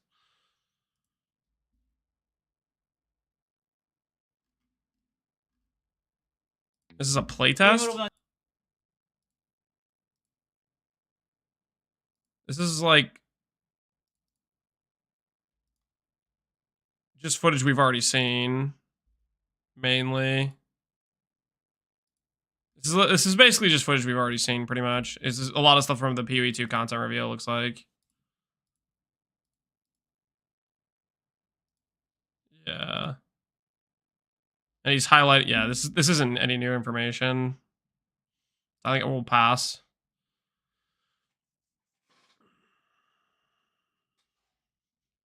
The reveal trailer? Yeah, that's what it looks like. It looks like a reaction video to the reveal trailer type of thing. Where's the old man that used to live here? Now I only see this young guy. Do I look that much younger without the beard? I probably do look quite a bit younger without the beard. You reveal his face? Yeah, it exists.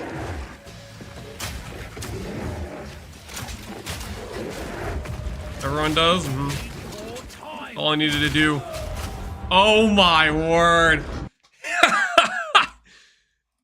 He had it on no HP.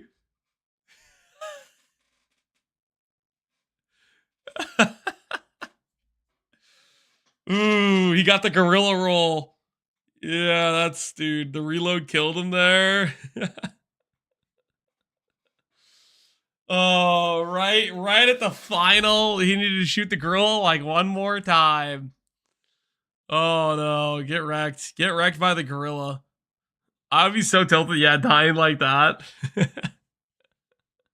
You know what probably happened? I can see it right now. He was at the PC. He was gaming out of his mind. And Octavian, the entire time during this fight, was like, hey, man, you need to get up. Okay, it's time to leave. It's time to get out of the chair. We told you it's only 3 hours of playtime. Okay, you need to get up. And he's getting backseated, you know, being told he's got to leave. But he's like, I will finish this gorilla. And just eventually the backseating finally makes him lose enough concentration. He gets rolled. And that's how he ended his playtest. Was this gorilla. The "You have died" screen. He had to take the flight back to home in shame, having been beaten.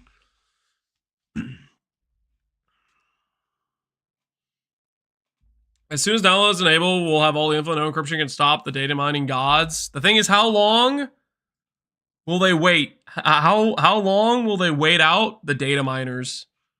You know? Like, what if they literally wait until, like, basically the game is gonna go live, right?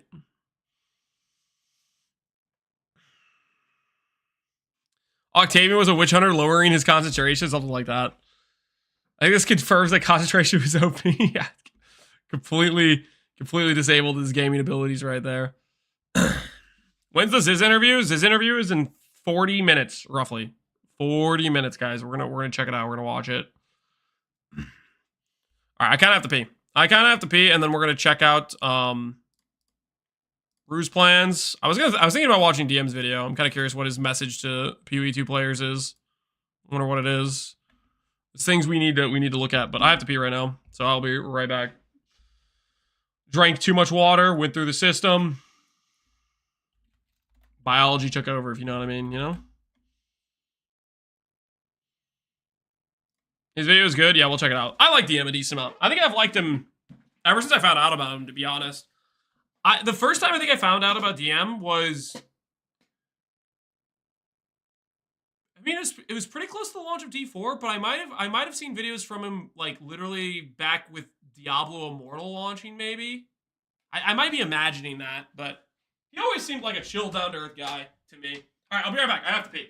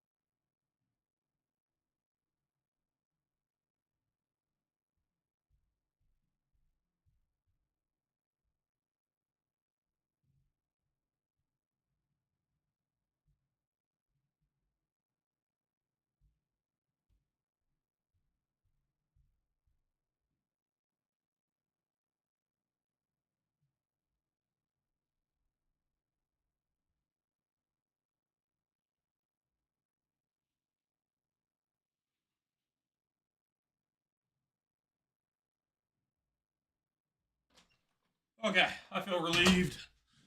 Well, much better now. And the pre-download will happen on the 5th, and the rest on the 6th. Yeah, which means maybe we'll have a data mine the morning of.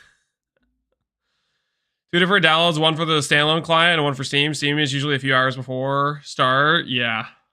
And the one you can download early is when the data mine happens typically. All right, anyways, let's check out DM's video. A message to all the PoE players. Who's this unattended sassy child? Where's Lance? I'm not sassy. I don't know what you're talking about. This young guy can't stop yapping even when he has to go. Way different than the old Lance fella. It's not different. I don't think it's different, at least. And have a conversation about something that I think is like actually important. I notice in the comments that I'm getting on the live streams, as well as the YouTube video, as well as what I'm just seeing from like the demographic that's enjoying this type of content, is very primarily there seems to be a significant number of new players into going into Path of Exile 2. I'm talking people that never played Path of Exile 1, maybe even people new to the genre itself. Dude, I'm so pumped. Fresh recruits to the PoE addiction. You know what that means? The league economy is gonna feel more alive longer later into the league. It's just gonna be a good time, man. There's gonna be items popping up on trade, people buying your items all the time. The difference between the beginning of league start and 1 month in is very clear in terms of as players start logging out, But we have a high player count. That's gonna feel freaking good. I'm a casual. I have to get deep this time, though. I think a lot of people are gonna get hooked. PoE 1's initial campaign, it's rough. It's real hard initially in terms of like its onboarding process for getting people in the game. The quote from Chris that I freaking love is the one where he's like, "If you get to maps, we own your soul." And I don't know if too many people that get to maps and actually play maps that don't freaking have some crippling addiction to PoE to some extent.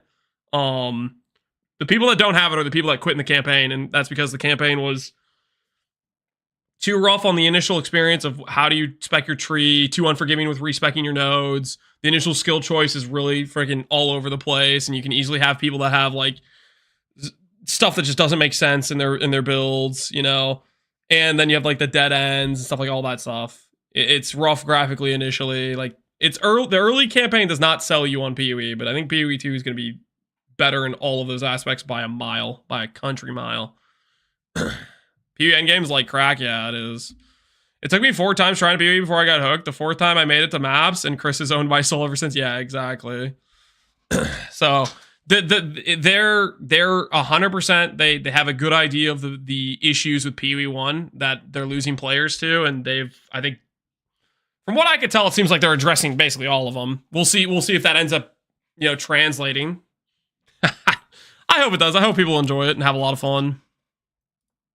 And how much is a mile? Think kilometer, but bigger, better, more powerful. That's all you gotta know. The thing about it is a lot of the content that you're seeing is either presuming previous knowledge of not only the game. This is live. He's not doing the interview till 3 o'clock. So I think we'll wait to check it out then. He's going live beforehand, but the interview I don't think doesn't start till 3. Okay, if he does start. But yeah, we're gonna watch the interview live. Arcane Live, appreciate the sub, man. Genres and Path of Exile in particular. One such example would be things like build guides. Okay, you'll see people that would suggest, like I typically suggest, just play the game. You'll see people that suggest use a build guide, etc. Or there will be conversations like meta conversations. I'm a big fan of saying just play whatever. I don't know. What do you guys are you guys build guide people, or are you guys just log in and play and then just find out what you like? For me, the funnest part of PoE initially was just freaking trying out random stuff. I was making like pure garbage, like characters that were like non-viable, right? But I was still having fun freaking doing it. But again, I think there's the counter argument of some people they make the pure garbage and then it's just like they quit because the build wasn't able to get through the campaign type of thing. But I always suck at answering that question. My instinct is always just freaking try something out, log in. But I don't know what really is the right answer. PoE 1 has got to be guides. For PoE 2, I want to make my own builds. Yeah, I think PoE 2 is definitely going to be a lot more, hopefully, forgiving in that aspect of being able to just YOLO something and it's semi-working out. Around like, should you use a build guide? What does it actually mean? But the reality is a lot of people coming in. Yo, I like to say that too. Aren't even familiar with like these types of concepts. So what I want to do in this video is just kind of give a general talk on Path of Exile 2 in my basic suggestions in terms of just enjoy the game and some things to kind of avoid for people that are maybe entirely new to not only the game, but the genre. Path of Exile 2 is what, in my opinion, is going to be sort of a rare breed in ARPGs. It's sort of a meeting pot where we're seeing people come from Path of Exile 1, we're seeing people come from Diablo 4, we're seeing from Last Epoch, and from all of the ARPG genre. People are sort of meeting in the middle, and you can see some conflict. This is gonna be interesting. Especially, I wonder how it's gonna go for. I have a perspective from, you know, D4 launched and I was streaming PoE, and I've been saying D4 bad basically the whole way through. I don't know, is that the context for people who even like logged into D4? Like, how is there gonna be an aspect of some animosity towards PoE players that have been hating on D4 from like the Diablo guys showing up? Is there? I wonder if there's any like gonna be friction there, because I've been kind of a Diablo hater from for a while. Conflicting opinions, conversations D4 around the game overall, and it can be kind of confusing. So for Path of Exile 2, I want to just right from the beginning say this: it is, in my opinion, going to be like a generational type of game, because we are seeing we'll turn into PoE 2 players, and then you know, hopefully it works out. This is going live in 3 minutes, still 30 minutes. Yeah, we'll swap over to looking at this stream when it's actually like so many interview. People come to it. I think it's going to be the type of game, unless Those it's just like a super sure early hot take and ends up being absolutely terrible and this ages like milk. I think this game is legitimately going to be like the pinnacle of ARPGs, or at least up there for a while, and it's going to be 5 years, 10-year plus style of game, just like Path of Exile 1 was. On the release of the original Path of Exile 1, it took some time to get to the point where we saw all of the things it now has into it, and to earn the respect and all of that of the people by so long. And you probably have thought, when you see Path of Exile 2, like one of the most common comments I see is that Path of Exile 2 seems like, you know, extremely overhyped, or I don't believe the hype, or it seems like people are just jumping on the hype train. I want to address that is sort of one of the first points. Part of the reason you're seeing this, and people like myself coming up here and being so excited about this, because I've been very vocal before about games like Ashes of Creation or Star Citizen, like these games that I see so much hype for, to levels that seem astronomical, and promises of what it's going to deliver, and basically promise to be the being hyped's a risky place to be, but it's totally deserved. It's greatest ARPG ever. It's gonna be it. I believe 100%. Yo, Cap, how's it going? 4 more days, dude. We're counting down the minutes. It's getting close. I'm not gonna hate a player because he plays Diablo or play. No, I don't think so. I don't think I'd be that way either, Dixon Butts. Next thing in the genre. Wait, is your name literally like that to make me freaking? I'm getting outplayed by that name. I literally said it out loud, just completely outplayed. Oh my word! It's hard for me to believe these level of hype when I see them, because of how much press I'm seeing around it, and a lot of times these are in early access, much like Path of Exile 2 is going to be. So you're probably seeing some like contradiction. I didn't even think twice about it. I didn't notice until after I freaking... You be so excited when you typically aren't so excited in like early access in these other games, but yet everyone's so excited in Path of Exile 2. And if you're new to the Path of Exile game, or the genre, or the company and its reputation, that's probably very confusing. It can almost seem like maybe it's like a scam, or I don't really like get, like, why is this one so? It's still early access. It costs $30 to get in. Like, what's going on? And so the first bit to answer that is GGG, which is, you know, Grinding Gear Games, the company that has basically developed Path of Exile 2, as well as obviously Path of Exile 1, has earned a reputation over the last 10 years of like under promise, over deliver. Not only the quantity of content they've pumped out for the original game, but the quality of content in terms of cadence, performance, and you can kind of go down the line, but has been fairly significant. I myself am fairly newer within Path of Exile. I've got, and I say that only having like 1,400 hours in, which is still like, I mean, only in any other game that'd be an expertise, but that's 2 leagues in, he's a full believer already. The quantitative amount of content you see in Path of Exile 1. But even during my time in the game, I have seen both the quality and quantity of content come to the original Path of Exile one in just the amount of time. So first of all, you have statements, performance of actions, as well as things like transparency. When they have an issue, they basically come up, say exactly what the issue is almost immediately, etc. I think a good example of this would have been there was a major patch that was trying to be deployed in order to get Path of Exile 2 ready, and the most recent delay, the delaying it from November 15th to December 6th, they had to kind of come up there with just a fairly heartfelt apology, like, we're really sorry, here's what's going on, and it's believable would be a terminology I would use. The other part I'm going to use, which is it is going to be personal information as opposed to, more objective information. But I've had the opportunity to speak with the devs in person, off camera, that was not used as content. And I've got to tell you, while I enjoyed the game of Path of Exile 1 before, I started what I would consider like trusting the game or the company, or at least having belief in the company, which is something that I believe in modern society, belief in companies is sort of a foregone. I mean, it's very, very rare that there's actually a company you believe in or a product you believe in. Like, people have become...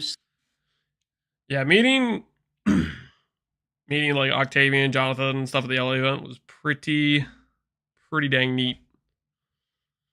We're gonna convert Rob from block from a D4 main to a PoE2 main. Just watch. Rob seems like he's already logging in, dude. He's been consuming PoE2. He's been doing like, I've been checking like his stream VODs. He's been having like 12 to like 16-hour streams, like just straight him consuming PoE content. He's going to be on launch a better PoE2 player than like half the PoE mains. He's skeptical he's for an animal. Good reason, due to under-delivered consuming all promises from larger corporations, etc. So people don't really tend to give that faith in a product or company very often. But in my communications and interactions, I'm going to say it with Jonathan Rogers in particular, the man who's sort of the major lead on the Path of Exile 2 project, I have come to wholeheartedly believe the man is multiple things. One of which is a person that actually knows his product demographic and how to accomplish what he's setting out to do, actually enjoys the own game in which he is playing and understands the game. Enjoys the game. Side note, I feel like whenever he's talking about having somebody over to his house, he's always like, yeah, so I started making him play PoE. You guys know what I'm talking about? I don't know how many times that's been like an answer in an interview where he's talking about forcing somebody that came over to his house to play PoE 2. He's like, oh, I need you to play test this for me real quick. We'll break out dinner later. You're gonna sit down and play this for a couple hours for me. So I have some personal belief in the company due to the nature of the person that is primarily representing the company. If that makes sense. I don't know if he forced it, but it sounds like he just has a lot of freaking stories about having people over at his house and he's making them play PoE 2. Personal reason that I am allowing myself to sort of get on the hype train for Path of Exile 2, as well as hopefully somewhat of an answer as to why you're seeing so much of a hype train from so many different guerrilla marketing. He's on the ground. The ARPG scene. It's more than just converting people one by one. To farm the latest game and we'll go farm the next one. There's always that percentage of it. Obviously, I'm going to post videos for the game that's the most hype in the ARPG scene as now, but there is legitimate belief in the company as well as the product behind it, with basically every creator that you could think or name. I don't really know, to be honest, of anyone in the field that I've talked to personally, professionally, whatever you want to call it, that feels other than like an overwhelming faith in the company, essentially, which is exceedingly rare in the gaming ARPG interview market. Soon. Now, another conversation you might see as tending to Path of Exile 2, if you are a newer player, is about blind. There's been some recent drama. I won't go into this about, stuff getting spoiled. There wasn't really anything major spoiled, but in terms of should you go into the game blind? Should you use a build guide? Like, why is this such a big conversational point? And there's multiple reasons behind this, and I'll just kind of explain this for people that might decide to play the game and want to really know what the decision is to make. I myself, as someone who, you know, would benefit from you watching and absorbing my content, would actually heavily recommend to you to basically do the opposite, which is I would suggest to keep yourself as clean and virgin snow as possible in terms of how much content that you absorb with the game. The only reason I say this is because Path of Exile 2 in and of itself is actually doing a very good job, in my experience of playing it, of explaining the game to you. I don't think this is a situation in which you need to download build guide. You know, I know you people don't really have guides out, you know, at the moment, literally anyway, due to the nature of the game really hasn't been, you know, explored as often as some of the other games. But I don't think this is a game in which you have to download 13 billion programs and all of that in order to be able to enjoy it. I think this is the type of game that you can, as a newer player, go into it and actually have the game itself sort of handhold you, at least from the beginning, to be able to understand it. And if you hit a wall, feel free to absorb these other things. I do think there will come a point when the end game, when you're feeling not maybe as much power as you would like, and you're going to begin to do some research. But I do think there is an argument to be made that going into the game and experiencing for yourself is now a possibility. This might seem controversial. I think that's 100% the case. You can 100% go in blind and you'll be absolutely fine. People always kept making the Dark Souls analogy with like the boss fights having mechanics and stuff, but it's just, isn't Dark Souls like you go to a boss and then you just repeatedly get wrecked until you have every like mechanic like somewhat perfectly timed or something? Like in the playtest I did where I was freaking party play with Yosis, we first tried like 75% of the bosses we played without knowing the mechanics or anything. Granted, we're both PvE players and we have some idea of like, oh, what passives are kind of good, but ultimately, were we doing anything that a new player couldn't do? Clicking the node that says % damage and then putting on the blue piece of gear instead of the white piece of gear? Like, I don't think we did anything particularly special or anything that would have been that much better than a complete blind player going into it. Game has the dodge. It's because of the dodge roll. Yeah, I guess. I don't know. I still don't think it's anywhere close to like contradictory due to if you've done any research about the original Path of Exile. We're using WASDA. Oh, that's the other thing. We did a console playtest, and both me and Yosis had not used an Xbox controller in like over multiple years. Or no, it wasn't even an Xbox controller. It was a PlayStation. I haven't played PlayStation or on a PlayStation controller since I was like 12 at my friend's house with like PlayStation 2. So I had the issue where PlayStation has like, how do I put this? Xbox controllers and PlayStations, they both have an X button, and my brain knows where the X button is for Xbox, but it's in a different spot for the PlayStation. And every single time I clicked the wrong thing, it was driving me crazy because I just had that inbuilt muscle memory of where the X button was on Xbox. I was getting outplayed by the PlayStation controller, honestly. Always unanimously, people recommending you to have a build guide from the beginning. And that is because Path of Exile 1 did not do the things that Path of Exile 2 are doing in order to handhold you, teach you the game, or keep you from basically corrupting your character. While your character can be salvaged in the end game, it was more difficult in Path of Exile 1 to be able to get an enjoyable experience without some outside information. This is probably the most common complaint of Path of Exile 1. It is a large portion of the reason that the Path of Exile 1, while it was considered a great game, didn't 100% dominate like all of the market and everyone's unanimously playing it on console and PC, and it's just like obvious it won, is because Path of Exile 1 is not very friendly to new players. And that is why you see so much recommendation around spreadsheets and build guides and programs, etc. And I think Path of Exile 2 is going to do a phenomenal job, in my experience, of playing the game at avoiding these same pitfalls for the newer players. So I don't think that's something you need to worry about as well, which is part of the reason I would suggest to you to maybe play the game for yourself before you actually go down the rabbit hole of try-hard min-maxing. Now, if there are a type of player that are hyper-competitive players, or they get the enjoyment from games, from progressing as quickly as possible, if you're one of these people, I absolutely understand. I played League of Legends for 10 years, and I had a roommate at the time who we would play every single day together, and he was more competitive than myself. And I won't say I'm casual, because I definitely wasn't casual in League of Legends, but my mentality was different around more having fun. But like, I also wanted to climb rank, as opposed to like climbing rank is the purpose of having fun. They were sort of. It's like the main difference is like, it's not that like I don't like fun or his friend didn't like fun. It's that for his friend or for me, being competitive is a fun thing. It's just fun. Just depends probably who you are. Like if so you enjoy I can that, understand those trying concepts, to go faster and I or know whatever, that this is that could be fun fundamentally too. something that's just different nature of different people, and there's nothing wrong with that. So if you want to go down the min-max try-hard strat, 07 to you. I hope you blast through the campaign and enjoy it.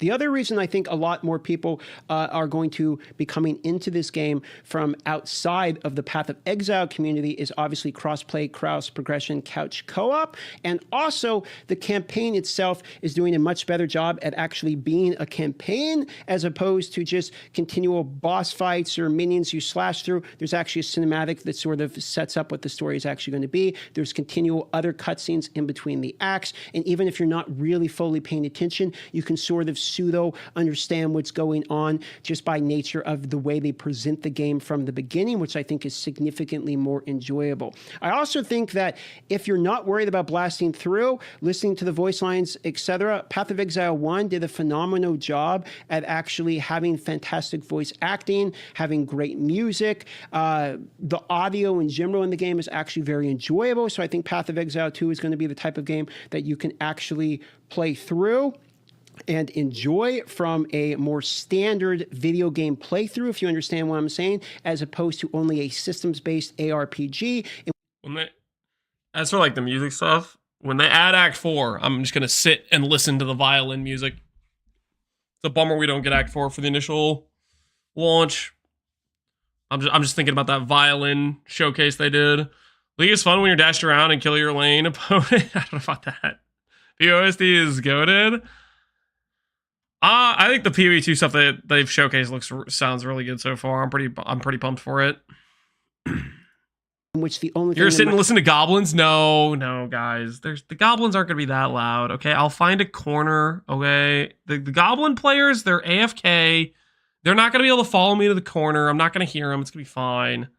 Matters totally fine. Items, power, build, etc. I think once you've put a certain amount of hours into the game game becomes that. But I think for most people that are deciding to play through the game near the beginning of the game, I absolutely can recommend to you that I don't think there's anything wrong with just playing the game through like a standard game in the beginning. So these are a couple of like the primary points of conversation that I'm actually seeing being brought up in the game in particular. I think that these are my thoughts on the matter. And to be honest, I hope that you all just have a really great time. To the people that are already part of the Path of Exile community, I implore you to welcome other people into the game. I think Path of Exile 2 is going to be the great melting pot in which all of the other genres and other people outside of the genres, etc., are going to come in. And I've very often seen there's food upstairs. Wait a minute. Okay, we'll have to go acquire that before the Ziz interview starts. We gotta finish this video. We have like 10 minutes. Food before the interview. Clutch, yeah, it's very clutch. Like, hey, tournaments are an F. You should play Path of Exile. It's the greatest ARPG in the genre, and you guys firmly believe that it is. I am of the same opinion, but then every now and then I was seeing the same type of people that are saying, Path of Exile is the best, ever. This is the game you should play. Why are you playing other games? And then some people come in to play Path of Exile and are overloaded with the information, etc., and then they get told, well, just go play Diablo 4. You're not smart enough for this game or something. So I would that's kind of toxic. Completely recommend to people that are like myself, that are enjoying Path of Exile and have some hours into it, to go back and remember what it felt like the first time you played it, and to be friendly and welcoming to the new people coming into the community. And I think that this also would extend to people like content creators. I understand there's also some arguments to be made about whether or not putting up build guides and all of this information early can be considered bait or not. But I think it's a fantastic opportunity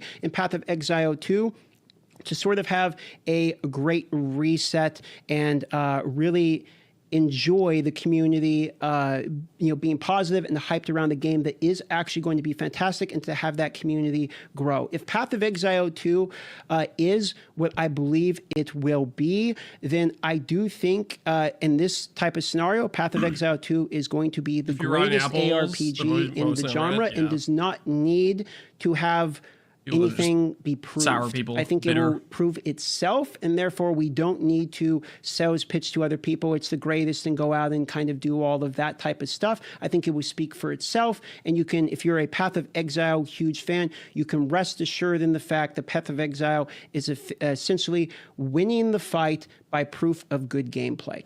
So that would be my argument to everyone outside of the community, inside of the community. I hope you all enjoy the game. I myself am going to enjoy the game a lot, and it's one of these types of games where it doesn't even matter if I was making content on it, I would be playing this game regardless. I legitimately enjoyed every second of me playing when I flow down to test the early access. All of the positivity you're seeing from other people, I can attest to, are legitimate from the people who have actually played it.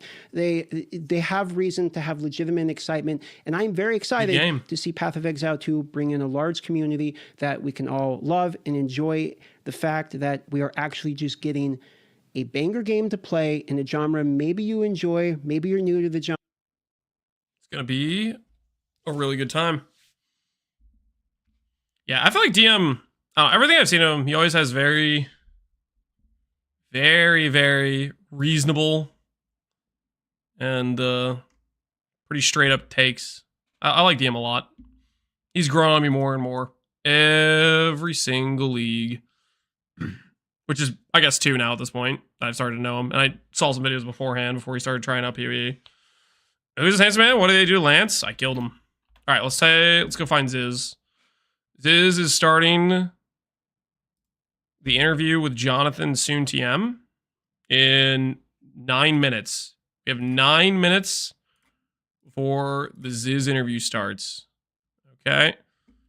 So I'm going to go ahead and grab the food that is supposedly upstairs, and we'll be ready to go. You yoink the food upstairs? Give me 1 second. That's why I blew up? Yeah. I think it makes 100% sense. Also, he's like, he's a content machine. Video every day, very consistent. I'll be right back. I'm gonna get the food. Now that I'm thinking about it, I should also fill up this water. Yeah, we don't want to run out.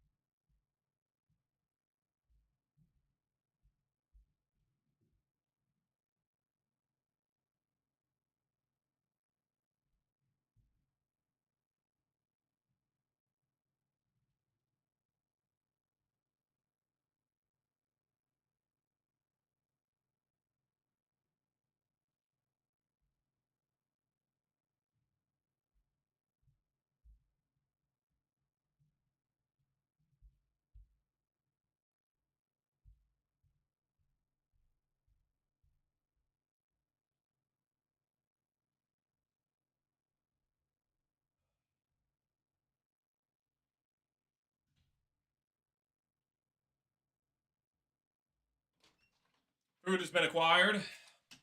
I'm ready. Sponsored by Big Water. I'm not sponsored by Big Water. I do enjoy hydration, however. I do heavily enjoy hydration. There's nothing wrong with that. All right, I'm probably gonna update the title to say we're looking at the Ziz interview. Checking out Ziz interview. Oh, I don't think I even updated the title initially when I started stream today. I don't think I checked it out. So they're gonna start in 5 minutes. I guess in the remainder of waiting for those 5 minutes, we can start watching Rue's initial thoughts. This is gonna be awkward because we're going to we're gonna stop 5 minutes. So we'll see how far we get. Hello, anybody here? Exile player, and then I made a build for me, and I don't mind failing because my build's too complicated, but I want to try something that I feel like I want to play at league start. So I'll explain both later, but there's like a lot of synergies. Like it's pretty complicated. Let's go And the over. Grammy Award for Best Music goes to Shao Rupert Meow. Let's China go over Cat. one of the builds that I. As a side note, having the ability for chat to constantly play like noises and stuff throughout the stream, it's definitely a increase in value of entertainment probably. But at the same time, this would be pretty tilting over time to constantly get interrupted through the power of chat redeeming sound effects. feel like will be good for the upcoming league. From what I know in the game so far. What are the odds that Ziz gets mad at Jonathan and bans him from his chat like he did that one guy from the clip earlier? 0%. I don't like it that much either. I think it probably depends on the person. There's probably people that really like it, but I think as a streamer, I'd start to get annoyed. As a viewer, yeah, it depends. Sometimes it's some of it can be funny. Other times it's like, man, this is getting way too spammy. Flat is really, really hard to come by. What's harder to come by from flat is physical flat, right? And I feel like a lot of grenade skills are really good in the game. There's just no flat added At for like least spells. from the numbers wise, right? So you That have I've like seen. cluster grenade, which Yeah, we're still good. I don't think you're gonna get until like way later. I don't know what level you get this at, but I'm gonna assume it's gonna be in like the 40s or the 50s. It's gonna be like way later. It's like an endgame skill. Havoc got to level 35, he said, and he said he didn't get cluster grenade. So it's gonna be later.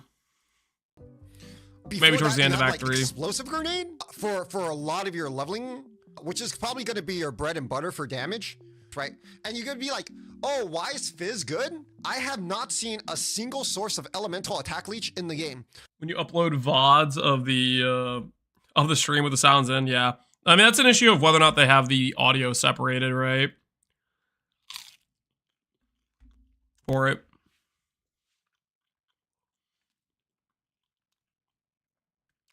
It's tier 13. Is that the last tier? Oh, that's a good point. Yeah, it is tier 13. Shoot. What tier is Fireball?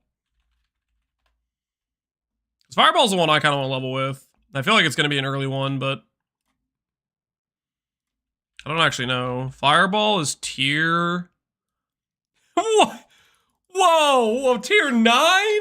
No, this can't be right. This can't... Level 21, tier 9. That does not make sense. There's no way. That these things just disagree.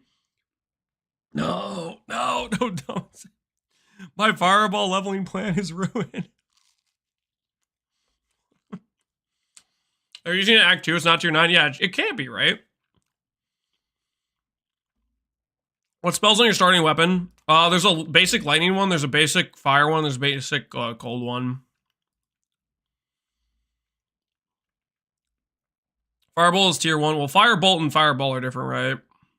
Firebolt's the thing on the weapon, right? The only thing that I've seen Use Fusillade? is Yeah, Fusillade physical seems decent. Attack leech. And that makes Fizz extremely good because Fizz is now tied directly to your recovery, right? Okay, so like the number one thing is how we're gonna get through the campaign with Mercenary, right? Can we all agree that if you understand and you read cluster or grenade skills, this is probably gonna be your main damaging skill. Makes me angry for some reason. I don't know, man. I think everybody has different voices, and I don't think there's anything wrong with that. I like it. Depends on where you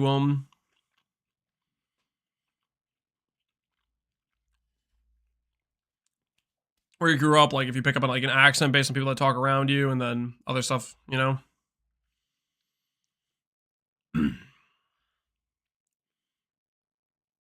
I think you and Connor are brothers. We're definitely not brothers. I think the thing we have in common is we're both white dudes who live in Midwest US. That's probably why we seem similar. The stream is the interview starting soon? We're right here. I don't want to miss it. I'm gonna sit right here. Surely it's starting soon. We'll look at Rue's plan afterwards. I don't want to miss the interview. That TV placement is wild. ASMR stream? Yeah. Man, do you think there's sickness ASMR streams? That is a questionable TV placement. I feel like you'd want like a big flat screen like right here, you know, in front of the couch. Questionable size too, yeah. The size is a little bit weak. Dude, why is it so blurry? Why did it go to 160p? Quality auto? Why would it default to 160p? What is that?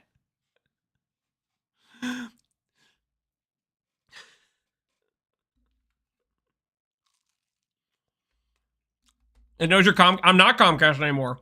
I'm free, dude. I'm unironically free.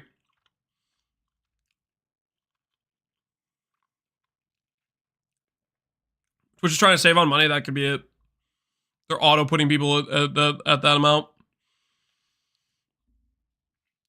Who did you upgrade to? We got a fiber company that installed literally in our area. We swapped as soon as they got installed, basically. Are you fiber pilled now? Yes. I finally have the freedom of decent internet. I don't have to deal with Comcast.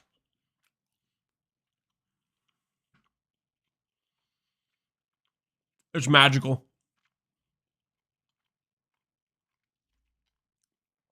What are you eating? It's kind of a quesadilla, but it also has like ham and some other stuff in it. I don't know. My wife made it. I'm hungry. I'm consuming. With no regrets. This is an average PoE streamer's mansion. This isn't even Ziz's house. This is just stock like photo or something.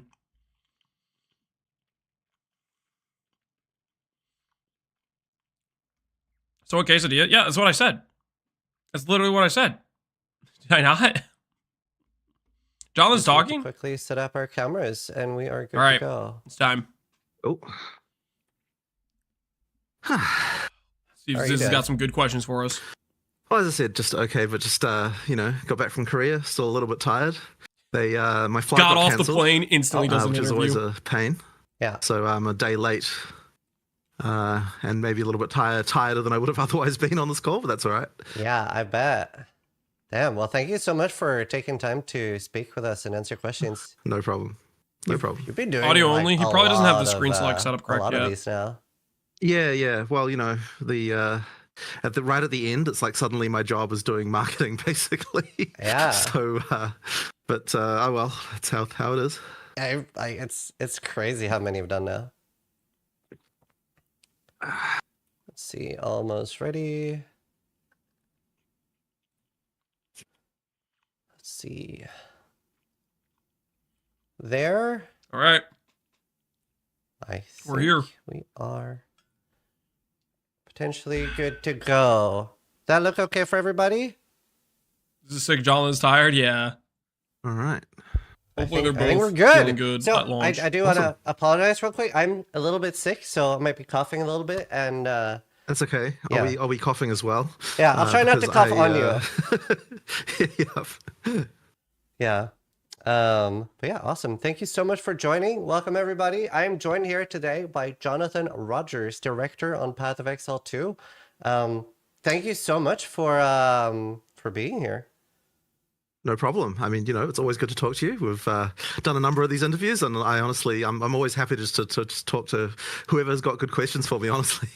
Yeah, I've tried to do just that. So I've sent Jonathan some of the questions ahead of time just so he could prepare. We could have a little bit less dev check. Reloaded, baby. Yeah, I've tried really hard to not have any repeat questions except for a few that I really want to push back a little bit on and talk a little bit about. Oh no. Sure.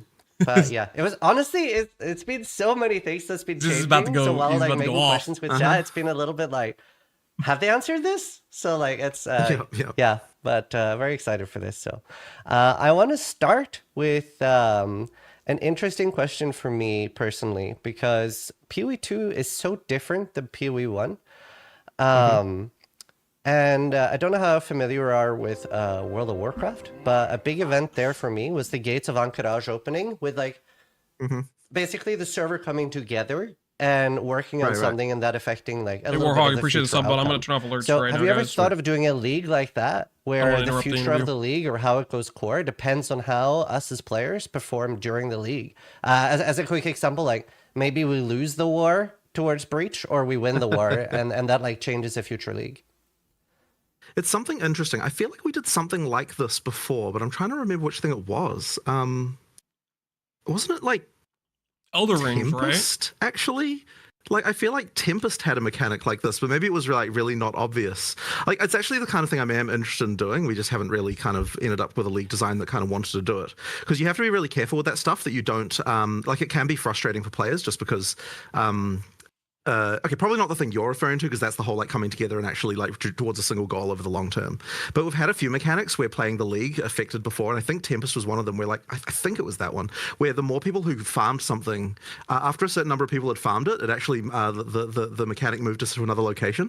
Oh, that's cool too. And yeah, so that was kind of interesting. But like I think that we sort of decided for that particular case that we weren't like that happy with it because I kind of had this thing of like, you know, the idea of unfairness of like, you know, oh, you have to like, someone says like, oh, this happened in the middle of the night, you need to wake up and do this. And so we kind of weren't happy with that. But I mean, like, the thing you were saying there about the gates, I mean, like, that's pretty cool. I just, like, I guess you have to be prepared for like both outcomes and then exactly what you're going to do in both cases. Like, it needs to actually feel like it had a meaningful impact. Yeah, but it doesn't have to be the follow-up league. Like, it could be something that you do half a year later or something. Like, say you say that we have to kill like 6 billion monsters, and if we don't, like, the league will be different. Right. But yeah, I guess I'm also kind of into the idea, although maybe people aren't, of like you create like a thing that once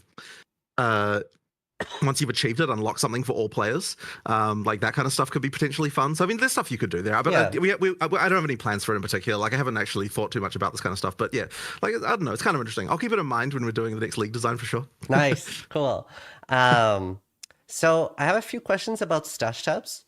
The first one is for things that don't have a PoE2 equivalent, like let's say Blight, right? Are we just not getting a tab at all, or are we going to instead get like a regular premium tab or something like that? Yeah, so currently you don't get anything, and basically that's because we still want to be able to potentially add that content later, and then at that point that tab will be you know, for that league. So if we gave you something now, then we'd have to like I guess read only the other. If we gave you a bonus tab now, we'd have to like give you a read only one or something like that.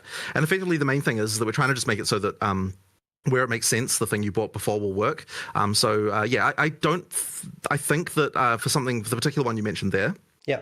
I suspect that in the future there'll be a time when that will work again, and so you're kind of going to be good in that regard. Okay. But I guess it might be like it is worth bringing up though that if we get to the point of like literally we're never going to use this ever in PoE2, I suppose we could consider like having a replacement tab for something like that. But at least for the time being, like we still intend that a lot of that stuff still gets used anyway.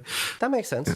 Now the next question is also about stash tabs, and I remember at some point there was a big discussion about consolidating normal tabs and letting people make quad tabs.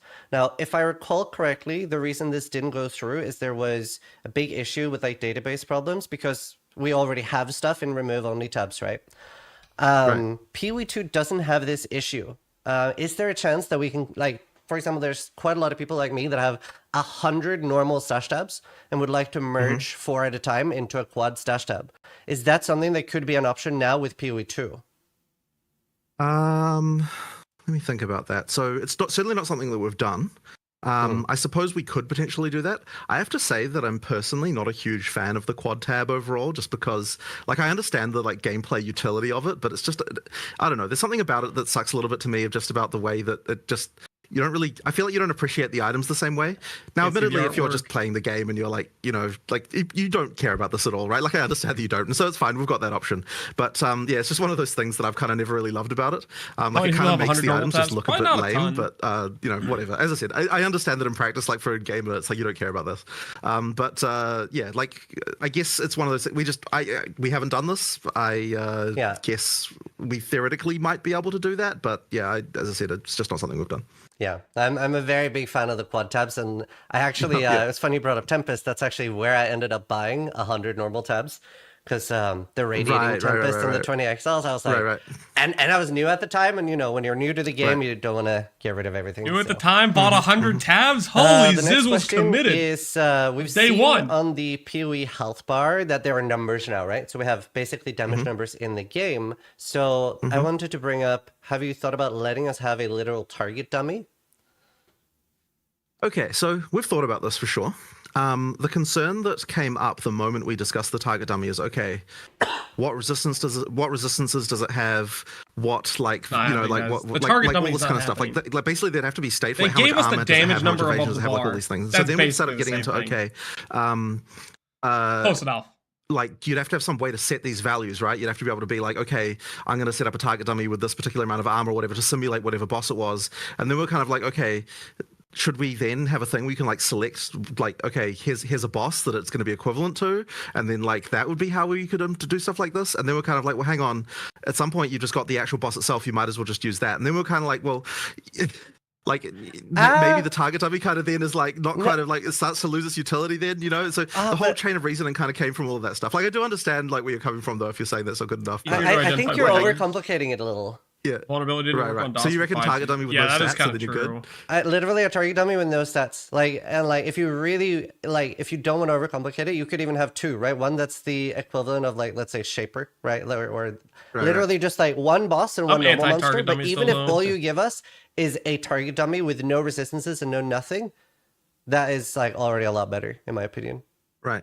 I mean, I'm definitely like I'm actually kind of like probably fine with this, but like as I said, the main concern was that. So it's funny because like anytime you're discussing a feature like this, there's always all the questions of like, okay, so then what are people going to immediately ask for the moment we add this? And so that's how we end up down the path of like, oh, it's like going to require this or this or this or this, and then all these things. And then that suddenly the feature is killed because of like the feeling of over complexity. So I guess that's just sort of explain like how that sort of stuff occurs. But I mean, look, if you're saying it's fine with no. Like with no stats at all, like maybe it's something we could consider doing. Like I'm not really opposed to it, to be honest.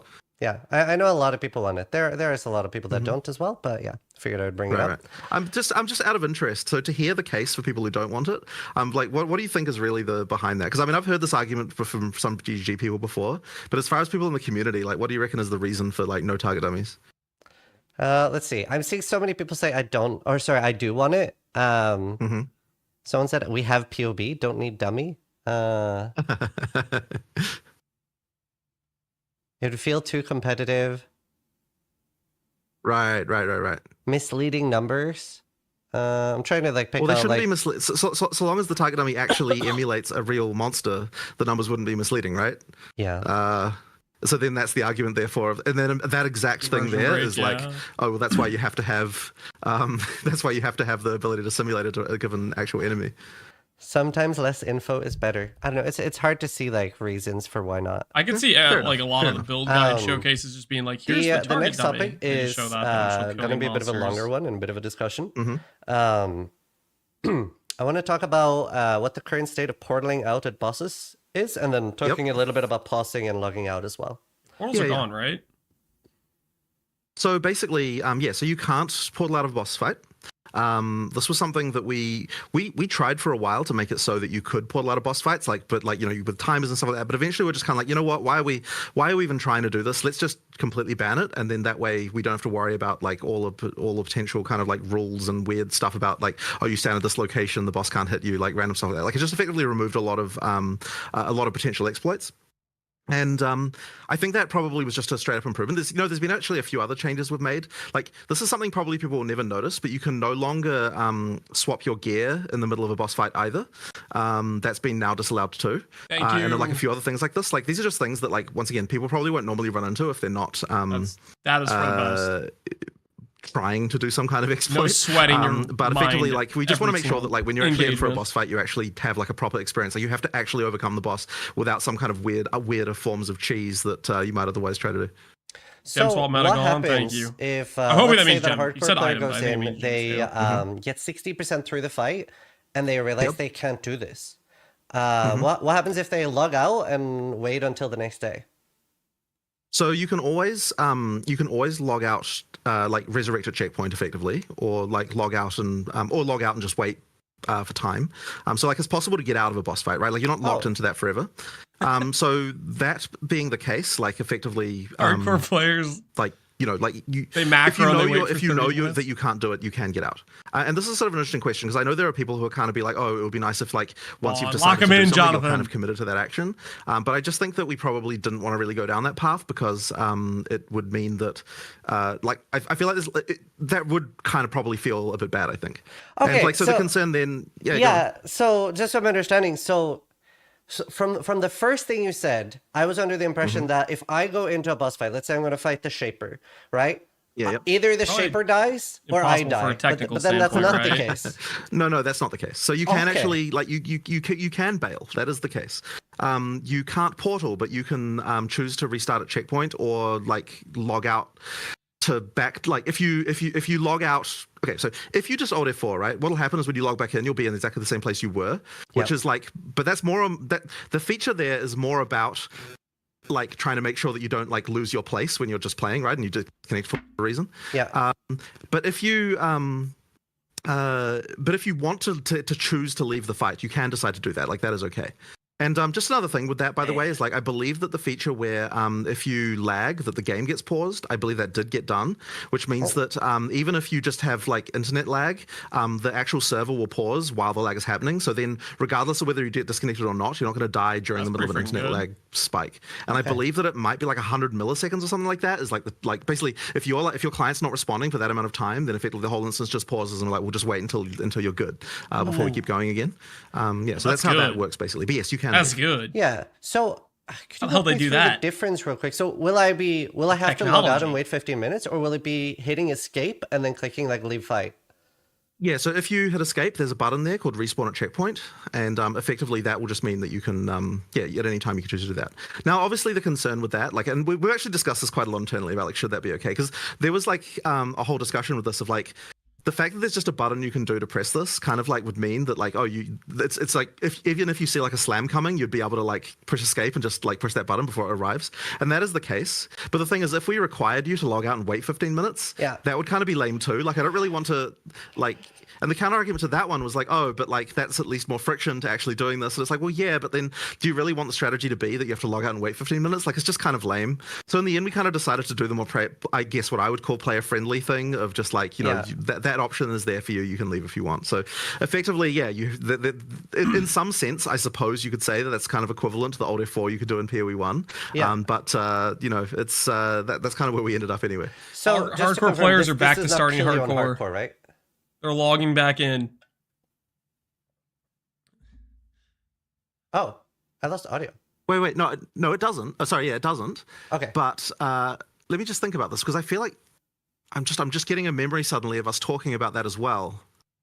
Yeah, I'm pretty sure that that's I'm pretty sure that that's fine. But I feel like I remember the concern I would have there of why that would be a bad thing. And I know a lot of people are against logout macro, right?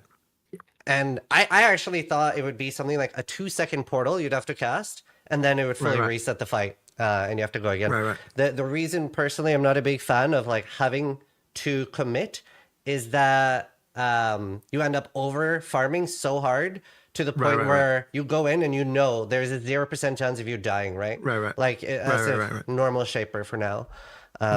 Whereas, like, if you can die, it's a lot more fun being able to go in before you're ready. So that's awesome. I'm very happy with that answer. He's just sick. I will mention, by the way, that there is a very old league flag. I don't know if it's exposed on the private league interface. It probably isn't, honestly.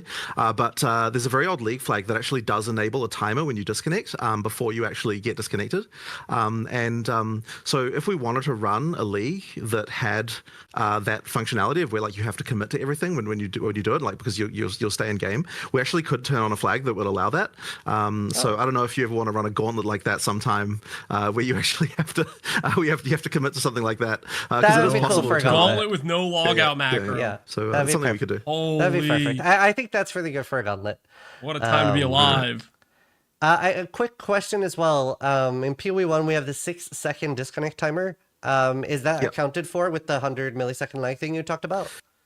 Okay, so effectively the 6-second disconnect timer is still like that is just like after 6 seconds of like you not being in game, then we just terminate the socket and you're gone. But because of the 100 millisecond pause thing existing now, effectively the 6-second thing doesn't like really matter anymore because it's only important for, like because the instance is frozen anyway. So all that's doing is just making it so that like look, at some point we have to give up on the fact that you're not going to actually be able to come back again. In theory, we could actually increase that time now because like there's really no downside to it being that long or even longer, so that would give longer for the internet to recover. But I mean, I guess we just haven't kind of done one thing or the other. But the thing that's going to matter to you really is just the fact that after 100 milliseconds instances paused, you're not going to die, and how long it takes before we like actually time your whole connection out is kind of not really as relevant anymore. Awesome. That's super cool. I can't remember in whose interview you were talking about it, but you expressed some interest in racing again and saying that that's something you considered revisiting now. But obviously you were cognizant of the fact that it's not necessarily what's going to like bring people back or bring revenue to the company, right? And you are a company. So I wanted to suggest, have you thought about having a specific like battle pass maybe, or even one singular item for racing and telling people, look, if there's interest, we'll bring back things like Descent, etc., based on how much it sells for. Then like the racing community can literally contribute as much or as little and as there is interest. I think that's pretty interesting. I actually did have another idea like a long time ago, which I don't know, like this is a different idea, but we'll just see. I'm just going to see what you think about it, because we never actually did this, but it was a thing that I was interested in, and that was the idea of like effectively like pay to enter races, where it would be like, you know, like some number of cents to enter a race, and then you effectively, I mean, it's sort of similar to the thing that you were talking about there, I guess, except that instead of being for a whole season, it was just like individual races. And that was kind of an interesting idea that I was thinking that maybe people would be interested in, but I wasn't quite sure whether the community would like that or not. Like it kind of wasn't clear to me, and so we were thinking like, oh, like 5 points to enter a race, and then because of the fact that the rewards, so then effectively the rewards of the race would have to be like cosmetics, right? Because obviously we can't give you rewards in the form of anything that would be player power, given that you need to pay MTX currency to enter. So then, but effectively the original race rewards were alt art uniques anyway, and like effectively if we remove the actual part where you get the actual unique out of it, in theory we could do like skins and stuff like that as part of the rewards. So we kind of discussed that, but I wasn't like whether I was just like very uncertain about whether the community would like hate this. So I'm kind of curious to hear your idea about what you think about it. I mean, the battle pass is similar, except that it's more of a like one-time purchase for a whole season, I assume. Yeah, it's also I was thinking more of like even if it starts out with like a cloak that you buy that isn't like this wouldn't depend on you being able to play or not. This is like if you want to see more of this in the future. I'm more of a fan of free entry and then having a way for people to support and just being open with like if this is something you guys are interested in, this is how you can show that you're interested in it. If not, the battle pass thing, thing's sort of interesting because it already kind of is similar to how the racing structure was anyway. Where you get points, and then like at certain thresholds, you get you get cosmetic. Yeah. So it actually probably does match more into it. I just mentioned the other one because it's something I thought of ages ago. Thought it would be interesting to see. But you know, that is an interesting idea. Like the racing battle, it's actually a pretty cool idea. Like I'm interested in this for sure. Cool. The main really with that is just the amount of bandwidth we have for making microtransactions, which is what we need to make for this, is honestly surprisingly low. Like we're so it's so ridiculous in some ways that like for a company that makes money from cosmetics that we don't have more people just working on that stuff. Yeah. But you know, we effectively need more people to be able to create more stuff like that, and it's like to already get more people for making existing hire one more MTX dev. Cosmetics. So hire another boss designer. Yes. If we had infinite resources to make that stuff, I would absolutely do something like that. I think that's pretty interesting. So it's just priority straight, baby. Yeah, that's fair. Awesome. It's just I'm such a big fan of racing, and I know a lot of people are. So wanted to bring that up. It is cool. I have a question from a community member in full caps lock. How do character names work? Is it the same as PW1, or is it #1254 where multiple people can be the same name? So obviously, like our accounts are hashtag now. Are our names still unique? So we decided to just keep the names the same way they worked before in PoE 1, for now at least. And the reason why is because, so with account names, you never really have to refer to account names very much while actually typing. Yeah. So we wouldn't have had to worry about all the concerns that come around having to know people's discriminators and having to worry about all that sort of thing. Yeah. With character names, there's a few other details. So one of them is that they expire. So you don't have the problem where the space just exists. I assume you knew that about character name expiration. Because I thought that was just done in waves. It's not done in waves. So effectively, 1 year after the character name after the character has not been logged into, it goes into a pool of names that someone else could create if they want to, and if they then do that, then the name gets expired for you. So effectively, over time, names will free up again. So that's the way that works. It's actually just as I said, it's just as soon as you haven't logged into a character for a year, that's when a character or the account. The character. Wow. Okay. So I believe that's how it. At least I think so. You have a good character name. You got to keep logging into that guy. But yeah, I'm pretty sure that's the way that one works. And yeah, so because of that, characters don't have quite exactly the same problem as account names do.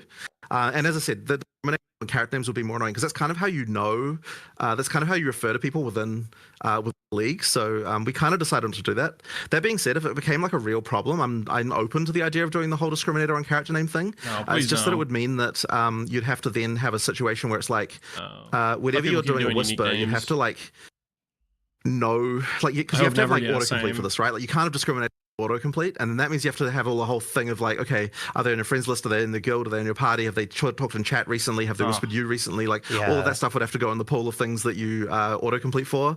And I mean, look, it's like how Discord used to be, right, when it had stuff. So there's basically just a bunch of work that you'd have to do there. And I mean, we could do that stuff if we felt like we needed to, but we're going to try without for the time being. Cool. And see how that goes, and if it's a real problem, then we can always change it. There are some audio issues, by the way. I don't know if the mic's too far away or something, but you're cutting out a little bit. I'll try that. Hopefully that. Sorry about that. I'm not immediately sure. cuts out after he does it. It's just a lot of people are commenting on it. Fair enough. Awesome. So another question with that for example, I have the name Zizarin right now in PoE 1. Mm-hmm. Will I have that in PoE 2, or is it fresh start from everyone, and there will be a character in PoE 1 and a character in PoE 2? Yeah, so the characters are separated in PoE 1 and 2. The databases are just completely independent. So you'll have to race to get there. You got to get there first, man. You got to get there first. I'm not getting that one. Your name's gone. Cool. So, a few other questions about runes. So, runes, they're obviously replacing the crafting bench. And... sure, yep. In a way. And... can you override them? Can I put in a new one over it if I want to change later? You can't. So that's something that... It's okay. I'm not changing my runes later. Could potentially do though. It's all going to be iron I actually have to talk to to Rishi and Mark about whether or not we'd want to allow that. But currently, you can't at least. So yeah, I'm very curious about this because, from my understanding, one of the main reasons that you wanted to remove sockets from gear was that you really wanted to have this new thing where you find a gear upgrade, you don't need to 6-link it, you don't need to get it exactly how you need it to be, you can just equip it. But I feel like I actually love the concept of runes, but I feel like a little bit about how they systematically work sort of ends up canceling this, right? Where I will not be able to actually pick up an item and, wow, this is an upgrade. I will have to fix my runes. Maybe I have to farm them. What? I see what you mean, but I don't think it's the same because the thing with so a couple of things with this. One of them is that when we're talking about the whole picking up an item and having to change stuff, what that was mostly around is the idea that socket colors and so on, right? It meant that you had to change either you have to chromatic stuff until the point where you've actually got exactly what you had before, or you have which is with -3 definitely way more annoying than having. Or he to picks up a chest piece that has colors on it, on your item, right? Chromaticking to get to the right state could be very difficult. But or the other thing you might have to do is just rearrange everything in your character and is -3 colors. It's not use different supports or something like that, right? So to me, that was a much more arduous process than what this is, because effectively you're going to have the currency that allows you to add sockets to items. It's not hard to get that currency. Like in the early game, it's a little bit more restricted, but effectively you're definitely going to buy, as you go through the game, you're going to have that currency in abundance, I would say. So I don't think it's like necessarily a problem like doing that. But you make sure it's best in I slot. felt like You were don't about to need to say make sure it's something best in slot until Yeah, you have like so an end game especially item. with resistances and stuff, I'm still a little Right. bit worried about this because you don't have the ability to change that later. Mm-hmm. Like the So best in slot effectively, question is based on in terms actual of fixing like, best in slot resistances, gear. the sockets are more of a thing that you would be worried about early game for those kinds of stats. When I say early game, I kind of mean like during the campaign, right? Because during the campaign, you're like, okay, I've got low on this resistance. I want to get another one of those. To same me, thing at least, I've found that it's kind of end not game something craft that on a chess piece is 6% attribute. I'm not going to too change worried that. about overall. Like as I'm I know changing what items it going is, up, because right? as you're You'll going know through the what it is for campaign, you're finding new runes, base too. types, you're getting new You'll have things, the you're kind of answer for constantly your build you're upgrading, making. and it kind of hasn't really ended up being a thing where I'm worried about that. If you equip a new item and you're like, I lack this resistance, generally speaking, I'll like, oh, okay, well, I'll add another socket or two to this, and then I'll get the resistance rune out of my stash and use that. So it's kind of ended up being a thing where like just fixing that resistance tends to be a problem that you do after deciding to upgrade anyway. So that's kind of been okay. And it's worth mentioning that with the runes, because they're kind of like I don't think so. At early game they're more powerful than they are at late game because the values there's only one value of each for each type. Yeah. So that means is that like early game, the resistances you're getting They're from one of these resistance runes is like extremely huge relative to the other resistance sources you would get. But as you get later into the game, the runes are less effective at solving that problem because the numbers are not stacking up compared to the mods you could get. And so as you get towards the later game, the things that you're going to be wanting to be socketing are more of the soul cores, which have the like different mods that aren't kind of designed to fix those early game problems.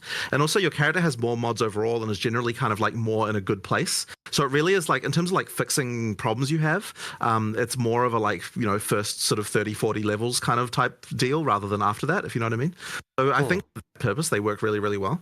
As for changing them, I suppose we could allow it. I don't actually see a reason why we couldn't do that, although as I said, I haven't talked to Mark and Rishi about it. But I guess the feeling here is that because you got to choose it, it's not quite the same as feeling like you need to be able to remove a mod that you would have from one of the random sources where we have like some random ways to get rid of it. So that was kind of the reason why we're thinking that it can go the way it has. But as I said, I don't think there's necessarily a downside to allowing you to replace it. So maybe that is fine. I just haven't thought all through all the repercussions of that yet. Yeah, I mean, for example, like I normally play SSF. Well, I actually have been playing a little bit more trade lately, and especially for trade, right? You could see like a perfect item you want to buy. Somebody bought it, but they've like got these like garbage runes in it. Look in the Ziggy. So I could see that being an issue as well. He has like 10 of them in his inventory. Definitely, like I'm trying to go into PoE too with the approach. Like, well, I haven't played it enough. I'll see how it is. But that is definitely something I'm very worried about, and hopefully something you'd be open to feedback with when we actually try it. Right. I mean, I'm definitely always open to the feedback of that. Yeah. But as I said, I think from actually trying it myself, that hasn't been a problem I've run into particularly. But, you know, I guess we'll see how it goes. Yeah. We'll buy more Faustus. I would bet it's a tradable currency on Faustus. They're stackable. Like how rare are the rarest runes, basically? So the runes themselves are not particularly rare. You get them fairly often. Like, I mean, you'll get, I mean, meant to ask about soul cores, probably. 4 or 5 of them probably, and then it only increases from there as you get more monster density and so on. So like you're finding them, and generally speaking, like if you're in Act 2, like maybe there'll be a rune that you want that you don't have, but then by the time you're in Act 3, I would say you probably have the runes that you need. Like they're generally available. It's really the soul cores that are the ones that are like the, you know, it's actually a struggle to find the ones you need of these, like because that's where the kind of the higher level gameplay is. Right. And would you say there are soul cores that are at the rarity of like Eternal Orb, Divine Orb, like that type of stuff? I don't know the actual numbers, but I would definitely think so. Like, there's definitely there are definitely hard to find ones for sure. Right. Okay. Yeah. Mage Blood Soul Core. Yeah. Awesome. Next up, how does like stacking ailment works for like stacking multiple of the same? Right. So effectively, so in general, ailments don't stack, right? In order to get the ability to stack them, there has to be some kind of mechanic you're getting. Yep. Usually that mechanic will have some kind of like that mechanic may have some kind of explanation for like any specific details you have to be aware of. But I guess the main thing to understand is that if you're doing something like stacking poison, the way that works is that all of the poisons that you do will always be on the monster. Yeah. and they're all running. But if you've got the ability to stack 2 poisons, then whatever the 2 largest poisons that you currently have that are on there, those will be the active ones. And then when one of those falls off, then the next largest will take its place effectively. So that kind of means that like that's kind of, I believe, sort of generally how the like buffs work in PoE, where you've got like, you know, what if you can have multiple buffs on a thing, but only one of them is active at a time. So in the case where you're allowed to have more than one, it's just effectively whatever the highest N buffs are that are on the character, that's the ones that you get effectively. Cool. Well, that's good. Yeah. So I don't know if there's anything else you want to know about that, but he's going off. No, not that I can think of. I think that answers that. That's really good. Sure, fair enough. Another question from the community. I didn't understand what he said. Mana and elemental leech Strongest exist? ailment that can be applied so is mana applied. leech is a thing, but only for attacks. Yeah. And elemental leech, I believe, is a Poison at a stack. There's only one poison at base. You can add more. I believe there are probably like various mechanics around that will give you elemental leech. It's definitely going to be a lot harder. But what we're trying to avoid is mana leech for spells. Because that can kind of like defeat a lot of mechanics and so on. So effectively, that's the main thing. Everything else is fair game. But, where you at? Just have to, you know, like it just your dreams are dead. So yeah, confirm. Kind of okay, cool. Yeah, no, I know a lot of people are hoping for a spell mana leech. If only somebody told you ahead of time, we're not going to use spell mana. Oh wait, I already did. Called that a mile out. A few questions about crit actually. In PoE 1, it's almost like when you're building a crit build, you're supposed to be 100% crit. Is that the same in PoE 2? I would say that it's kind of more like earlier PoE 1, how it used to be, where it's like you can get there with various mechanics, but I would say that it's like it may not be the most optimal thing to do, just because like the stuff you're sacrificing might be too much in order to do that. Yeah. Especially when you've got like conditional crit mechanics, getting to 100% isn't so bad, but like you're not always going to be meeting those conditions, if you know what I mean. Yeah, I would say that like we've tried to kind of keep things a little bit more in line in terms of having more like. As I said, just like the controlling the source a little bit better and kind of making sure that he like said crits getting very to 100% hard to is actually like a real like, as I said, possible but kind of not expected. So he said you're going to be wearing a Trypanon to get this crit, and you're going to regret trying to increase beyond that is kind of not hugely valuable. Now listen closely to the details. What's the main reason they're indifference? Is that just to like retain player power and not let it get out of control early? I wouldn't say that exactly. I think it's more just that like ideally every mechanic. So like I'm just I am generally in favor of the idea that like there's the decision to not increase something more is not because you run out of sources of it, but because like there's a reason that you don't want to do that because the trade-offs are too much. And so effectively by keeping the values that you're kind of like can easily get to a sort of certain midpoint, you just avoid this, like you just sort of make it so you get that trade-off, like you have to make that trade-off towards the end of the range. So it's effectively like that. I think that's kind of really the main reason. Like it's been a little while since I talked about this with anyone, but it sounds like they're balancing crit. That's kind of really what it came down to. We just kind of wanted to make 100% crit more of a like this is a very unusual situation rather than this is a common situation. Okay. And good. Do you think part of that is as well that at least in PoE 1, crit feels like the end game? Like you should go crit at some point. It's literally like the correct answer. Avoid that as well? 99% of the time. Well, we're certainly trying to make it so that crit is not the only build. There was actually a thing that we changed. So, so here's a random thing for you. We actually had the change for a little while where so crit modifiers, and I need to get this correct. Like there are various crit suffixes in PoE 1, and so there was this feeling that in PoE 1 that if you're a crit build, you've got like you can make your build more powerful than what non-crit builds can because the suffixes that are available to you as a crit build are like more powerful than what the suffixes are available to you as a not crit build. True. Yeah. So because of that, we actually decided initially to move crit stuff all to be prefixes as well to effectively compete with the other prefixes that you could get. The double whammy. That all increase damage, right? Not only is it going to be harder to get, you have to pay percent damage for it. It's taking the fight to the crit builds.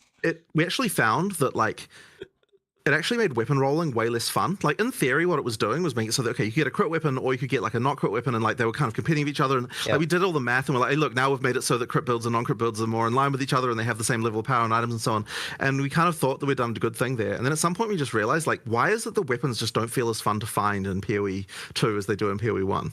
And then we realized that like this is actually part of the problem. So we actually reversed that decision and moved the crit stuff back to be suffixes again. Oh wait, what the hell, John? What is this roller coaster? Is actually reasonable in other ways for the other builds, like making sure that the are they suffixes or prefixes actually like make sense, and there's powerful versions of like ideally it's like there should be there should be a level that each suffix can get to that is exciting, right? Like, and so like the question we have to ask ourselves is like, what is an amount of strength that if you got that on a as a suffix that you'd be excited about that? Yeah. And so effectively like we're trying to make sure that there's actually like at the high end which one is it? I don't know what to believe and so hopefully we've restored some of the like possible power that you sort of can get from weapons, and I think that's sort of like as I said, I think it's in a better place. I don't really remember exactly how this was related to the original question anymore, but it was just something that came up in my mind. Does that mean that at the high end, you don't want dead suffixes? Like I remember life regen for a long time, and thorns, right, would be literally dead suffixes. You still want to have suffixes where when you get them, you need to have bad rolls, right? But at the same time, we did say that like, okay, whatever, when you've got the higher tier rolls, that there are actually things that like that the highest tier of something needs to be something you'd actually would be excited to see. Okay. And there are actually a couple of cases where the tiering system for mods, for rares, like you know how when you've got like T2, 3, 4, 5, 4, 5 just goes up to 5, like T5 rares. When if you actually get a T5 rare, it's actually possible because we haven't got some of the mods. Like light radius, for example, they don't actually have an eye level. There's no light radius mod that's higher than eye level, like 60 something, I think it is. It's probably like the highest one. It's actually possible that on the highest tier content with a tier 5 rare, that the dead mods like that are actually cut out of the mod pool completely. Oh snap! So it's actually possible for that to be the case. Now, tier 5 rares are like rare as hen's teeth, right? They're actually like incredibly rare. So when you get one of those, like the mods on those are going to be really good because like that the eye level of the mods you're going to get is like higher than a certain excited amount. for that. ID scroll into mirror tier item. So like that means that there are just like really bossy mains. Our stocks is it's through the roof. It's a bull market, baby. Again, can't remember where I was going with this, but this is like a thing that exists for the rare system. So the that can mean that some of the rares you can get at on the higher tiers can be very good. Awesome, very very cool. I'm very excited to hear that. Like items is like my favorite thing in ARPGs, so definitely looking forward to that. I want to continue asking about crit. Scroll of Wisdom crafters now, baby. That's right. Can be a Scroll little Wisdom bit into 2 Exalt Orbs. Especially like let's say like the Valspark from like Tynvin or whatever he's selling called. Selling unID'd items. Yeah, that's gonna be cool Shaper too. Balls and stuff. Selling like T5 items. The entire ability crits or none of it crits. Is enemy crit functioning similar in PoE 2, or is it to the individual projectile?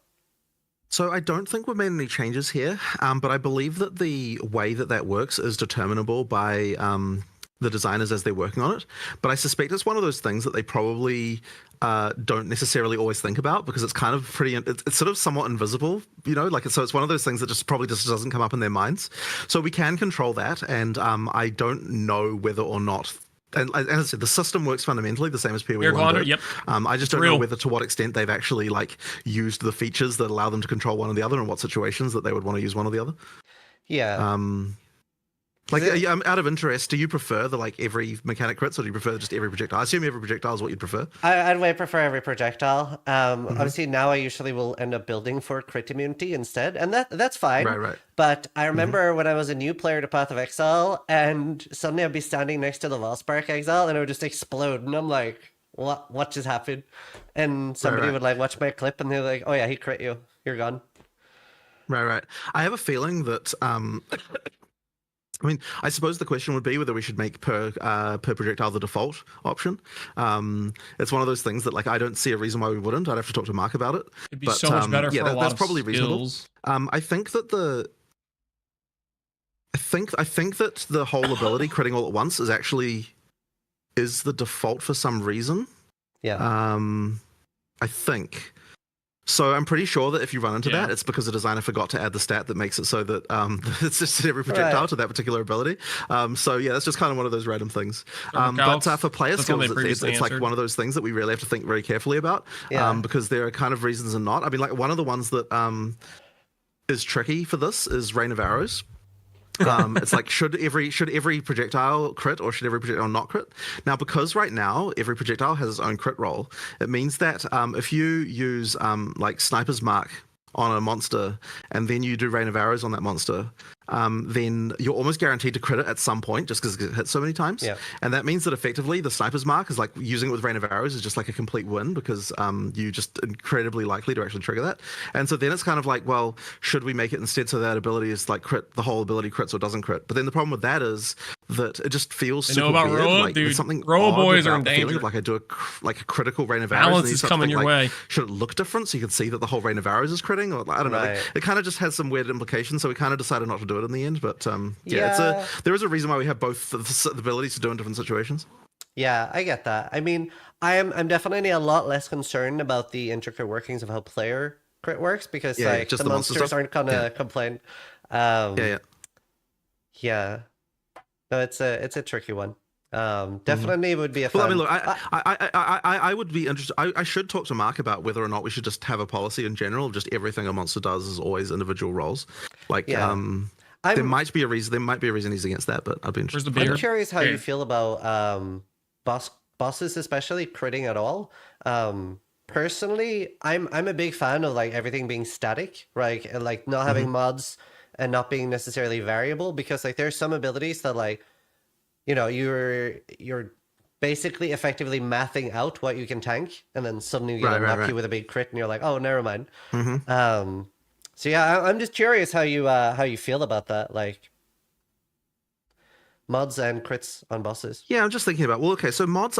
I think it's nice to have mods personally. I think because I like to have situations where you've got the ability to like it gives us an access to, because what having mods does, like on maps and so on, is the ability to make it so that a boss fight can feel different from a different time you fought it, just based on what the mods were. You can so I think that stuff's important. That being said, we did like the idea of having the static bosses for the top pinnacle content, just because that is a measuring stick that players can use against each other. So having that be like a static thing is kind of nice. So that's why I like the mods. As for the crits, I can see your point for sure. Like that is an interesting point. Like, should we crit at all for bosses? Yeah, I was just curious. I guess I just don't really have I honestly don't really have an argument for why they should, to be honest. I guess the main thing would be just to make sure we've got enough variance, but then the answer would be, well, why do the players probably don't want the variance? You know, yeah, I don't know. I find that to be interesting. It's not something that I've really thought about too much, I have to admit. Yeah, like I see your point about not wanting to have the crits for sure. So yeah, it's probably something that I'll have a chat to Mark about. I was just very, very curious about the answer there, because obviously, like, we can just get crit immunity, but the feeling for me there is it almost makes it mandatory. Right. And I feel like in general, whenever something feels mandatory, like remember the cast damage taken without crit immunity, cold days and stuff like that, like it usually gets like changed or removed. Right. So I suspect that the answer against this would involve basically like it's another like it's an axis of character development that we're removing. Like that's probably the argument that would be made against it. Range of attacks. So then the question is, but I agree with you that if something's mandatory, then it's kind of like, you know, maybe why should it necessarily exist? So yeah, I mean, point taken, right? Like this is an interesting one to me, and I'll talk to the guys about it. Ziggy wrote something really cool that I like. Let me see if where'd it go? Enemy crits should be conditional buffs you can see to and react to. I think that would be really cool. Like, let's say that let's use Shaper Slam as an example, right? That if the Shaper Slam is about to crit, it like changes the animation and becomes maybe a bit slower. Right. That would be really cool. Because that does change the fight, but like I love that. Yeah. That would be way cool. Well, that's interesting. Okay. It's for me I guess for me the big thing is that like they look exactly the same. You have no idea if it's gonna crit or not. Yeah. No, I agree. You know, that's a very good argument. Like it is a very good point. I'd be interested to hear if we're supposed to take Shaper Slam. If Mark has any. That is a loser's mentality. Like it is very interesting. We're gonna tank it. Yeah. We're gonna feel good about it. Cool. More questions about monsters. Do they still get charges? And if so, how do they work? So charges Sorry, don't lose have is any probably the wrong inherent word. bonus anymore. Yeah. So therefore, monsters don't currently get charges. I suspect it's the kind of thing where we might come up with some interesting thing to use them for in the future. But currently, there's just no reason for them to exist, so they just don't get them. Cool. I'm not mad. A lot of people are curious about support characters and how they fit into Path of Exile 2 for those that want to play with their friends and make OP combos together. So I would say it's sort of interesting, right? Because what we don't have is the support character in the way that PoE 1 had it, where it was like just a literal kind of AFK. Well, not, you walk around behind them, you don't really do anything. So I would say that like for that, like we still have things like that. Like you've got scepters and stuff like that that can give people bonuses. But I would say that support characters in PoE 2 are more along the lines of like I'm debuffing monsters actively, or I'm setting up things that are that don't need to worry about the damage in order for someone else to take advantage of them.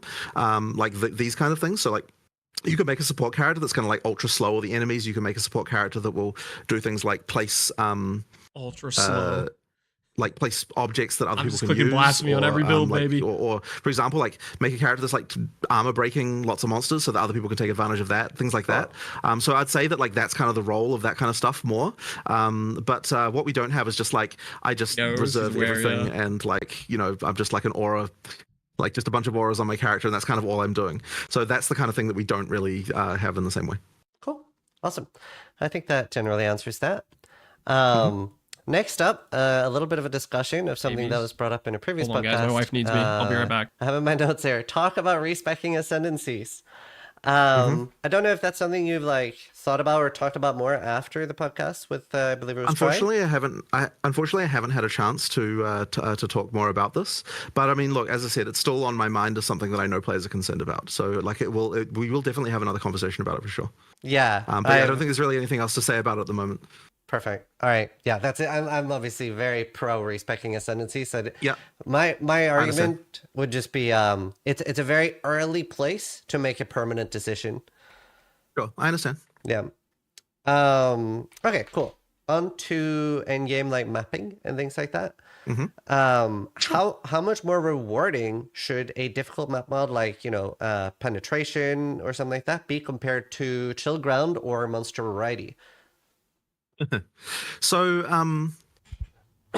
I believe that so it's a very different situation in PoE 2 than PoE 1 for this stuff, because the rewards from difficult mods are not necessarily like the rewarding part of the map mods, because we've got the thing with the prefixes are like the rewards mods and the suffixes are the like bad mods.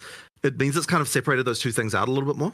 Yeah. Now there is still a thing where the harder mods have waystone drop rate increases on them, and so I believe I believe that the harder mods there do affect that, but I don't think that is like quite so much of a big deal compared to how it was in PoE 1, where like the item drops were heavily changed by that stuff. So like I don't know that, like as I said, it's a very different situation. Now it's this is one of those things that I'm like, I really hope it works, but I don't know if it will. So I guess we'll sort of have to see. Like the dynamics of what people choose to roll and how people respond to that are going to be very interesting. I guess we'll just see how that goes. But what it does mean, at least with the current way the system works, is that it doesn't matter quite so much what the the numbers we choose for how difficult those things are relative to like the rewards they give, because as I said, the rewards being given are mostly from the prefixes anyway. So yeah, I guess that's kind of related to that. Cool. Yeah, no, I was just curious because somebody brought up the point that I think it was penetration and monster variety had basically the same rewards. So I was curious there. So that'll be interesting to see how that changes. What about things like /letter? Is that going to be the same or different? It's the same for now. Look, we could probably do better with this. Like, it's funny because before we /ladder was a temporary cheat we added before PoE 1 was released as a temporary thing before we added the ladder screen. Huh.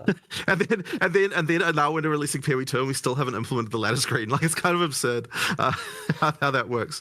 But yeah, we originally intended to have an in-game ladder screen, and then I guess the website kind of had it, and then we just never got around to actually implementing UI for it. Like, so all I could say is like, okay, it's been 15 years, but we're still intending to make a ladder screen in game one day. So, all right. So 15 years from now. Yeah, sure. At some point we'll get around to that. Cool. Okay, good to know. And in a similar vein, what about would it be possible at all for the community to get a more detailed API for things like that, like ladder and like making your own tools? So I'm curious what more you'd want out of the ladder for the API, because effectively I believe that the API we have right now just gives you a full dump of the first, like, I don't remember how many it is. Is it like 10,000 or something people, something like that? There's like some number of people in the ladder that it gives you, and as far as I know, it gives you everything you would need to have. So yeah, what else do you want, right? Well, like if you want something else, so I can add it. Yeah. Okay. Oh my God, we can get you a list. So obviously, like I'm, Sure. Yeah, it's a long time since I started computer science, so I don't have a list in front of me. But things I can think of off the top of my head would be boss kills, for example, right? For the events we do, that is one of the biggest things we want. Like what? Oh, so you want a ladder for when? Oh, you want like a different ladder for when people have killed a boss? Not necessarily part of the ladder, just like an API we can access for if somebody kills a boss or something. That'd be... So you mean like, but so like, do you want like how many times they've killed a given boss, or do you want like have they killed the boss at all yet? Yeah, have they killed the boss at all yet? I think that we do have support for ladders of when people killed a boss, because like, don't we have that for certain events? I thought we did. Only for the first person, I believe. I have a feeling that the way that's implemented internally is there's just effectively the amount of time until you kill the given boss, like as a separate ladder effectively. And then that would mean that like you could effectively dump a ladder of that, of like who was the first person to kill a given boss. So that's something we could probably do like relatively easily. I will say we haven't like thought about this for a long time. So well, I like, can, it's one of those things. I can get you like from like the guy who made PoE Racing and stuff, I can get you a list of like API things that would be huge for us. So obviously, I'm very involved in loving and wanting to do events. Right. As I said, I think we do have actually like boss time, time to kill a specific boss, but I'm pretty sure that what it is that like that had to be specifically implemented for each boss that we wanted to do it, because I'm pretty sure that the reason why we had that was for like the original race seasons we did, where we sometimes had like different objectives, things like first to kill X boss. So I think it's still lurking around in there somewhere, so we might be able to like resurrect that, and like it would be pretty cool to have a ladder for like first person to kill the pinnacle encounters in PoE2 when it comes out, for example. We might be a little bit too close to be able to actually implement something like that, but like it's possible that it's just like a matter of like resurrecting some piece of code that's been sitting there and turning it on. So I'll actually look into that, because that's kind of interesting. Yeah, is there going to be any form of like yellow text announcements for like first to level, first to new areas and stuff? Yes, so I think that we have, so the leveling one, I think we only do it every 5 levels, at least for the first while, just because we don't want it to be like super spammy. And for first to enter area, I think that I don't remember exactly how that was going to be. Because there was also some concern. I mean, look, there is definitely going to be stuff like that. But first I think that we just wanted to try and reduce the spam a little bit in some cases. Certainly you want like first to reach level, like past level like 65 or something. You probably want like everything above that to be like every single level, I would say, just because like, you know, that's pretty important race, and it takes a bit longer up there. So we've got stuff like that. I don't think there's any first to kill. Well, maybe there are first to kill bosses for the act bosses or something. I'm not. I don't remember the exact situation. But there's definitely some of that stuff. We just wanted to make sure it didn't seem like completely incomprehensible for like a bunch of new players who are seeing all the stuff for the first time. So yeah, we just kind of wanted to limit it a little bit. Very cool. I love to hear that.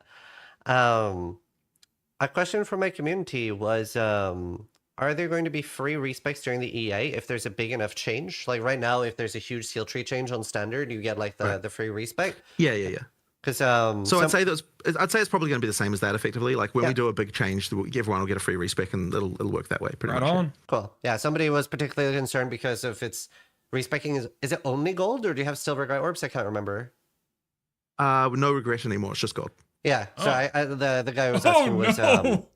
What if a big change at a high level is going to be rough, and you've just used your gold? You just log in, you're like, ooh. How am I supposed to fast this one? Generally speaking, it'll be that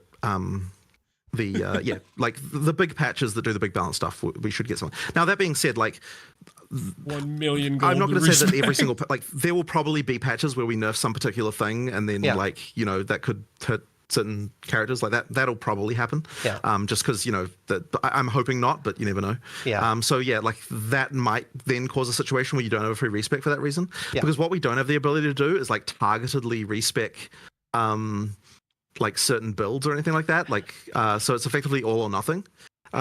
So because of that, the yeah, like it would have to be a more global change to like, you know, look, we've redone the skill tree in various ways, and then we'd probably do it. Yeah. And I'm guessing you can't go in negative gold, right? You can't like, okay, Mr. Respect No, Man, I'll pay you back later. No.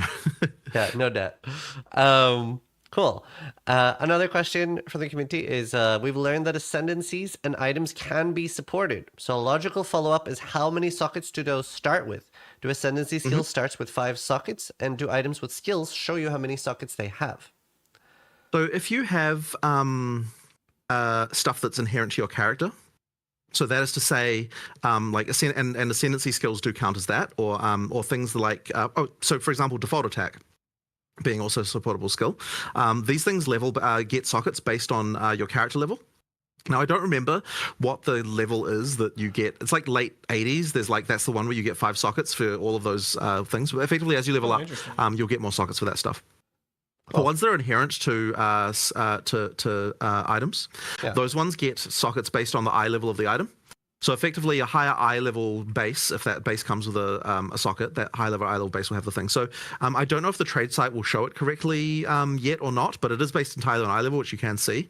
The trade site needs that will probably take some time to fully be like 100% like every single thing about it looking exactly the same as in game, just because there's like a whole bunch of work there. But we definitely want to make sure the trade site at least shows you everything that you sort of need to know. So I don't know whether or not they will be showing the sockets in that are in skills in gear, and I have a feeling it probably won't, because I know that skills in general on the trade site are kind of like because there's like a ton of work to make them work the same as in game. I think we're just going to be showing like names and levels, so it probably won't show the sockets on the site, but you can know that effectively there's just certain eye levels that the item is that when it does that, and then later on we'll like improve support on the trade site and get everything rendering exactly the same as in game, and then that'll be fine. But there certainly should be nothing on the trade site which you know you can't know about something that's important for trade, at least even to start with. Awesome. Quick follow-up on ascendancy questions that a lot of people asked me to ask, regardless of the answer. Are we going to have like be able to see the full ascendancies before launch? Good question. Good question. I don't know whether that's in the spoiler list or not, actually. What we're not going to have is like support for it on the website, which we were planning on doing, because we wanted people to like just have all that stuff there. But I think we didn't quite get time to implement all that stuff on the website to get that working. It's possible we can still get them to post the ascendancies early. I'll have to talk to the community team and see whether or not that's planned. We can probably... We might be able to do that. Yeah, I'll talk to the community team and see what their plan is for that. It is pretty much a 50-50, by the way. On whether or not people want that? Oh yeah, a lot of people don't want it. Right. I think we did show quite a lot about the ascendancies already, so like in some ways it's just filling out the remaining stuff. Shared quite a lot, literally less than 50%. I think the argument for people that do want it is that since it is like a hard lock thing, they want to like have a little bit of info there, and obviously most people really are appreciating that like we're going in blind, and that's pretty awesome. Sure. Fair enough. I'll talk to the community team and see how they feel about it. So yeah, we might do it. Or might maybe just throw up a poll and see what more people want. Let's keep them in the dark. But yeah, another question is a low life 50%? No, 30%. No, it's 35. 35. It's actually back to how it used to. It's back to how it used to be, and the reason is because that was changed up to 50%, mostly because of all the reservation-related stuff in PoE1, which is not a concern anymore. So that means low life can be 35 again, and okay. Why the hell is low Infernal Flame 30? Okay, interesting. Yeah, I was follow-up question about them. We were trying to figure out what it was. Cool. Force move, is that something that can be a keybind instead of taking up a skill slot? So it probably works the meant same 30, way as yeah, I PoE1. think, right? I guess that the thought with that is just like most people probably want force move on left click anyway, right? Not necessarily. I mean, I guess maybe not. Like, I suppose we could change that. But hang on, left click if it's non-walls though. So can't you change? He's exhausted. He is, yeah. Because you know the skill binds that are like Control W and stuff like that. Yeah. Like you can control, you can change those to not be using Control, right? Yes, you can change all your keybinds. The main issue for a lot of people right now is they would like to have in this keybind settings force move to be like, whether you put it on mouse button 1 or not, right now it's costing you a skill slot, and we're already a little bit, for some builds, a little bit short on that. I would have thought that when you include the control, like they're more inconvenient, but like the Control Q, Control W, that kind of stuff, those ones, like, are you really using all of those as well? Because I feel like you could just use the like skill slot 10 or whatever the last one is, like at the end there, and then use that one as your force move, and then just rebind it to something that doesn't require precision control. And then if you do that, you should be able to use that. But like, I mean, I guess there's no real reason we couldn't change it to not use a skill slot potentially. But I guess I figure that it's not usually a problem at the moment if you're able to do that. A lot of people Are are asking for one more skill slot. Okay, interesting. Well, I mean, look, I'll table it with the UI guys and see if they want to do it then. Yeah. Also, pretty small sample size, but I polled the people watching on Twitch right now, and 77% are saying they do want to know. I actually thought it would be more people against. Interesting. Yeah, so do with that what you will. Well, that's an interesting data point to have. Yeah, curious. Twitch is going to be way more people that would want I it, would though, like to hear right? a little bit more about Like that's a skewed and like buffing data the set. maps and like sure. If you can Like talk about that a little bit, Twitch are way more the before, hardcore Andes. The vibe I was getting as a player, it felt a little bit like Synthesis like, where I would be like trying really hard to maximize my area and buffing it up, and that could maybe sound a little tedious. So yeah, I would love to hear you talk about towers more. Yeah, so effectively, so you unlock towers. The towers are there's quite a few around, so you can always like, and the radius is actually quite large. I think I'm gonna and log what that in means walls, is that generally speaking, the amount of things that get added, like the amount of breaches, for example, that you add when you use a breach tablet, generally speaking, you're going to be there's more in radius that could receive the breach than the number that than the number that it's going to be adding. Okay. So for that reason, like I know there was some concern that we had initially that like, because you have to like run maps to get to the tower in the first place, you're effectively consuming some of the maps you would have been able to use, that would have gotten buffed. And that is true, but because the radius is so large, and because like the number that they'll add, of breaches that might add might be like 6 or something, or 6, 7, something like that. It means that generally speaking, there'll always be more maps in the radius than there will, even ones you haven't run yet, than what you add. Okay. In terms of adding them to overlapping stuff, like because there's overlapping towers, you can still get a situation where like you want to try and maximize this. Yeah. But yes, you can only add one, use each tower one time. So effectively, like you want to find the tower, like go to it, add whatever mechanic you're adding, find some nearby towers potentially if there are nearby ones. Use those as well. Like add them all, and then once you've done that, you get the overlapping radii for the mods, and then you run them. So effectively works like that. Okay. So yeah, I mean, if you've got any specific questions about it, I can certainly answer them. Can you use towers multiple times? No, you can't. So just one time each. Honestly, it's hard because again, I haven't played, which I love. I haven't played. I would just like, do you like it? Like, is it fun? Like, is it something you're confident that you think people will enjoy? I mean, I think it's pretty fun. Yeah, I think it's pretty fun, but it's kind of like, look, it's one of those things we'll just have to see how it works in some ways. Like, what we don't really know is like what the long-term feel of it is, like when you actually really ramp everything to like max, and with but like what's the steady state like once you've reached the like point of just grinding forever? Like, and that I what do you think he's gonna say? A hard time knowing. Like we haven't done like. The amount of time we need to invest to be able to really test that is like more than what we have, so it's kind of hard for us to know that. But the actual, just like when you just play it normally, like it's cool, like it does work well, and I'm enjoying that. The hard part, yeah, as I said, the hard part to know will be like once you've got infinite resources and you could just like, you've got as much as will it feel bad then? And I'm not sure about that. Yeah. I'm hoping not though. There are generic tablets as well, by the way, that don't relate to a specific mechanic.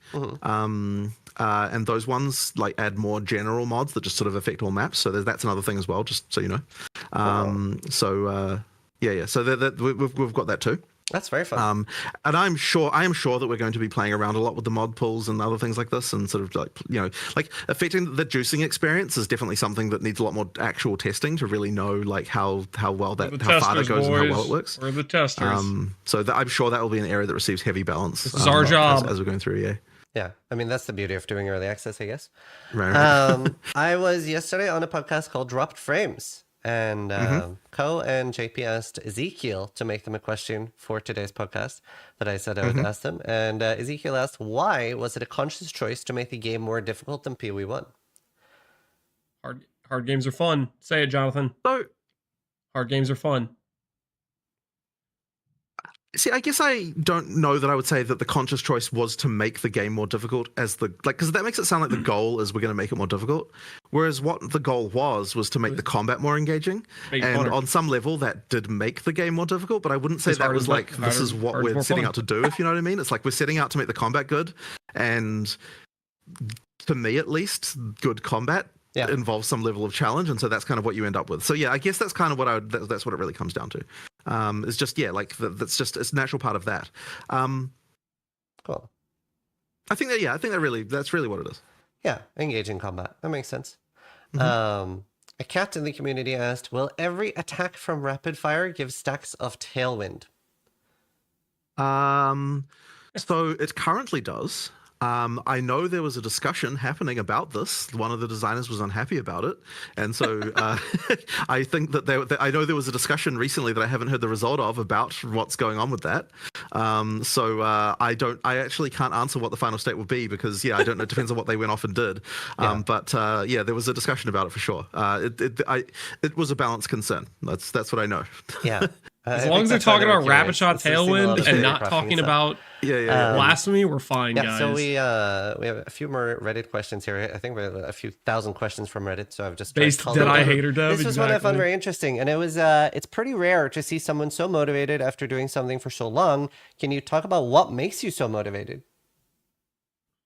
I guess for me, I just want to make I want to actually make a game I'm happy with, and until I've actually done that, I think I won't be happy. You know what I mean? Like I just want to keep going. Like I was never fully happy with PoE1. There was always more to do. It's always like that's just. Let's hope he's never happy with PoE2. I want to make that perfect action RPG. I'll just keep going until I've achieved that, right? And maybe that's impossible to make something really truly perfect, but I guess I'm just ultimately motivated to fix things. I want, I just want everything to be perfect, and so we keep going until we get to that point, which maybe is impossible. Just because I shaved, guys. As far as I know, that's what's driving me really. Yeah, no, that's awesome. That's a great answer. I mean, it's very talking to you as well. It's very fun. So it's great. Keep it up. Next question is does hardcore still go to softcore? Yes. So it works the same as PoE1. So effectively, I was thinking about actually starting softcore this time, but I could effectively just start playing on hardcore, die, and just continue on softcore then. Yeah, absolutely. Okay, I'll do that then. Yeah, sure. I mean, hopefully that will happen by the time you're 3 areas in. Okay. But we'll see. We'll see. Damn. All right. Oh wow. So how hardcore rival do you think it is for your first time? I think that would be. I think it probably would really not be hardcore viable, just because there's going to be mechanics on bosses that you're going to need to learn. That being said. Look, I mean, you can with enough grinding and if you really over prepare for everything, right? It's you obviously honestly. Be very, you can be successful. But yeah, if you're playing at a regular pace, bosses will kill you just due to learn the mechanics. There are things that are subtle about them, and you have to work them out. Or obviously you've never seen everything is very well telegraphed, but if you don't know what it's telegraphing, until you've seen the ability one time, what I would say is if you were playing behind someone and every single boss fight you watched a video of someone playing it first before you fought it in hardcore, I think you could probably do it that way. Just get Ben to log in and go slightly slower than him. All the stuff the first time yourself. So that I would say you can do. That's I would say nothing play softcore too your first crazy. time, or at least play hardcore and die, and then play softcore the rest, and you should be all right. Yeah. No, I was actually bouncing between which one I should do, and then it was finally Ben that convinced me that I should play. Jonathan said, and I quote, "Chonk is garbage." And I think that obviously that is something we're all concerned about. So, I have a feeling like if there are server issues, it probably won't be that like it's like lag server side on the individual like on an individual instance. It's much more likely to be like back-end problems, which like boot off, 100,000 people get booted off kind of thing. That's kind of like a different type, rather than like a chunk is effectively crappy performance. I would right. hope anyway. I mean, you never really know, but like I just have a feeling it was much more likely to be those kinds of problems, like the like horrible back-end issue that I have to get up for at 2 a.m. to work out, rather than the like just slow grind. Yeah. How? But, hopefully we're able to solve that issue. How confident are you feeling? Like, it's hard. Apparently, not very. If I'm, yeah. Come on, Jonathan, give us some confidence here, man. I really have no idea how many people will turn up on day one. Like, we can look at supporter pack sales and we can say like, okay, well, there's at least this number. But on day one, we're not sure. And the other thing as well is that there are things like, what's console going to be like? I just don't know really. Like, how many people will turn up there? It's really hard to say.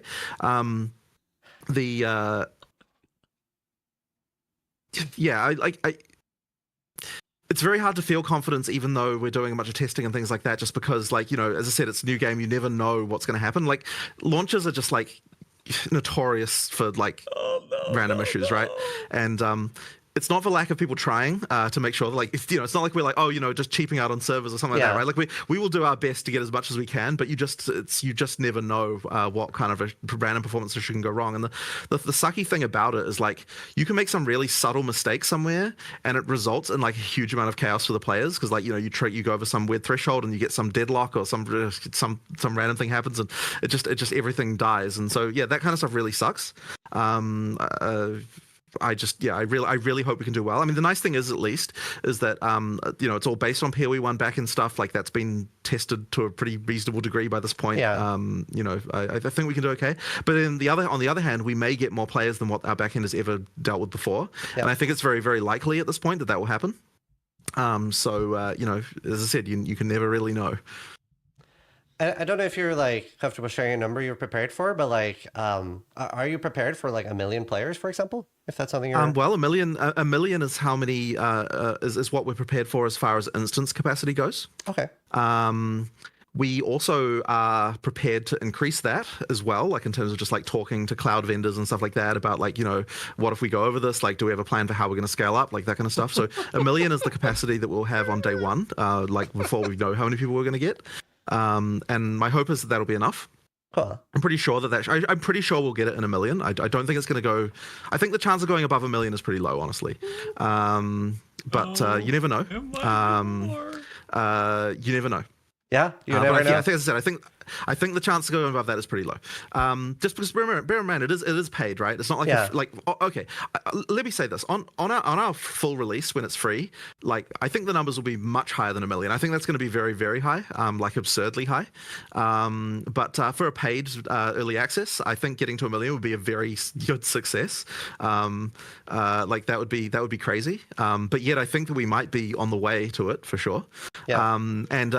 As I said, 1 million is what we're, because of the fact that we want to make sure we don't screw this up. 1 million is what we're getting for instance capacity. When I say instance, by the way, I'm talking about the actual servers that individual players play on, as opposed to like the back end, which is like where all the which is the scaling challenge that's much more hard to know.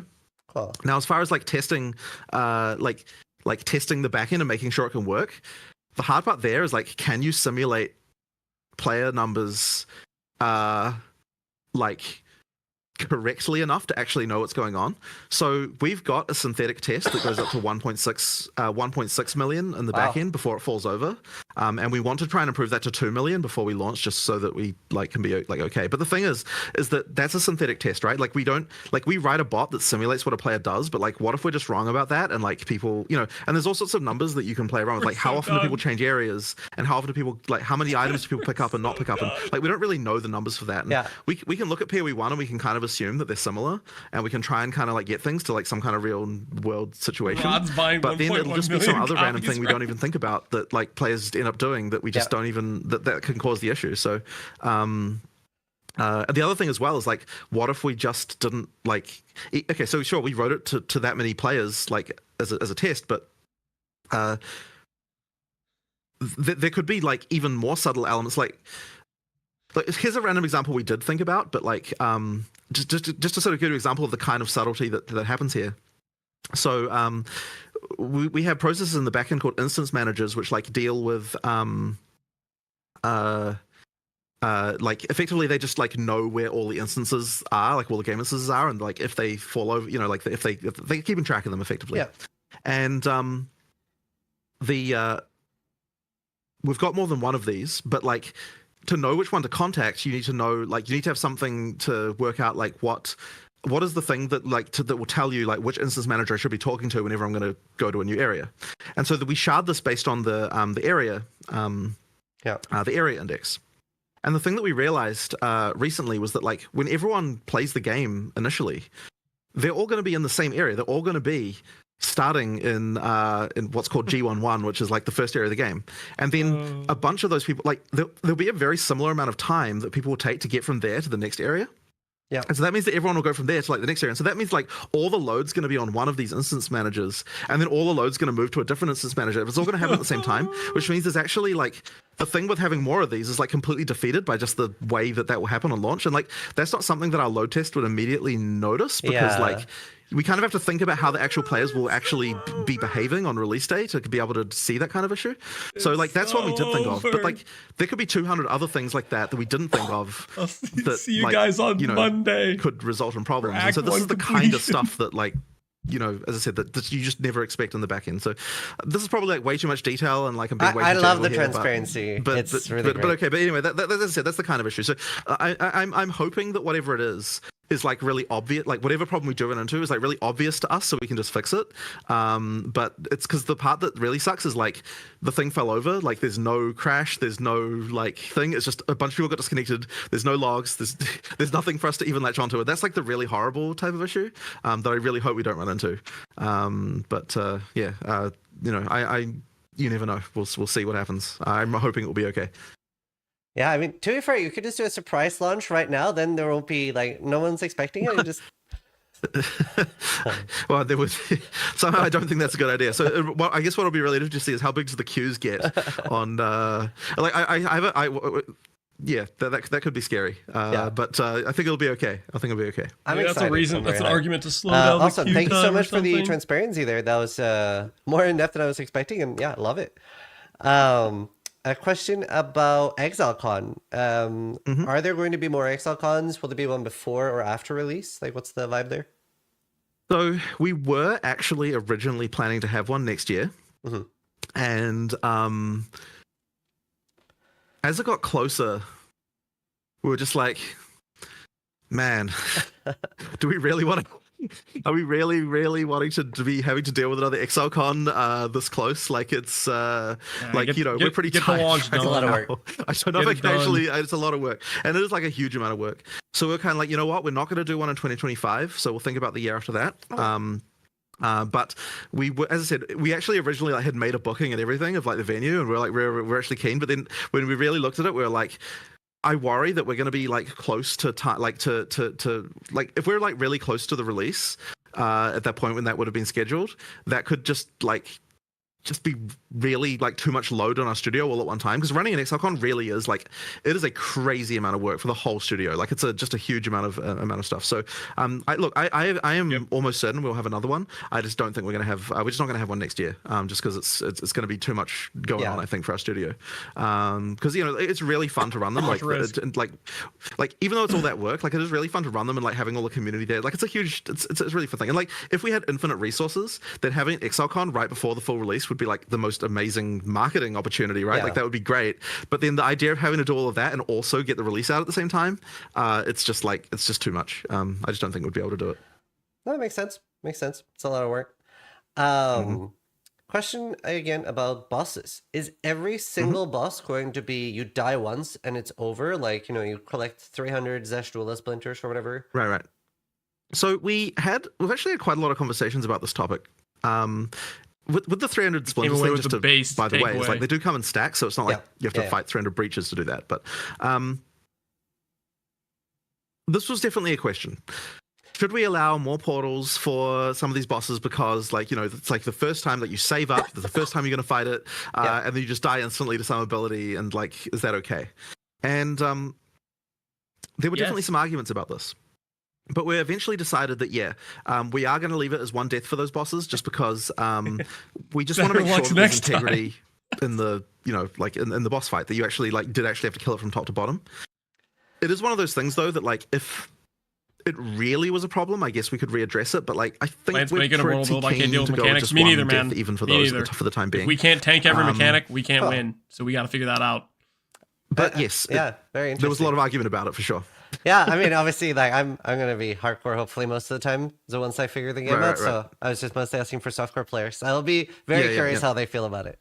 Asking for softcore players. Okay, okay. Another question. Okay.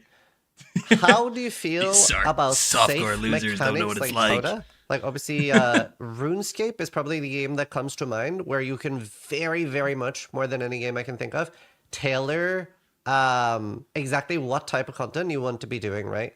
Like if you want to, you can do completely safe content, or you can focus on like a really hard boss fight where it takes all of your focus. So yeah, what are your thoughts on like being able to tailor your custom content? So, I mean, I would say that PoE is pretty strong in this regard as well, right? Like, you've got the ability to change the degree to which, like, how many mods you put on maps, and then, like, how much you're juicing things with mechanics for the towers, and, like, all sorts of stuff like that. So I would say that PoE is one of the games where you do actually have quite a lot of control. So, like, you can definitely get, like, look, if you're running a white map, it's not a huge amount that's just going to randomly kill you. If you're powerful enough to deal with that, you should be okay. It really is the other extra difficulty you add that makes it so that you're so that you're more safe. And like especially now that the bosses have been moved out of the regular map, so that you can choose whether you're doing them or not. Like you have even that choice as well. So yeah, I'm a fan of tailoring content difficulty, and that is the goal for us as well, right? Just like make sure that you can decide that. Awesome. Yeah, no, me too. I'm a big fan of that. Very cool. So talking about playing hardcore and pausing. Any very big surprises? Not too big so far.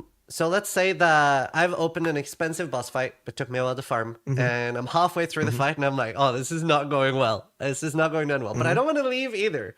Can I pause the fight and be like, "Steel Mage, I need help right now. Please come get me." And can he then like while I'm paused, can he come help me? So so currently you actually can't like do things like accept invites and everything while you're paused. Now we actually had planned to allow you to do way more stuff while paused. There was this whole pause rework we were going to do. We were going to change the interface so you can pause the game and still be able to like look at the rest of the interface and like kind of do certain things while paused or not, and then we could just make the decision of like what's allowed when paused and what isn't. But we never got it. We unfortunately didn't get time to do it. So right now, you wouldn't be able to accept a challenge while paused. But that being said, you could like pause the game, message your friend, he sends you an invite, you unpause quickly, click accept, and then pause again, right? Like it is kind of possible. And so there's kind of really no reason to like not allow you to accept an invite while paused for that reason, because like you can just kind of do that. Like that would be possible. Cool. And ultimately that would mean that you can kind of do that. The question then is like, can you get to the person in a fight? And that depends on the context. Now, I don't actually know 100% of all the rules about this, about exactly what goes on. I believe that when you seashell someone, as the players call it, that people call it seashell. That you go to the checkpoint of the last, you go to the physical location of the most recent checkpoint the player has. The blue and then from there you can go into the boss about. fight. So during campaign, you can certainly just like get into someone's boss fight very easily. What I don't know is what the situation is with regard to maps you can pause, and exactly how that works. So I would have to check on that to work out exactly what you could do there. I am sure there's going to be all sorts of like exploits and like random issues around pausing and checkpoints as well, and like all of those things. Like I just have a feeling that there's going to be stuff. Like we obviously do our best to think of these, but I'm sure there's going to be some stuff. So there might have to be some tweaks to the rules later on here. But as far as I know, you can seashell do that. Abusers get out. Not okay. I believe. So I'm pretty sure what should happen is I think that for maps, the last checkpoint is like still in the map room. because there's no checkpoints in map. So I'm pretty sure what would happen is they'd go outside the map. They would be standing where the portals are, and if there's a portal available, they'll be able to go through that portal. And so if you moved the portal close to the boss fight before you went into it, because you can't use the portal while in the boss fight, then that would mean they'd be outside the boss fight. And so long as there's a way to get into the boss fight after the fact, it should work. So as far as I know, that should be how it works at the moment. But as I said, there might be individual rules that we can add or remove or whatever. Like there'll probably be tweaks to this, I'm sure. Cool. Also, chat really wants me to correct you and say it's we call it swirly. What? Okay. Yeah, For some reason, people around here call them seashelling. Right. I don't know where that. Maybe that's just in GGG slang for this. That's funny. Okay. Yeah, I mean, it apparently looks like a seashell. That is really cool. Though I'm obviously a little bit biased. Like, I would love to run like a boss service where I'm like coming to rescue people. So that'd be very fun. Well, as far as I know, that should be possible right now.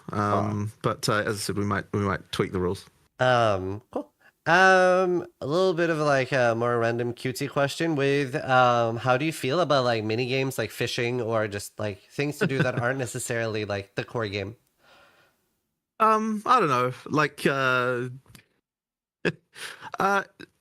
some people find that stuff fun. I guess I see the mini games in PoE as more like the different league mechanics. So like those are the things that we're probably more likely to add. But I know people have been wanting a fishing mini game for a long time. I guess look, we have boat support now, right? Like I know. from the hideout. so you never know, I guess. Jonathan literally has a trained sniper rifle on him right now. Is that something we can see improvements of in PoE 2? So this is one of those things where like it's trivially easy to add two-factor authentication. The hard part is all the support policy around what happens when people lose their second factor. And it's like okay, so like how do you verify someone who's lost the second factor? And then like that's a whole thing that's all drama around this. And then like you open yourself up to like all sorts of like support mistakes you could be making when with that kind of stuff. And like it's notoriously like you have this thing. And then people say, oh, you should just tell people that if they had two-factor, then if they lose the second factor, they're just hosed. And it's like, well, you can say that now. Yeah. You say that right up to the point you do lose your second factor, and then you're like, why is there no recovery process for this? You know what I mean? Like there has to be a recovery process. And then it's like, okay, so then how do we verify it? So then people are like, oh, you could like take government ID, and it's like, okay, well now there's like GDPR and privacy implications of this, and it's like it's just kind of an endless rabbit hole of like random policy and horrible stuff, and so like we should have it, right? Like absolutely we should 100% we should have two-factor. We just don't, and it's all because of that, like the tricky stuff around this. And like one day I just have no doubt we will implement this. It's just we just need to dig ourselves out of the hole of all the policy issues with around support for this. That's the thing. And so what I will say though is just as a thing is that you can effectively outsource the two-factor on your account by using Steam if you want, because they have two-factor. And if Steam is the only login method on your account, then effectively you're just relying on their two-factor to be able to work. So you still have that option at least. Right. But yeah, we should add two-factor to the regular login system, and I want to add two-factor to the regular login system. It's just a question of getting time to sort through all the problems with it. Speaking of regular login system, I can't remember if this was already confirmed, but do we still have both the standalone client and Steam? Yep. Okay. We do. Excellent. Another community question. So there is a limit of support gems, right? I can only use control destruction on one gem. I can't use it on two gems. Correct.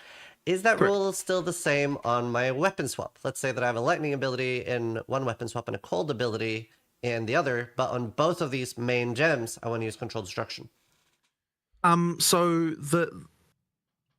weapon swap doesn't there's change one gems, per character. It doesn't relate to weapon swap. Because the thing I just want to clarify around this is that like it's not like you've got slots that are just like one versus the other, right? Like when you look at your skill screen, they're all just on one screen. That you just get to enable or disable certain skills for being used by a certain weapon swap. So there's no as far as the question goes, it is one for your entire character. Okay. When we saw like videos, somebody had a video going through the settings and stuff like that, and I did not see lockstep or predictive being there. Is that still a thing?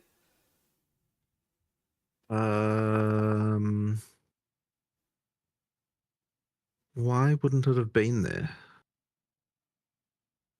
It could have been there. Okay, so apparently it's only on the menu screen. Oh yeah. Because you can't change it while you're in your while you're in game. But yeah, it should be there. As far as I know. One thing I will say is that predictive with WSD. Sorry, not predict. Lockstep. Okay, let me get this right. Okay, so there is a mode called hybrid. And I think that with WSD, predictive turns into hybrid, but I'm not sure whether or not they've actually like fiddled around with the interface of this. Hybrid is the mode that consoles use, but I don't think it tells you about it because I don't think there's a setting for it on consoles. Right. But effectively, what that is, it's like it's somewhere in between predictive and lockstep. I guess I could like, and effectively, what it is that. This is kind of irrelevant, but effectively, with lockstep, when there's lag, internet lag, the whole game freezes. And with predictive, when there's internet lag, the game does not freeze. Hybrid is a mode where we still use predictive networking, but we still freeze everything when the server hasn't replied to you, and that's just because it keeps everything sync a little bit better, but prevents some of the issues that you get in predictive. And that mode just works a bit better when you're using direct control with WSD versus and stuff without causing too many desync issues. So that's just a random detail there. But yeah, as far as I know, they still work, and they should be fine. What I worry about. And this is just random speculation on my part, is that like pretty much everyone in GGG plays in lockstep. Yeah.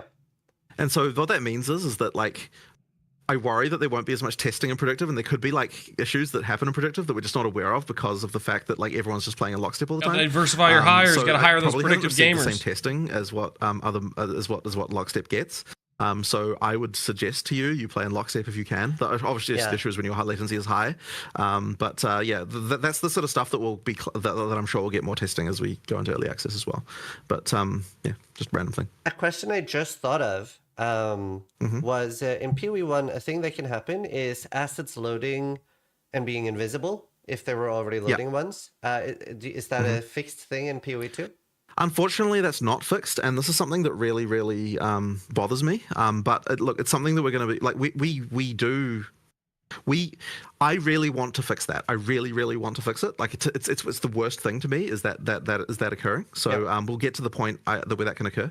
It's actually been made harder in PoE2 because of the fact the assets are larger in general. You know, like higher resolution textures and higher resolution like models and stuff like that. So. I don't think it will necessarily be worse or anything, but yeah, it really sucks to me whenever a thing doesn't load. And so this is a thing that we will be working on and improving over time. I want to get to the point where it's just 100% the case that you never see an asset pop.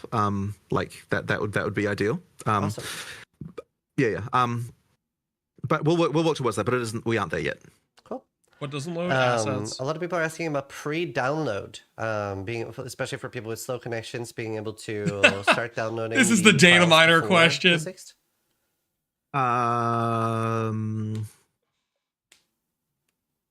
the concern there would be what do you call it? Data mining.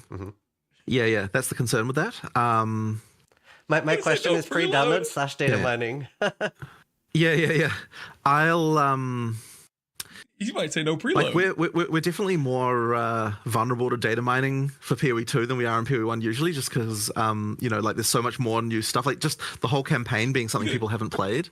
So like it's that would be the concern. I guess I do understand the why you'd want this though. I'll just people. I guess I'll just have to talk to. I guess I just have to talk and see how we feel about it. Like, yeah, the concern is data mining, though. That would be the reason not to do it. Yeah. Dude, he might hold the line on the no data mine. That's really we might not get a data mine at all. I'm a big going fan blind of to these that it hasn't been data mined yet, at least. I love that. It's becoming more and more likely. It will be interesting to see how fast the data mining occurs. Like, obviously, when you've got a thing like this, like a lot of people... Now, we do have some stuff to improve certain things will be harder to data mine than they were in the past. But on the other hand, there are some things the client just has to have. And if the client has to have it, then there's just no way to prevent data mining of it because it has to be on the client for the client to be able to be able to see a mod on the client has to have the text of the mod, right? Yeah. So on some level you've got to have that stuff. Yeah. Cool. Makes sense. Is rarity multiplicative or additive with map/monster rarity? You mean so player rarity is player rarity is multiplicative with the map rarity, yeah. Okay. So that's still the case. Right. Yeah. A question about what leagues are, because obviously we are still going to have leagues in PoE 2. What are they going to be based around? Right now they're being inspired by other games. Is that still going to be the case? Oh, I mean, that's always the case, right? We're always looking at other mechanics. I mean, ultimately, it comes down to what is cool. And so that means that all we're really doing when we're looking at other games is like, is there something we can notice here that could inspire us to be cool? But like, it doesn't have to be another game. It could be a movie or like some random other thing. Like, you never know where the inspiration is going to come from. But that stuff can definitely happen. Just, can we come up with a cool mechanic? That's all it comes down to. Yeah. Is there any game off the top of your head that you're like, oh, do we really want to find a way to get this in PoE that inspires you? I don't know that I can name one right now. If it's like anything that would have happened like that, we probably already made a league for it. Yeah. So it would have to be something recent, and we haven't been talking about leagues in PoE 2 yet, so we haven't had like a brainstorming session about that yet. Yeah. So yeah, as I said, I don't think I can come up with one at the moment.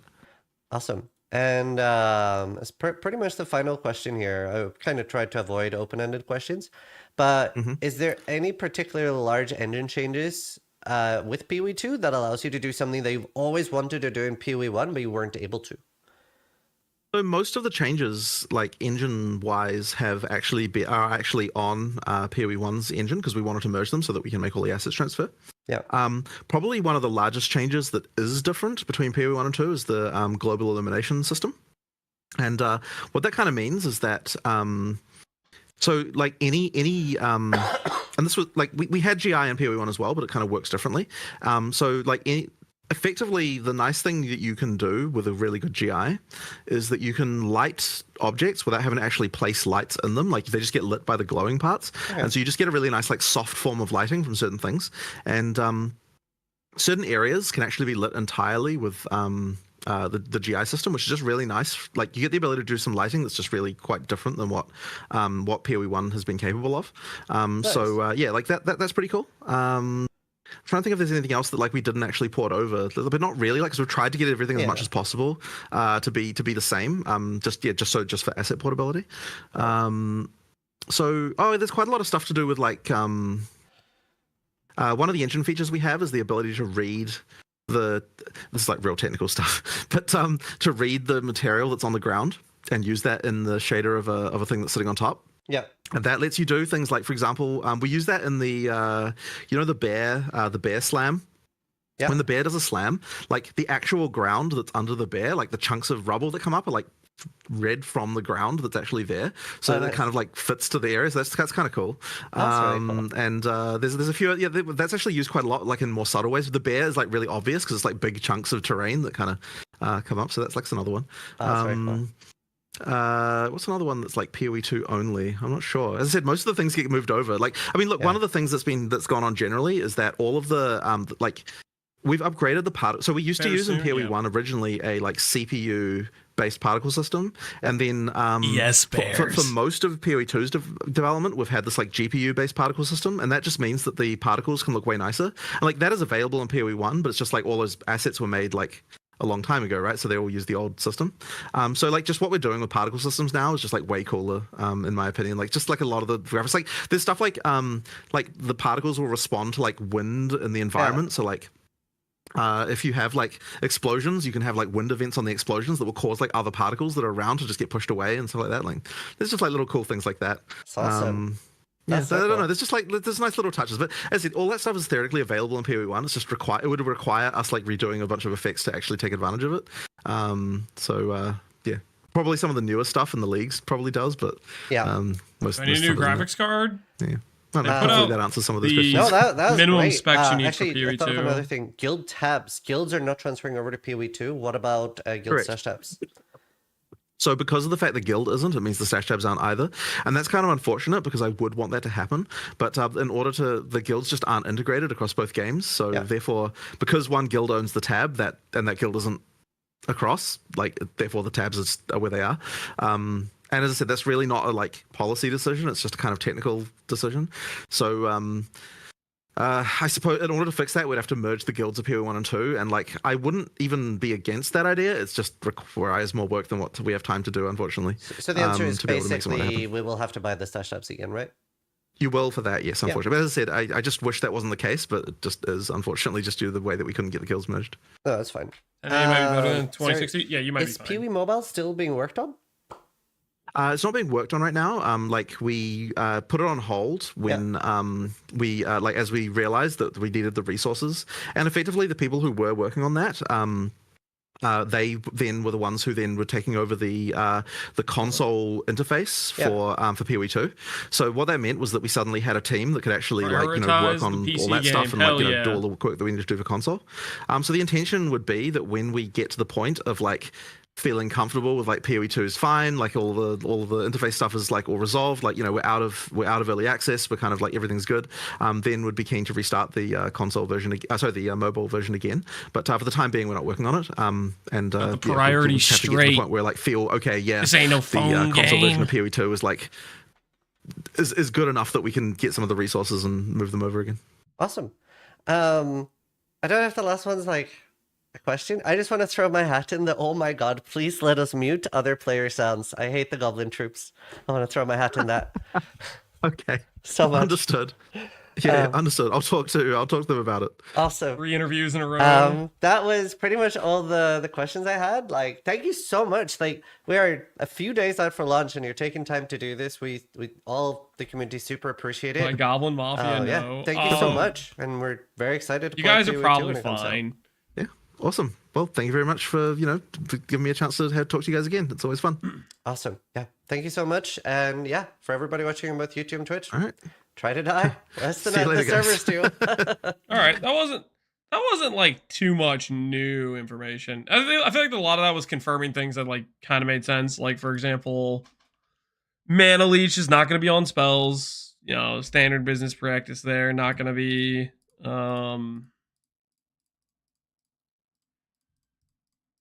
They're sticking to the one portal thing, not portaling out of bosses. I guess there was new information with the fact that hardcore players can log out. So log out macro is still a thing. Low life 35%. He might have just said the wrong number because he was tired. Or he said the wrong number in the preview when he said 30%. But yeah, I'm assuming that it's either 30 or 35. It would be uniform. Rip to Chonk mage build. Yeah, Chonk builds were coping out of their mind. They were absolutely coping out of their mind. Did you see the stun threshold per strength node and the animal threshold per dex node? Strength stackers keep on winning. Yeah, it's ridiculous, dude. How do they keep getting away with it? What is this video, Photok? No, I'm not listening to your goblin trope. And thankfully, it sounds like Jonathan may consider letting us mute this guy. You guys can't keep getting away with harassing players with your little goblin music, okay? You can't keep getting away with it. There has to be judgment. At some point, it's got to stop, okay? The goblins cannot continue to harass everybody in town, okay? The player base is saying, no more goblins. They've had like 3 leagues of annoying me. Press the button? I'm not pressing the button. We're not listening to the goblins, guys. You know you want to, except I don't. I don't. I don't want to listen to it, no. Bearded Lance would play the video while non-bearded Lance is clicking this X button, and there's not a thing you can do to stop me. Oops, misclick. All right, there we go. Got it. Non-bearded Lance does not care about the goblins. Just once, please? Just once? No. The answer is no. We need something to merge the skeletons. Merge skeletons and sing for the Halloween MTX with the goblin trope? No. Nope. Goblin MTX is getting muted, guys. Shave Lance is serious business, right? Lance changed after he shaved, something like that. Either that or I am the evil clone of Lance and I'm not actually the real Lance. All right, so what the heck were we doing? We were watching Rutu's what he was excited about playing for a league start. And it looks like he's looking at grenades, but I feel like later on there's going to be the the chonk cope. I think if he put the video about Archmage and SRS though, maybe he's letting go of the chonk cope. Maybe he's being realistic. No pre-download? Oh yeah, that was kind of big. Do you think they're gonna hold to that? There's gonna, I think after that, like, there's already a Reddit post online about the pre-download, and it's getting massively upvoted. It's getting upvoted by the people that, well, the people who need it, you know, like people that download is huge and could like take a day or whatever it is for a lot of people. And then it's also getting massive upvoted by the data miners and the people who want the data mined information. There's 3 groups of people that are all like, yes, screw this, give us the pre-download. 100 gigabytes, I'll play 8 hours later. Yeah, no, there's definitely a lot of people where not having the pre-download is a big, you're getting absolutely wrecked in terms of being able to play on launch day, basically. I feel like they'll cave, probably, maybe, to giving us the pre-download. The difference between data mining 12 hours before versus at launch is not much. I think they should just give us one, to be honest. Yeah, they could delay it for like a reasonable amount and say, hey, we'll give you the pre-download 12 hours before, which should be enough time for everybody that needs it to download. I'm surprised they couldn't just make like an incomplete client to download. Like you can download, let's say 70% of the incomplete files. Heck if I know, man. I mean, that might be more. I don't know what extra work on their part would be to set that up. Consoles and GG Launcher might get access sooner than Steam. Steam can be weird. I'm gonna have both, and we'll see. We'll see which makes sense to do on launch day. Rude changed his mind to curse stacking? No, he's curse stacking now. Oh well, I mean, curses are actually OP. I mean, so this isn't even relevant. Like, this isn't even stuff he's planning to do. I was pretty sure I was told that he was planning to do, Little monk and yeah, this thing. People told me that he was thinking he was going to leech with this, which wouldn't be completely non-functional. It just would not work. So, for the sake of him having a functional build, he needs to give up on this dream. There's just not going to be enough mana leech. I'm still convinced you could make it a download the data encrypted, and when the game goes live, the server code could decrypt it, and then you can install the game locally. Dude, I don't freaking know, man. I think what's going to happen is they're going to cave, and they're going to give us the pre-download a day before. That's what I think they're going to do. Curses are 100% getting nerfed. The curse numbers are absolutely... They're something. They're something. Please, GGG, let the curses go live. I don't think people will be data mining the uniques for sure. I mean, previously the data mines, the uniques have not been known beforehand. Maybe the names of the uniques, but none of the stats and stuff like that.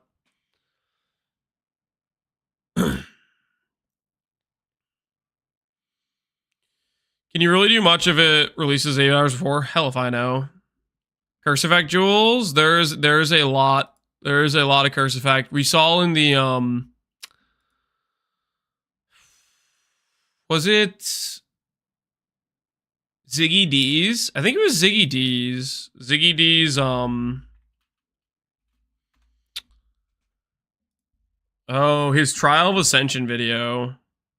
This one right here. He finds a jewel that had notables get 2% curse effect, I'm pretty sure. And on top of that, he augged it and had 25% increased passive with small nodes in radius. Your honor, at least partially intact. Even you had it? Was I close? Did I miss it?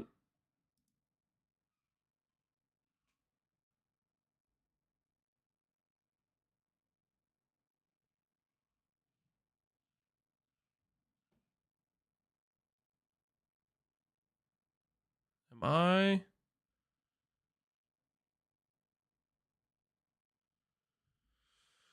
Did you watch Dreamcore inoculation video? Dreamcore made another video.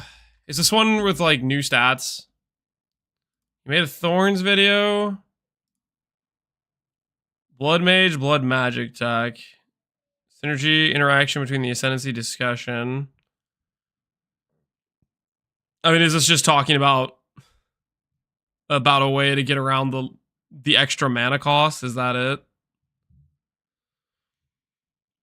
Do we have info on the reload time of the crossbow? I mean, you can watch videos of gameplay of it. Like, you can watch Havoc's most recent post he made, or ZiggyD's post, and you can see the reload time in action. Not very slow, but it's definitely noticeable. 1550. Okay, let me try 1550 on ZiggyD's video. Area. Oh, I literally was on it, yeah. Notables and radius, 2% curse effect, plus 25% of small passives. Like, these things are going to be really interesting. Jewels seem pretty sick. Will Sork be good in PvP? I don't even know if there's going to be PvP in PvE too. Yes, the Life Blood Mage node is bait in my opinion. The ES the Life node is just... It's just making your chess piece give you life based on your ES number. Is it bait? I don't know. If comms exists... But the thing is you still get the ES, right? So, it might be a solid node. Depends what your other options are, really. Alright, let's look at Dreamcore's... Is the Dreamcore video, is it him thinking about playing Blood Mage?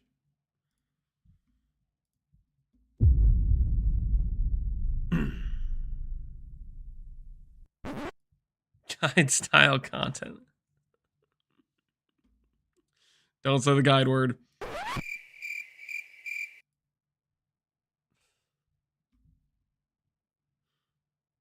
Wait, what? Stop it. Get some help. 20% ES rune we saw earlier today would be crazy with that Blood Mage node. Especially if you can stack 3 of them, which you can, you know you can, right? You can get up to 3 sockets with a Val Orb. Or you can just get the 20% item multiplier, which would be slightly better, right?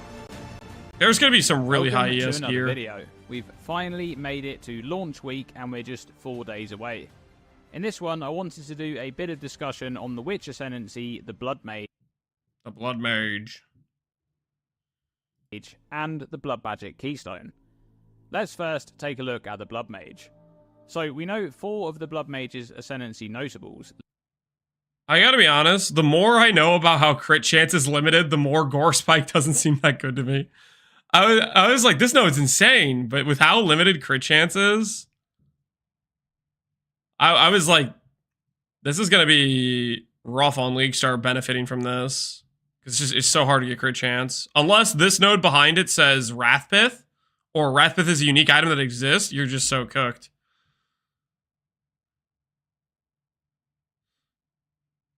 The CSA is probably highly limited. Well, yeah. Listed here. The Sanguimancy notable must be taken by all blood. I think the 12.5% ES regen, I think you mean recharge, is going to make ES feel way worse than it does in PoE 1, so ES might not be the best choice, even with the insane number. I don't think I did. I don't agree. The thing is, you can get recharge rate. So you can make that number higher. You can make the recharge proc sooner. And I still would hold that PoE 1 is way more of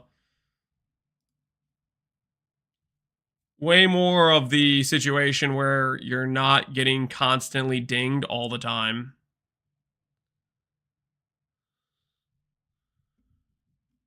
Please send help. I'm unsure if I can handle these next 3 days in 21 hours. Same. I'm not sure we can make it either. First node, and you must path through here to get to any of the other nodes.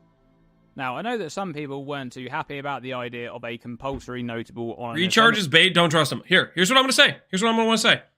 The more of you playing life builds, the better. Okay? So if you think recharge is bait, by all means, do not play recharge. Okay?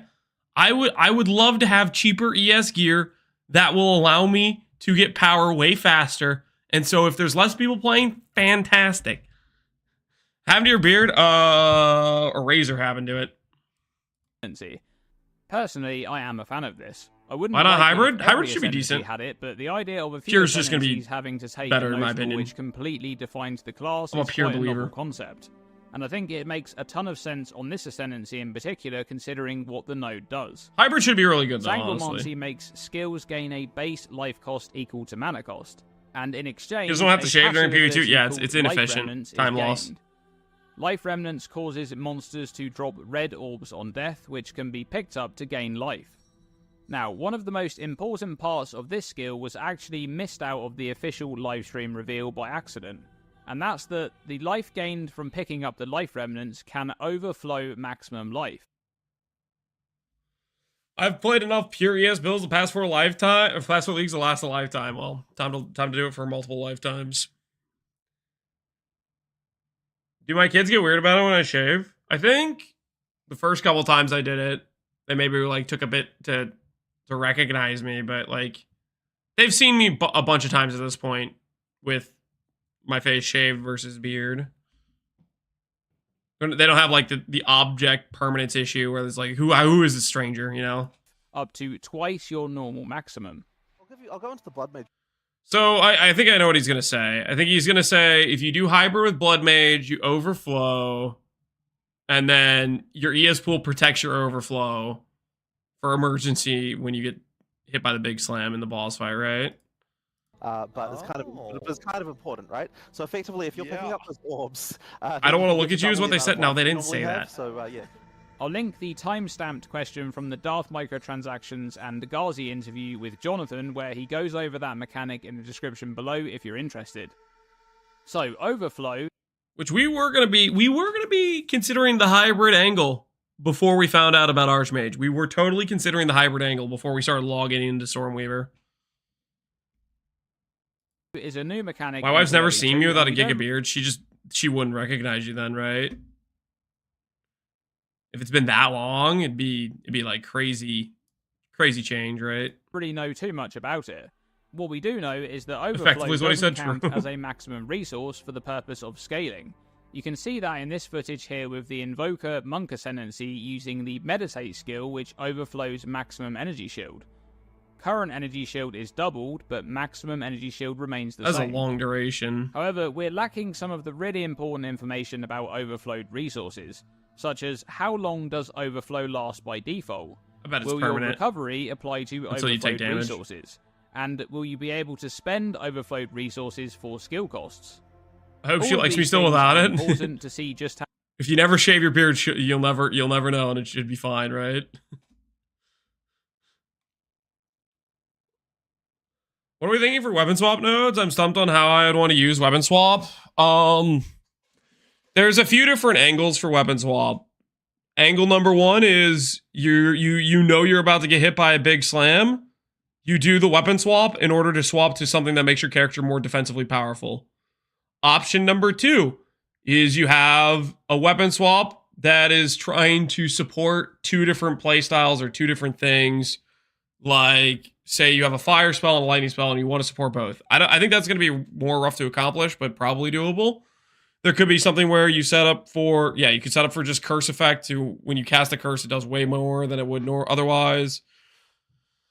You could set up for one of the one-shot abilities like Fist of War, or not Fist of War, Hammer of the Gods, where you have a bunch of stuff set up just for overloaded damage, and you only use it when you use that skill. It's basically, I think it's a way to leverage some sort of peak point for your build, where you can do something really good for a quick swap in when necessary. And the Life Remnants ability goes, the importance of overflow not counting towards maximum life is realized on another Ascendancy notable, Gore Spike, which makes you have 1% increased critical damage bonus per 20 life. The wording on this notable implies that the bonus is scaled based on your current life, which will of course include any overflowed life that you have from Life Remnants. You need good stun threshold for shield to make sense, otherwise you're going to get stunned while active blocking. Roxfire, you have a lot of the ES nodes on the tree have they have stuff that says this portion of ES grants stun threshold. Like there's a ton of nodes with that on it. But perhaps more importantly than that, this means that when you take a lot of damage and your life is not full, your bonus will drop off. And it also... This node is definitely really good if you can figure out crit, But I don't know, man. You're going to need crit chance somewhere in these Ascendency points because I don't think I've seen it on the So tree. it means that the node has an anti-synergy with a low-life concept that's trying to make use of Pain Attunement, because your current life will always be significantly lower, diminishing the critical damage bonus gained from Crit weakness, that's only 10 base crit. Now, the usefulness of Life Remnants is unquestionable. There's like in no a percent crit mapping chance environment increases. where you're killing monsters often enough to benefit from the recovery and... How early will you realistically go ES? ES, I'm going to start speccing nodes as soon as I start getting gear pieces that have flat ES on them, to be honest with you. Like this tree right here, I'm going to probably go the initial damage nodes, then I'm going to go through mana regen, and then I'm going to be picking up my first ES nodes right here. And then I'll pick up more depending on how much ES my gear ends up having, but I'd like to keep picking it up throughout the run. As soon as I can click Mind Over Matters too, as well, that would be nice to eventually pick up CI as well. The overflowed life that the orbs provide. But the big question for me is how useful this skill will be for bosses. Yeah, in Act 2, probably not that early. That's too early. You need to make sure when you're clicking CI, you have the stun threshold for it. So you need multiple of the ES applies to stun threshold things. And how often are those ads encountered? If there's no ads, is there a way that we can sacrifice our own minions to spawn life remnants? The answers to these questions will be vital to see how good the Blood Mage ends up performing. Alright, one of the other things I wanted to discuss in this video is the Blood Magic Keystone, in relation to the Blood Mage. Blood Magic Keystone, I mean, it just gets rid of half the cost, right? How do you plan on sustaining mana with Mom and Archmage? Arcane Surge. Okay, basically it's completely, if I'm gonna click Mind Over Matter, it's contingent on the Stormweaver thing being real, the Arcane Surge thing being real. Every skill that costs if it is, then it's doable. As well. If it isn't, then we just don't click Mind Over Matter. Mage, it looks like you're going to want to be fully focused. Arcane Surge Opium, yeah. It's based on the Strongbox preview. The Strongbox preview makes it seem very real, to be honest. Recovery, and that's where Blood Magic comes in. Guaranteed crit with a Consume Freeze? You can, but that's not like a consistent repeatable attack you can do. Now finding itself in the middle between the Strength and Strength Intelligence. Am I going to join you in Connor's guild? I'll think about it. Blood Magic removes all of your mana and makes skills cost life instead of mana. This keystone is really interesting because one of the massive opportunity costs of losing your mana... Remember said the base is 4%, seems kind of crazy. Yeah, that's the whole point. If that's a real thing and mana regen rate is somewhat readily available on tree and gear, there's some good potential. One, which is reserving all of it against powerful auras, is gone in PoE2 because of the introduction of Spirit. But how does magic the Sanguinary skill cost modifier interact with Blood Magic? Well, don't you have to spend 50% of your mana? Technically, it's 100% of your mana to grant Arcane Surge, which is kind of ridiculous. But Stormweaver may or may not have an Ascendency that says permanent Arcane Surge. Maybe. Which would be kind of something. It's actually an item in PoE 1 that does exactly the same thing. The unique body armor, the Covenant. This item makes skills gain a base life cost equal to 100% of base mana cost. For example, if a skill has a cost of 19 mana, when you equip this item, it will now cost 19 mana and 19 life. But when you allocate Blood Magic, that same skill now has a cost of only 19 life, not... Yeah, so Blood Magic gets around the downside. The thing is, Blood Magic is just going to be good for builds in general to fix mana cost. First build on a Spark game. Spark looks pretty decent, to be honest. Life, as you may expect. And that's because the base cost of the skill is now 19 life. I think I'm going to be a Ball Lightning enjoyer. Life due to Blood Magic, and therefore Ball Lightning's got some aesthetics I like. Has a base mana cost. The modifier on the Covenant no longer has any effect. Ball Lightning's also like a really good skill. Just in general in PoE 1, it's good. Does it say how often it hits? Hits every 150 milliseconds. The PoE 2 Ball Lightning is hits every 200 milliseconds. What's the base radius of Ball Lightning in PoE 2? What did it say? It's a similar base radius. Like, this is very, very, very similar to PoE1 Ball Lightning. So the biggest part is the lower hit rate. If this mechanic also translates over to the use of blood magic in combination Lightning Storm, with yeah, Blood some Mage duration skills will be Ascendancy good. in PoE2, as I expect it will do, then this will be quite a beneficial combo to utilize, because the use of blood magic on this Ascendancy not only allows you to fully focus on life scaling, but it also essentially halves the base resource cost of your skills, since you're already forced to spend life with your skills due to the fact that you have to take Sanguimancy. And so, clicking on Blood Magic just removes the mana cost without increasing the Hourglass with Storm Lightning seems good. Yep. If you had no other planned use if you have a duration skill, it's going to last removing 8 seconds anyways. It should be solid. It will simply make Oh no, your he life shaved. It easier. happened. No pun intended.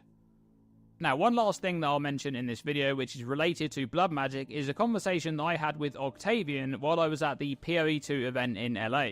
Octavian's looking I good. just learned about the new flask system with just 1 life flask and 1 mana flask, and I asked him if the Blood Magic Keystone should replace your mana flask with another life flask slot, as currently it just removes your mana, so your mana flask slot essentially becomes useless.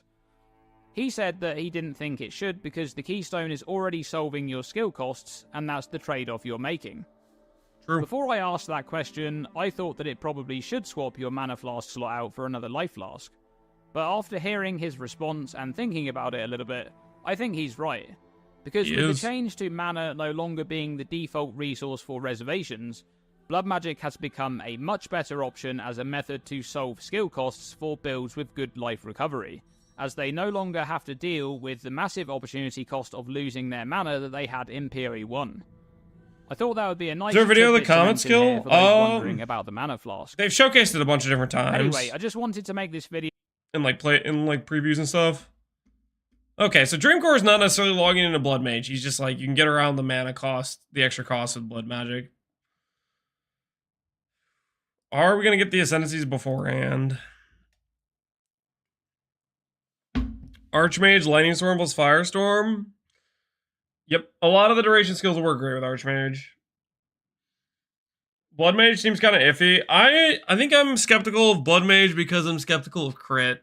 If there's a decent way to solve crit, then this node will carry the Ascendancy by itself. Also, Blood Mage has some of the only sources of Life Leech for spells, which does help spell characters quite a bit in terms of recovery. That being said, you could just, go ES and probably be fine.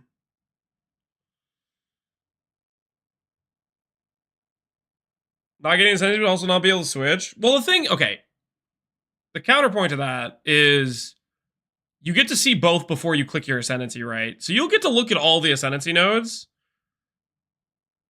So the switch is not necessarily the main factor there, right? Because you get to choose which one you think is the better Ascendancy to start with, knowing all the nodes before you click it. The swap thing is more if you see a good build someone else makes and you want to re-roll to that type of thing. That sort of deal. I don't know. I think they'll end up walking back the no swap thing, but it might be a bit before they do. It might be a hot minute before they do.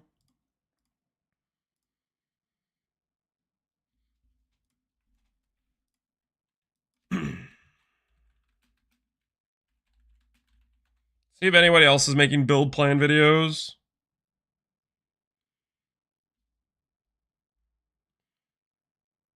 I hope they do. I want to try Gemeline Legionnaire.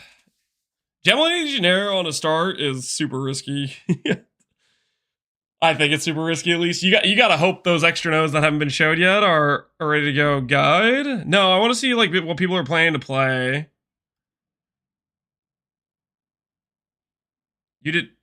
Allie, you did not just put a monk next to Archmage.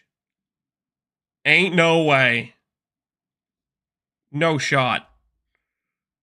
These chonk players have no idea. Okay, they are completely crazy.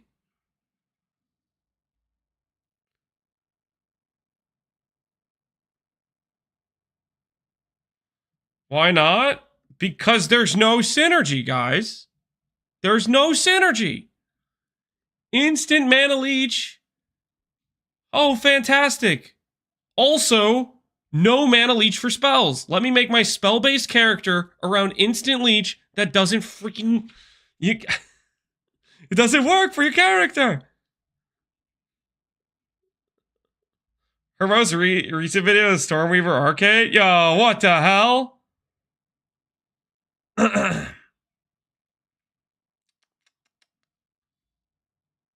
piranhas are circling.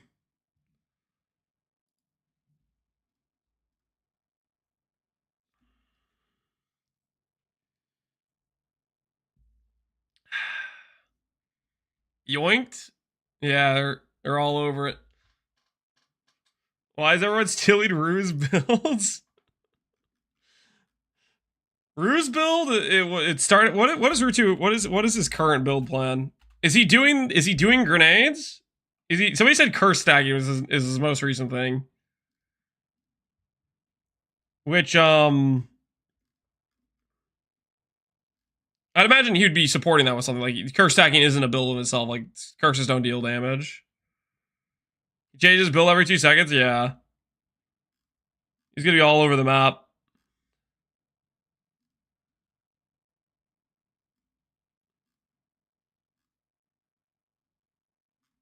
I don't see a lot of you know what, fine, we'll watch Ali's Archmage thing. I'm curious enough. I'm curious enough. Hey everyone, I'm your Ali is jumping on the Archmage plan. Let's see, how cooked or uncooked is the plan? Watch the chunk version first. Alright, fine, we'll watch the chunk version first. Hey everyone, it's Ali, and I am super excited to share some. Turn off. I accidentally started H2 background music. Just turn it off.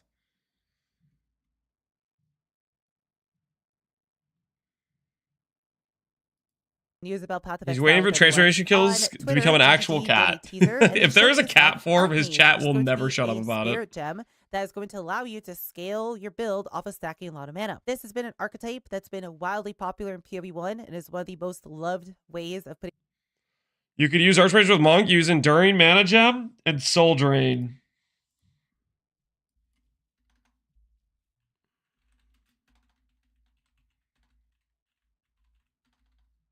I guess these are supports you're talking about. Soul Drain. Recover 12% mana over 4 seconds when supports skill culls an enemy. So this will never do any good in a boss fight outside of boss fights that spawn a bunch of ads. So you go into a boss fight, you're playing Archmage, and that does not sustain your mana. So you just run out of, you go enemies killed. So you get in a boss fight and you're literally just, you're cooked.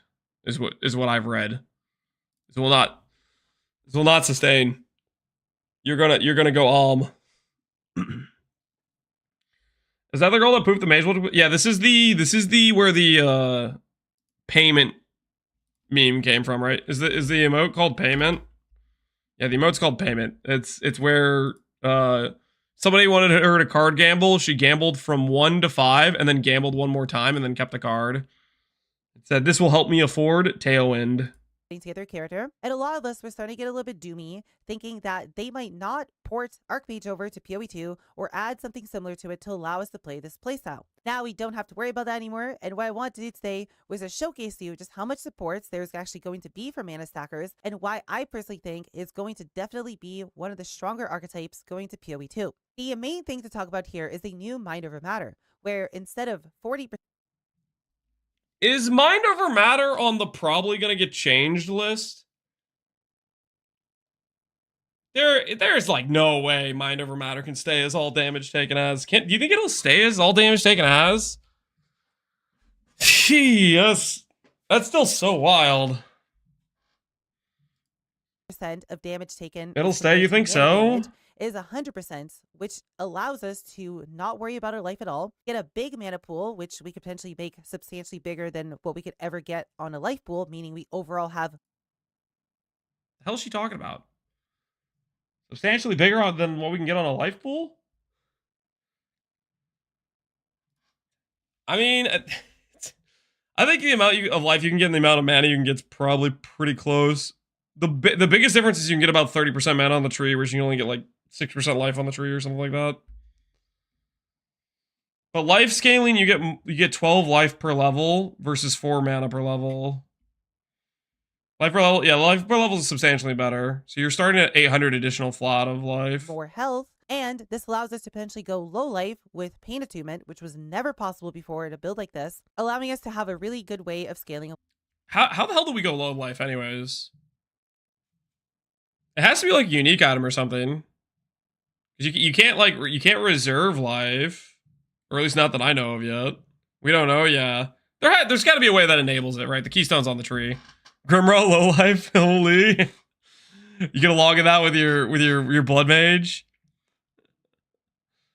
I didn't realize they ruined Mom. A lot of crit chance. Ruined? They made Mom like substantially more Mom. Not only that, but we have a few other skills that are going to interact very well with mana stacking. A good example is going to be Sigil of Power, which is just going to give you more spell damage, mana recovery, mage gem. Okay, she's just talking about the mana gems. Okay. About what's the plan? What's the plan, Allie? What we've done in PoE1 is the possibility of you either running Cast on Crit or Cast on Shock. Most likely going to want to go Cast on Shock, at least in the early game, as it'll be substantially easier to constantly. I'm concerned about the Cast on Crit enjoyers. I am concerned. Cast on Crit looking real suspect. Dude, where's the crit chance?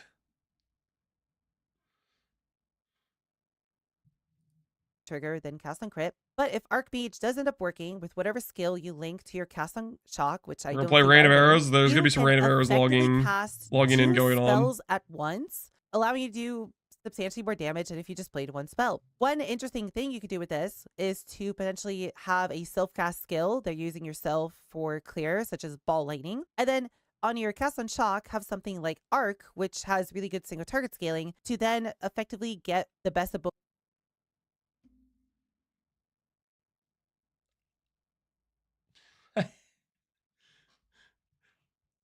Okay, let me get this straight. Arc is the good single target skill, and Ball Lightning is the good clear skill. That's what I heard.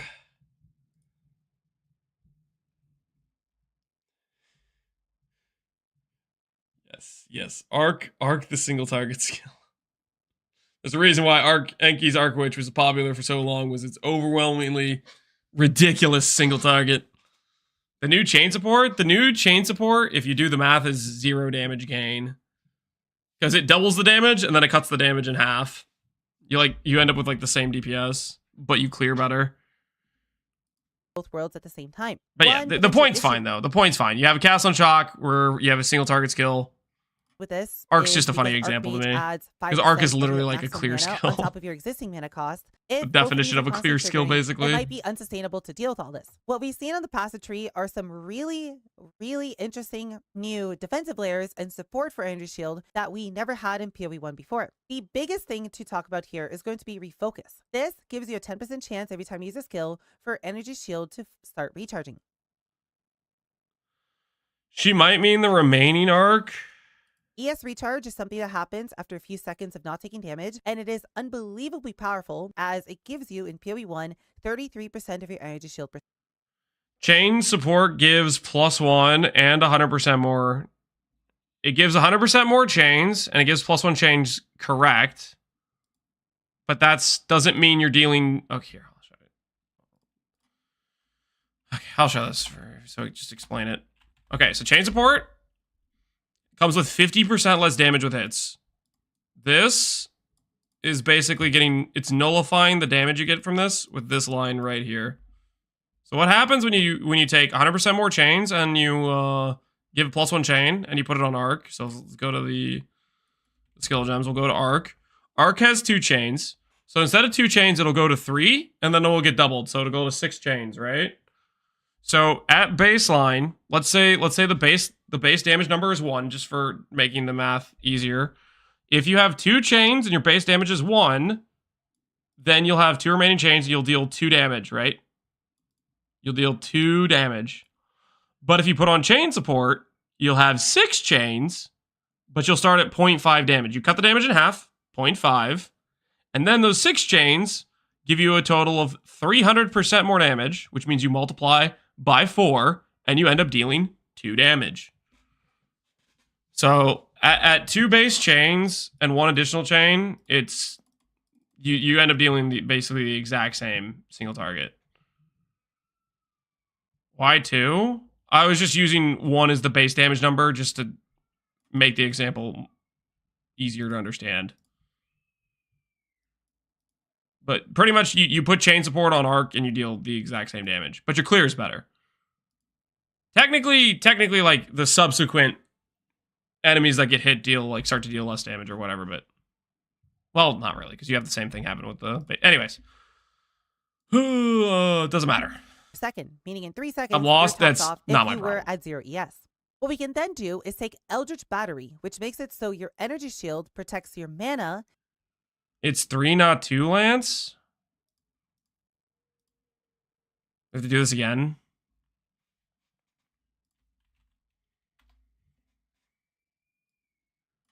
Two additional chains, 150% more per remaining chain.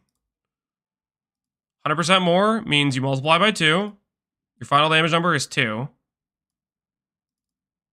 You start with 1 damage. You get 50% less damage. You go to 0.5.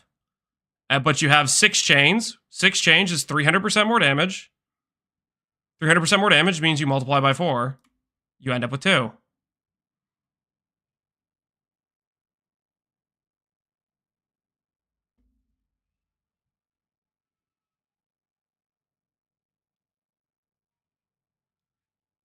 %, aka 0.5 equals 6. That's not how math works, guys. You're not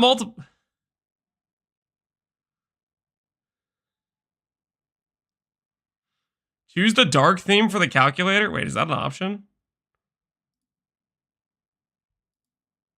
Oh my word. I have a dark theme. I didn't know that was a thing. Holy, that's awesome.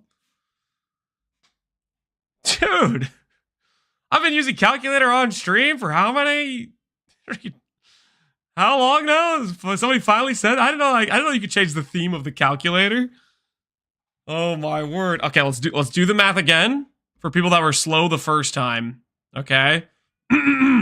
For arc, assuming the base damage is 1 because it makes the math easier. You have 2 additional chains after you hit your first enemy. The single target is the 1 enemy you're hitting, right? 2 remaining chains, 50% more each, means 100% more damage total. 1 times 2 equal 2.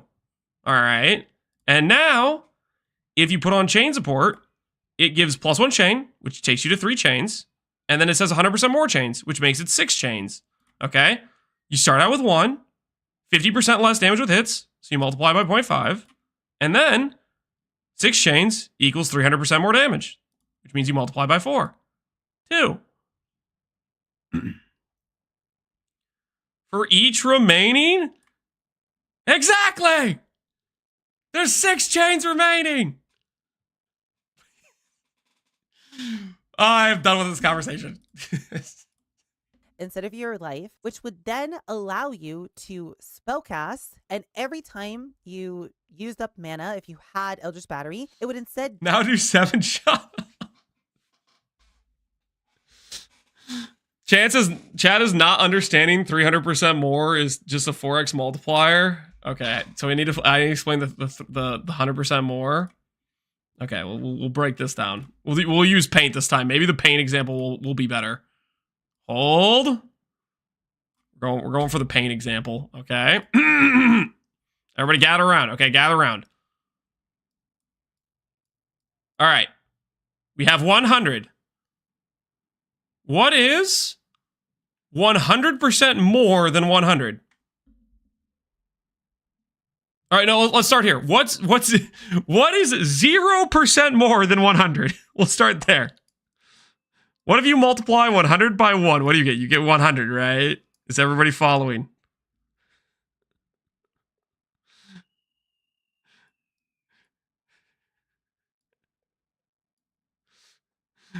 Now, what do you get when you... What do you get when you want 100% more? of something, you get 200, right? You get twice the amount, right? You get double, okay? Now for the really tricky question. What happens when you get 200% more? Right? Do you see the difference between these two examples right now?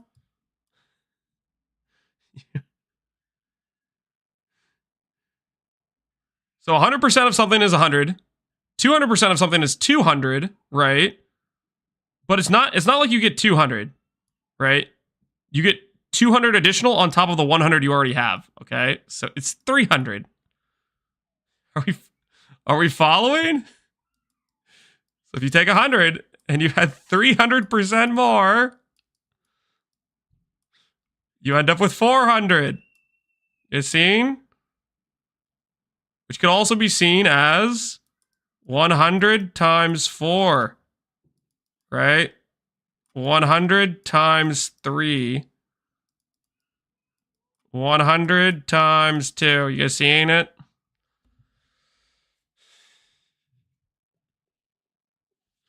Fake news. Okay, you guys just being purposely annoyed or something. I don't know. Damage your energy shield first. Because we're most likely going to take mind over matter, that means our life would be completely unprotected. I'm done with this damage, conversation. It'll be taken Nope, as mana, done. But because I'm we not have getting the baited energy into shield it anymore. protecting it, the energy shield would get hit before the mana does. Because of this, and because the energy shield would get hit, your ES recharge wouldn't always be going, meaning that refocus allows you to not only use the ES as a defensive layer still, but you have a way to immediately restart it, meaning that if mana regeneration isn't good enough to deal with the mana cost of your Archmage, then the ES recharge will most certainly help quite a lot, especially given we're most likely going to want to have a pretty big ES pool to begin with. To add on to this, She's just saying using Eldritch Battery if Eldritch Battery is still the same. This was like 4 days ago, so it's just we don't know what they're doing with Eldritch Battery. We think it's just removed, right? As we also just get a lot Stun reduction.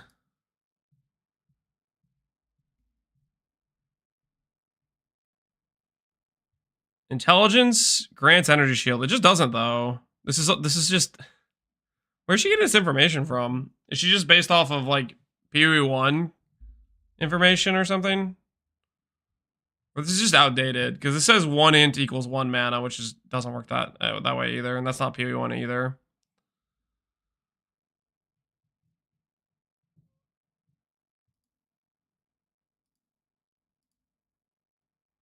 So, what is she gonna say? Whispers of Doom is OP? Come on, say it. Then potentially bundle this with something like Whispers of Doom, because this is at the top of the tree where all of the nodes I've discussed are, meaning for one passive point, you can apply an additional curse to enemies, potentially allowing you to apply conductivity, which you were going to apply in the first place, and combine it with something like Enfeeble to now make enemies do less damage. One gripe about this is that we don't exactly know how much spirit we will have and how's Whispers of Doom related to mana stacking? Is good. That's how. That's how it's good.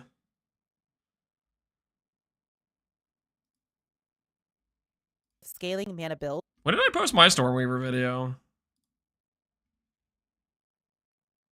4 days ago. Holy. Hey, did everyone, I it's copy Allie, Allie? Did she copy me? She talking about Whispers of Doom? I talked about Whispers of Doom. Shield and mana and all. This is getting a little bit suspect.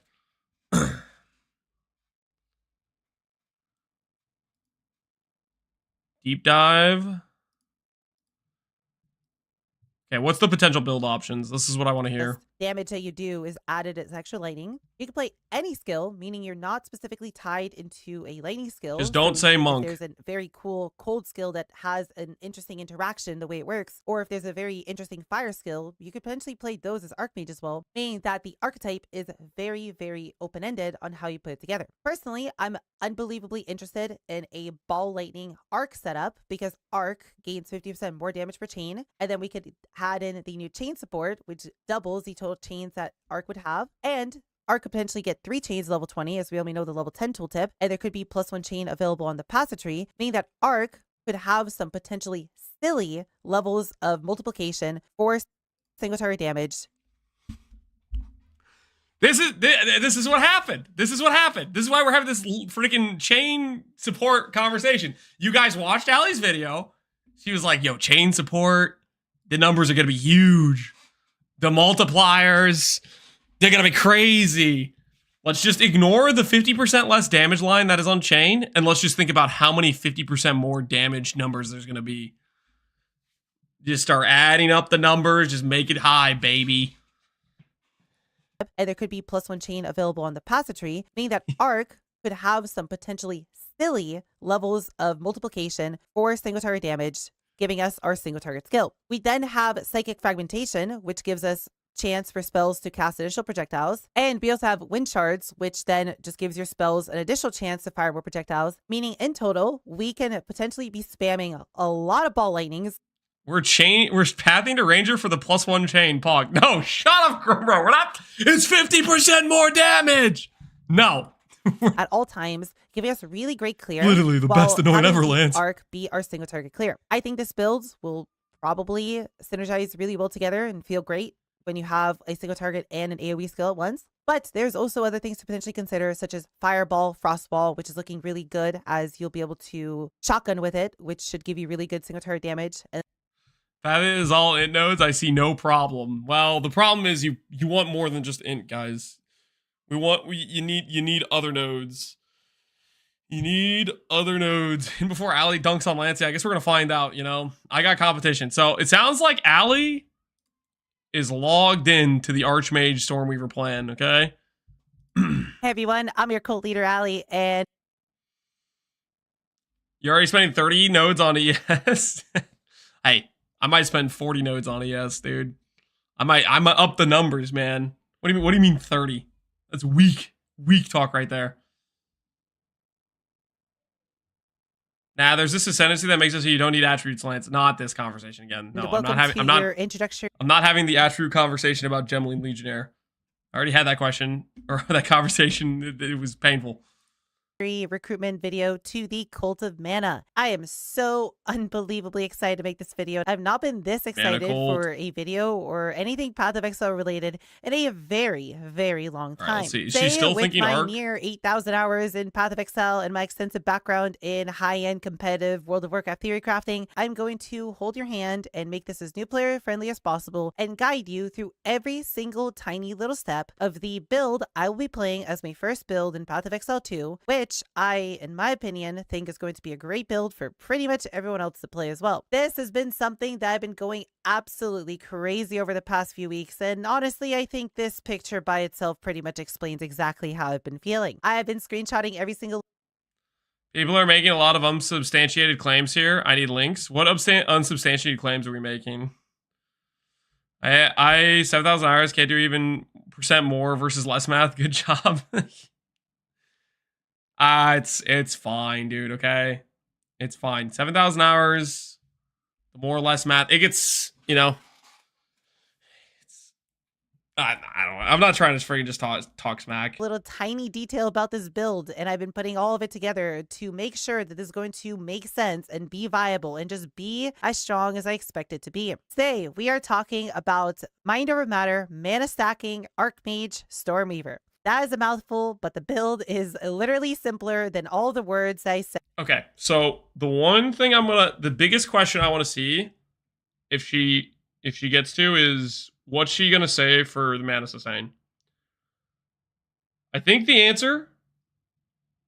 best answer, honestly, is Arcane Surge. But the second best answer might be just praying the SRS thing works. I wonder if she'll say SRS. If she doesn't say either of those things, I have no idea what she's going to say. If she says Flask, I will be... She's not going to say Flask. Clarity, okay, let's just see. Right there. This build is going to come down to 2...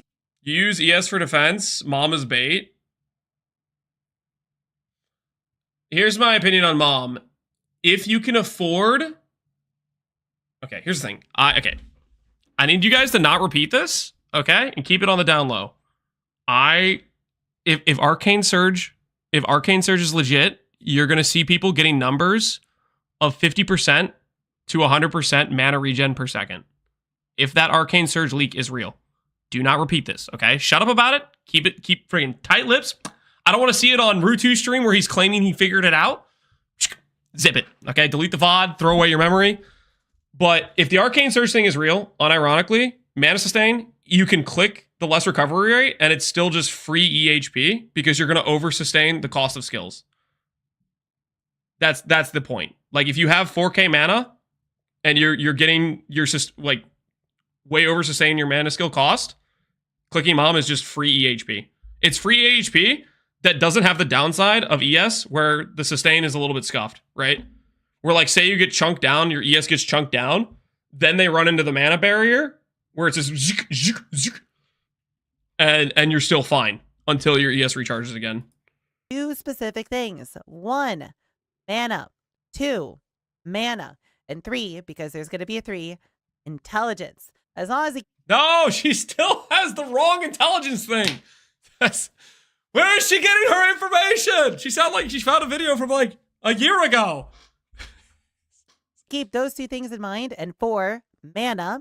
Then you have no issues putting this build together, and you are going to have an absolutely great time, in my opinion, playing this all the way through the end game. As always, I want to mention that this is going to be a build concept. This is not going to be a build guide, and I cannot guarantee you that this build will be good or bad. Not a build guide, guys. Viable, we're safe. Or non-viable, or tanky, or squishy, or any of those parameters at all. None of us have had a chance to play Path of Exile 2, so we really don't know what is going to be happening here. So why don't we start by going over the basics? Our whole build is going to be based around the Archmage Spirit Gem. This is going to be something which you're not going to realistically be able to get until about Act 3 or 4. I'm not exactly sure when, but this support gem is going to then allow you to start scaling your damage off of your mana. It's going to give you a portion of your skills damage.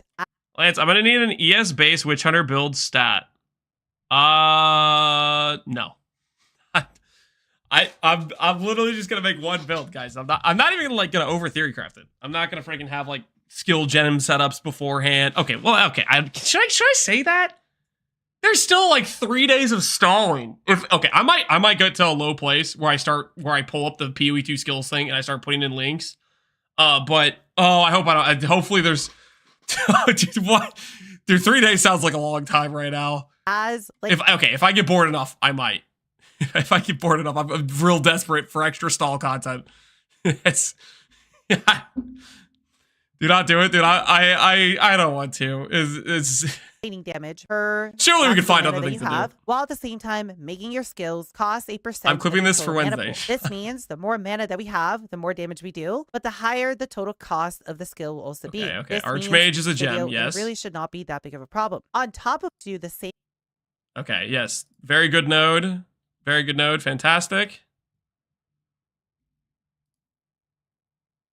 Chance to proc recharge, mana recovery. Okay, what's she gonna say about mana recovery? What's she gonna say? She's still saying she's gonna click Mind Over Matter. Great defensive layers of Mind Over Matter and Energy Shield recharge through refocus. Our build should feel unbelievably comfy. We are going to have an Energy Shield that should be very easy for us. She's gonna talk about the sustain amount, right? A buffer, and then we are going to have Mind Over Matter take all the damage that would then be taken from our life once our Energy Shield is gone, and instead be redirected into our mana pool until we hit 0 mana. Because we're gonna have an incredible amount of mana regeneration in our build, which never really hit 0 mana, and because we can get a...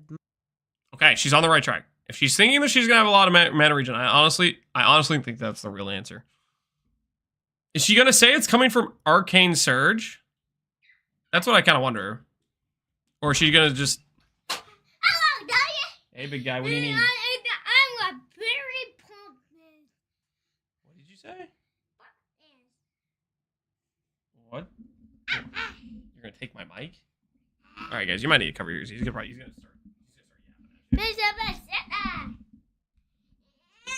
what are you doing? Chill out. Chill out with the mic, okay? Relax. All right, what do you need, Lance? All right, I think he's just coming to get me to show me something upstairs. Give me 1 sec, guys. I'll be right back.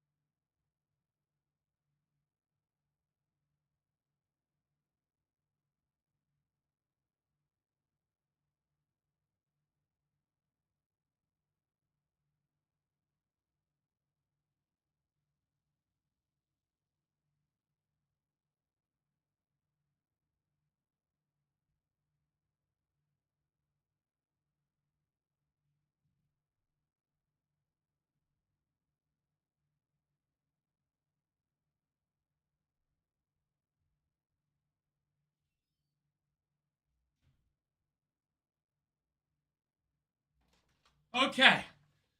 My apologies for that. I found I got to the bottom of it. He wanted me to basically help set up the had to help change the inputs on a TV so they could play a movie using the Xbox. Lance is so jealous of Chonk. What on earth would give you that impression? Chonk is the single greatest bait of all time. The only way I can see the Chonk being saved is if they give you the Darkness Reservation. Ain't no shot. You guys are donezo. Much bigger mana pool than we could ever get a health pool. All right, I'm really curious what she thinks. She said she's gonna have a lot of mana regen, which I think is the actual answer.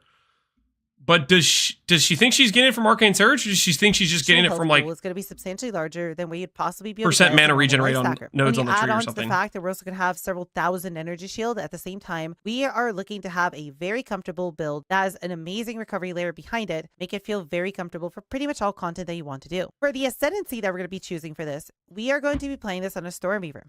What do you think of the Merc Grenade plan with Hammer of the Gods swap? I think it's going to be I think that'll probably be pretty rough to pull off, even with the extra 20 weapon passive swaps. I've thought about the decision between Stormweaver and Acolyte Shayula quite a lot, and in my opinion, I like Stormweaver a lot more because it's going to be a more pure caster variant of the build, where an Acolyte Shayula setup would be more of a hybrid build where you'd have to do a bunch of attacks, and that's Don't tell me she's purely getting the right answer by random chance. She's coming to the right conclusion just because she's like, I don't know about that hybrid play style. It might not be as fun. Rather than the actual answer, which is this is literally not gonna work. Just straight up not going to work. She just flipped a coin and landed on the correct answer. It's a miracle. It's not really what I want to do in this build. I think both versions. It's the biggest bait. It is such an extreme bait. I will be there is a win scenario for Chonk players. If this node right here says Darkness Reservation, you are saved. That will carry this entire Ascendancy if it says Darkness Reservation. I don't know about there's obviously two other nodes they don't know, but that's like the one thing I could see that could carry this thing out of the depths of the hell it's in. The only saving scenarios, yeah, that's the only one I see. They have to high roll out of their minds in order to save their bad choice. Are going to be fairly good. Which that could be. In one world you choose the thing that makes no sense and is not worth it at all. In the other world you choose literally 10 guaranteed passive reservations. Watch the secret node on the life reservation be extra darkness per life reserved for some weird reason. Yeah, I don't know. We'll see.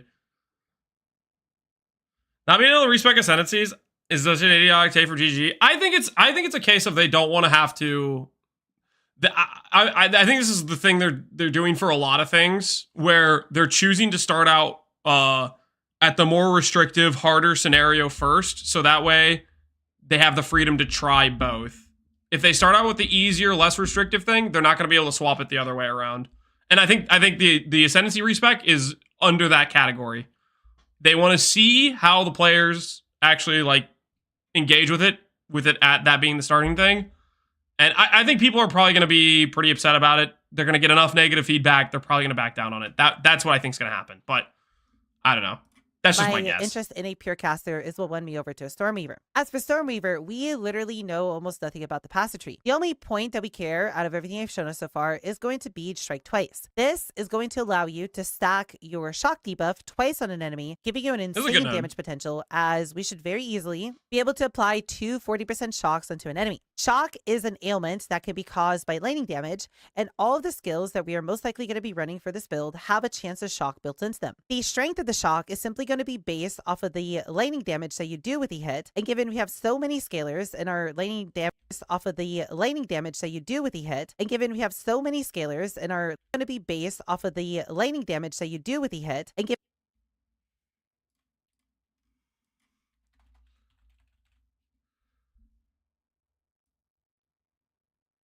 The percent of mana spent on lightning spells while in the storm is added to the skill's mana cost per second.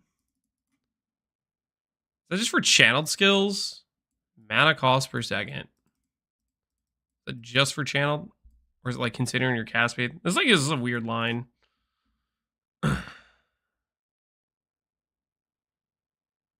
Is that Spark on the ground? Correct. This is Spark, Ball Lightning, and that's Mana Tempest. Given we have so many scalers and our lightning damage is going to be so high, it should be very easy for us to be able to hit 30 to 40% shocks. And since we can apply 2 of them. Okay. Shocks are just, they're always the same number. It's like some base level amount, and it's just about if you proc it or not. It's a pass fail.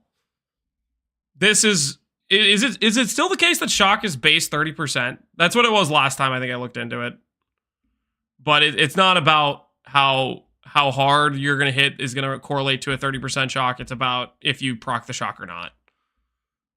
Is all PoE1 info. We effectively get 30 to 40% more damage onto whatever enemy that we're fighting. And while we don't know any of the other nodes on the Stormweaver, there would... It's 25% times the shock threshold. Yeah, okay. We've seen 7% shock. Where have you seen 7% shock? Because most likely you saw it before they did the change. Like it might have been using a different system in PoE1 or in PoE2 for like a June playtest, but the more recent playtests have been this way, where it's a base amount if you proc the shock or not, pass fail, and then you can have some effect that can scale it after for the fact. Is a potential leak on what some of the Stormweaver nodes might do, and while this is the thing that looked questionable. And if it's real, it's very good. Which, from the footage, the permanent Arcane Surge at the very least seems to be real. We've seen this showcase has permanent Arcane Surge. The showcase of the Strongbox has permanent Arcane Surge. So that I think suggests some validity to this. Also, in this video, there's a minus 50, which seems like that's the exposure, which could signal the minus 20 node is real, which maybe means this leak is real. And if this leak is real, your mana regen will be insane. These are going to be real or not. If these end up being true, then we are immediately also picking up Constant Gale and Force of Will, as those are going to make Stormweaver unbelievably strong with our playstyle. Arcane Surge is a buff that gives you increased mana regeneration and more. Might actually work. That's the theory. And then with the ability for us to mana regeneration and more cast speed, and then with the Force of Will, as those are going to make Stormweaver unbelievably strong with our playstyle. Arcane Surge is a buff that gives you increased mana regeneration and more cast speed, and then with the ability for us to scale the Arcane Surge effect per 15 maximum mana. 300% increased effect of Arcane Surge. Yeah, it solves recovery on its own. If the Arcane Surge thing is real, where it has base percentage regen, then your mana regen will be stupid. Stupid in good. an endgame setup, assuming we can get to about 6,000 mana, we expect... But as I said before, I need you guys to shut up about it. Okay? Just to give us somewhere around 40% do not repeat mana this. regeneration. Okay? We're trying to have it go live. We're not trying to get nerfed. To do with this build. You know what I'm saying? See no exactly snitches. What the Stormweaver Ascendency... If they nerf this and we find out that there were snitches, okay, we have methods to deduce who did it. We can track you down, okay? There will be consequences. Lead pipe, guy might show up at your house. Next thing you know, your kneecaps are gone. Think about it, okay? No snitching. No snitching. What we know for certain is going to be strong, as is going to be lightning focused. And I'm going to be making a follow-up video after the launch of PoE2 to discuss the Ascendency further. If they nerf it, Lance is going to play Chonk. There are like, how many better Ascendancies than Chonk to choose right now? Oh, that's right, 11. Okay? So, no, I will not be playing Chonk. Once we do see exactly what it does. Let's move on to the single biggest question that people have been asking me as I've been putting this build concept together. And that is going to be how to spare my computer. Our first initial plan. That's true. You're not going to need the legs with what you're doing the next month. We now know that Eldritch Battery is going to be disabled in early access until GG reworks it, as the accurate information was going to completely break the game and just not be okay. With that the question, then our only other option is to focus heavily on mana regeneration. Because Dreamcore is my single favorite new content creator, and because he released a video going over all the base stats in the character sheet, we now know that the base mana regeneration rate of a character in Path of Exile is 4% of your maximum mana per second. I would have guessed 10 or better. Okay, let me think of the other options. You have Witch Hunter, better. Titan, definitely better. Stormweaver, better. Okay, Chronomancer's a maybe. Chronomancer's a maybe, to be honest. It has more potential to be better. There's 5 nodes we don't know about versus Chonk's 3 we don't know about. Deadeye, better. Pathfinder, probably better. Gemling Legionnaire, probably better. Warbringer, probably better. Infernalist, probably better. Blood Mage, probably better. And it's Chronomancer. Chronomancer is really going to be contingent on those early nodes. I do not have faith in the ability, the skills tied to the Ascendency. What he's saying is Chonk is the way. I'm not saying that. I'm saying the opposite of that, actually. Double the mana regeneration that we previously had. We also know that there are going to be quite a lot of sources of mana regeneration, both on gear and the passive tree, allowing us to fairly easily be able 33 strength. So, we now know attributes can at least roll the 33. This is the new highest attribute tier I've seen is 33. So there's at least 8 tiers of attributes. I think it's gonna go up to like 40 flat, to be honest. I could see like a 10 tiers of attributes and stop at 40. Also 35% ES. You know this number is gonna go at least to 50%, right? Based on what they've been doing with the tree. to scale upwards to Is Lance 20% of our mana referring regeneration chunks per out the way? second I'm if referring we chunks heavily out the way focus on because it. it's not the We way. first have the option of running a clarity, which is going to be linked to one of our support gems to give us increased mana regeneration. We can then also include in an arcane surge, and if the leaks I talked about in the Ascendency section are true, and we get all that effective arcane surge, we'd easily be able to get another 30 to 40% just from that.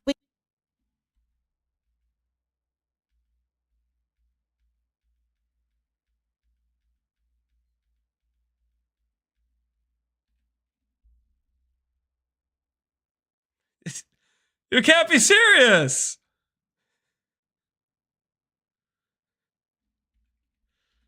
All right. Never mind.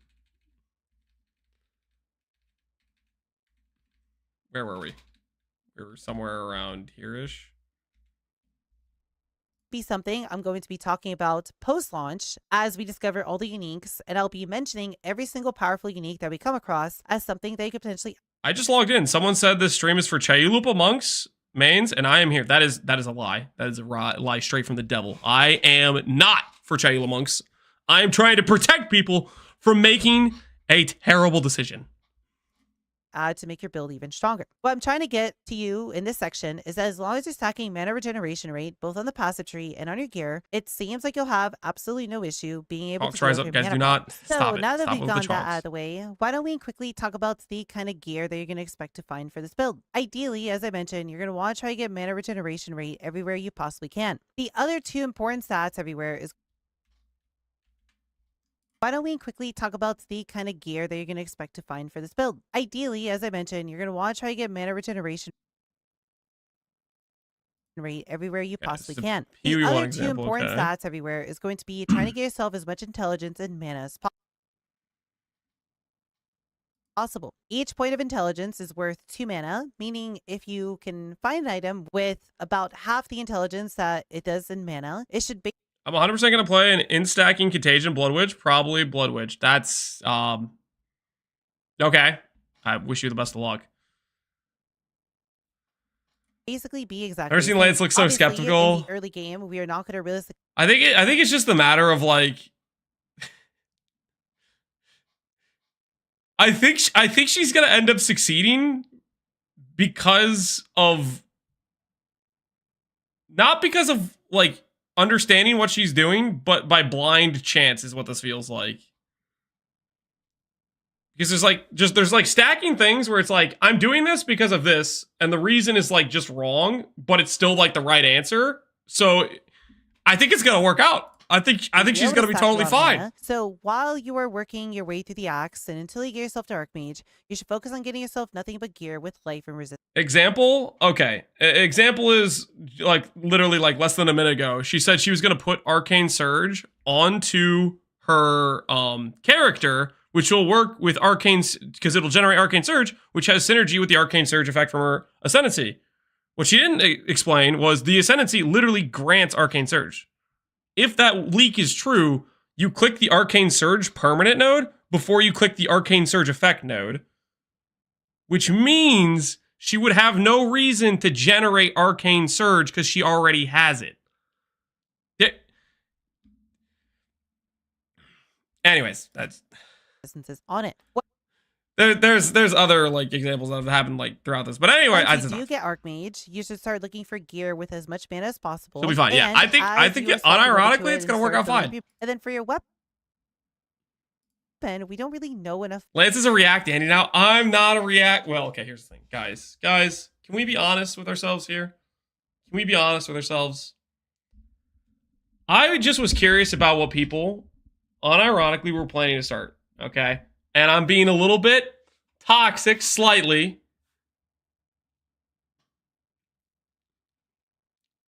And I should do better, okay? I shouldn't be toxic. I'm being a gatekeeping Andy right now. I'm being a little bit toxic, and that is not okay. I will readily admit I'm being a bad person right now. Slightly, just is it because of the lack of snacks? It's because of the lack of being able to log into PvP, man. It's driven me to the point of insanity. Not very chalk of you. Okay, well, okay, let me hold on. Just so we're clear, the apology was about being toxic towards Ali's plan, not about me being toxic towards chonk players. Just so we're clear, what I said about the chonk players, I meant it, okay? And I don't feel bad about it either. Okay, I don't feel bad about being toxic towards the chonk players. I'm trying to save you guys from a terrible, horrendous mistake.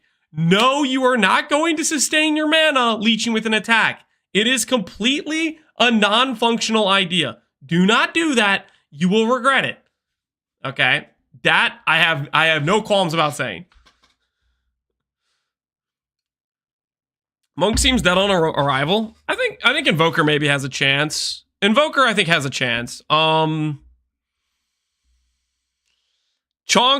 needs a Hail Mary. Chonk needs whatever those three nodes that we don't know are, they need to be literal god tier. Chonk needs he needs an angel to come down from the heaven to save that ascendancy. Invoker's one of the top classes. I think Invoker seems like it'll probably be decent. If you're gonna like the monk stuff, it seems like it'll be like there's some chance, right? WTF is Chonk, don't worry about it. Don't worry about it too much. Is Chonk the Chaos Monk? Chonk's the Chaos Monk, About yes. all the mods for me to realistically tell you exactly what you'd look for. Ideally, a Excuse me. weapon with some cast speed or some spell damage or some lane damage on it would be great. If you could ever find yourself a weapon. I think for us, we're definitely either doing Wand plus shield or Scepter plus shield. Shield seems really good, guys. I think I'm a full-on shield believer. We know that increased block chance is a role you can get on shields. Or at least it was in the November playtest, which is very recent, so there's a good chance it's going to go core. We know block chance applies to both spells and attacks. I think there's going to be shields that are like 45 to 50 base block, which is just wild. And that's without 5 other stats on the shield, because that's only one of the affixes is block chance. Focus, as you'll need a lot of spirit. Focus doesn't do block. I think strength, armor, ES shield is probably the way. But at baseline 50 attack and spell block, it's gonna be hilarious, dude. There's gonna be these evasion players that are gonna have an evasion on every little stat piece. You know, they're gonna have evasion all over their character, and they're gonna end up with like 60 evade chance of spells and attacks. We're gonna put on one shield, and we're gonna have basically almost the same avoidance layer, and all it cost us was like one gear affix, one prefix affix on a shield. It's gonna be beautiful. The evasion characters are going to look on with horror as they're running around with a bow. And they're going to wonder, how the hell did that guy with 10 times my base EHP do it? Oh, no. How recently was this posted? 10 days ago. Okay. Hopefully the people that upvoted this have come to their senses. Chonk damage, chonk sustain. I'm a day one Chonk believer, guys. You gotta stop. You gotta stop. You gotta get help. You gotta get help.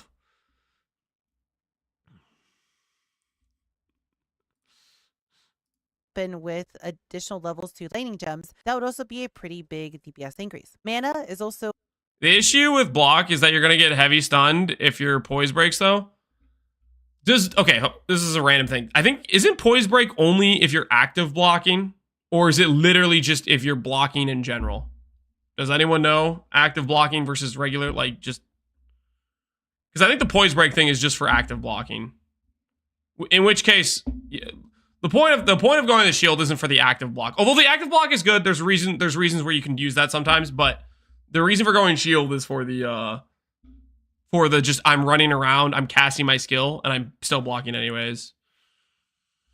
Don't listen to Lance. Chonk will rule. Lance just wants to play that for himself off stream so he can just get rich and fund his bad character. I enjoyed the talk with Q-Talk. Oh, I'm glad you liked it. I was literally about to go to bed, and I was like, I'll check a couple streams. And I saw Q-Dog was chatting, and I was like, okay, I'll XD chat in his chat a little bit. And then I was going to go to bed, and he's like, hey, man, you want to hop on Discord? I was like, sure. So I went and turned on my computer. I was like literally in my boxers on that chat. I was like, I should be in bed right now. But, you know, this is chill. I like Q-Dog. He's a fun dude. Mana roll, that would also be a potential very large DPS. Q-Dog is a good example of, like... as well, as you progress, you're going to find yourself runes. A top-tier they can add to some of your gear. Content. And you can potentially fill in any sort of gaps. Creator. You know what I mean? In terms of, like... Be able to just... Content. You guys know what I'm saying? Like, just... He's just outright entertaining. He's got that charisma value. Keep stacking as much mana intelligence as you possibly can. Top tier build improver as well. Hell yeah. And while you're getting through acts 1 through 3, you realistically shouldn't have to worry about any specific stats to be able to get through the campaign. I also want to very briefly go over some of the points on the passage tree that you're going to be interested in picking up, just to give you a little bit of a heads up on what you might want to expect in this build. This passage tree is not finalized, so we do not know everything. Yeah, this passage tree is super bricked. Okay, well, I wonder what she's going to say. So I told you guys earlier, if I was pathing this... What did I say? I said I was going to go up spell damage. I was going to start out here. Eventually, we'll probably like respec out of these nodes, but... And then I was saying I was going to go like this. And then up. The thing is, eventually, we have to end up getting CI, so maybe we have to spec back this way to get CI, like through over here, which we would probably do that way. Pick up a jewel socket on the way.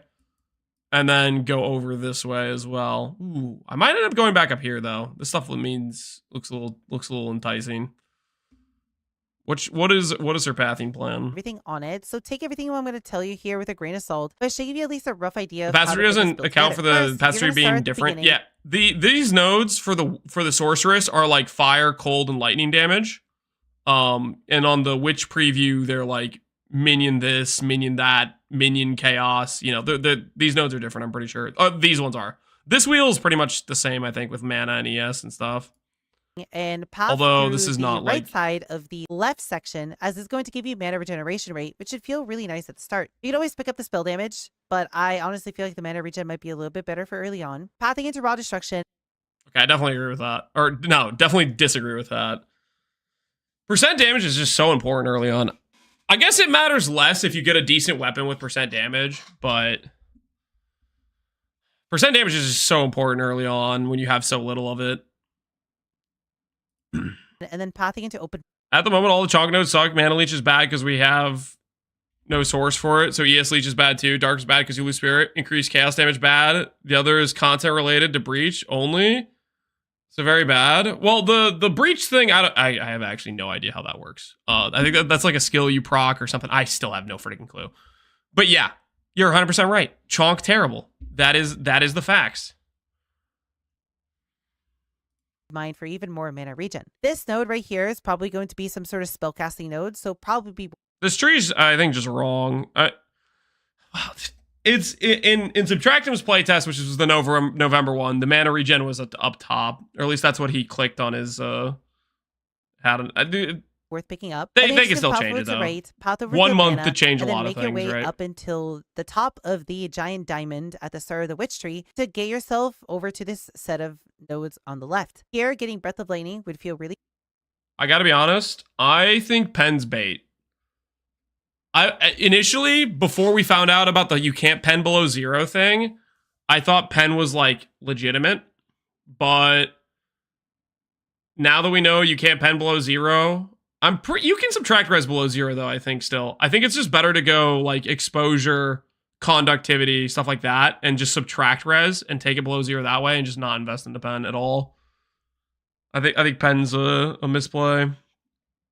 Good, as this will make you do a lot more damage to bosses. Strong would be good if you could reroll into it having a god tier weapon. Go up, ignoring Keep the dreaming. mana related nodes over here. And then you're simply going to go and try to get yourself Crushing Storms and probably the node above it, as this might be some sort of extra damage increase as well. From here, you're going to go get yourself. Oh, refocus is there? I didn't realize that was so close to my Whispers of Doom stuff. I thought refocus was farther away. Yeah, that's right next to where we need to be.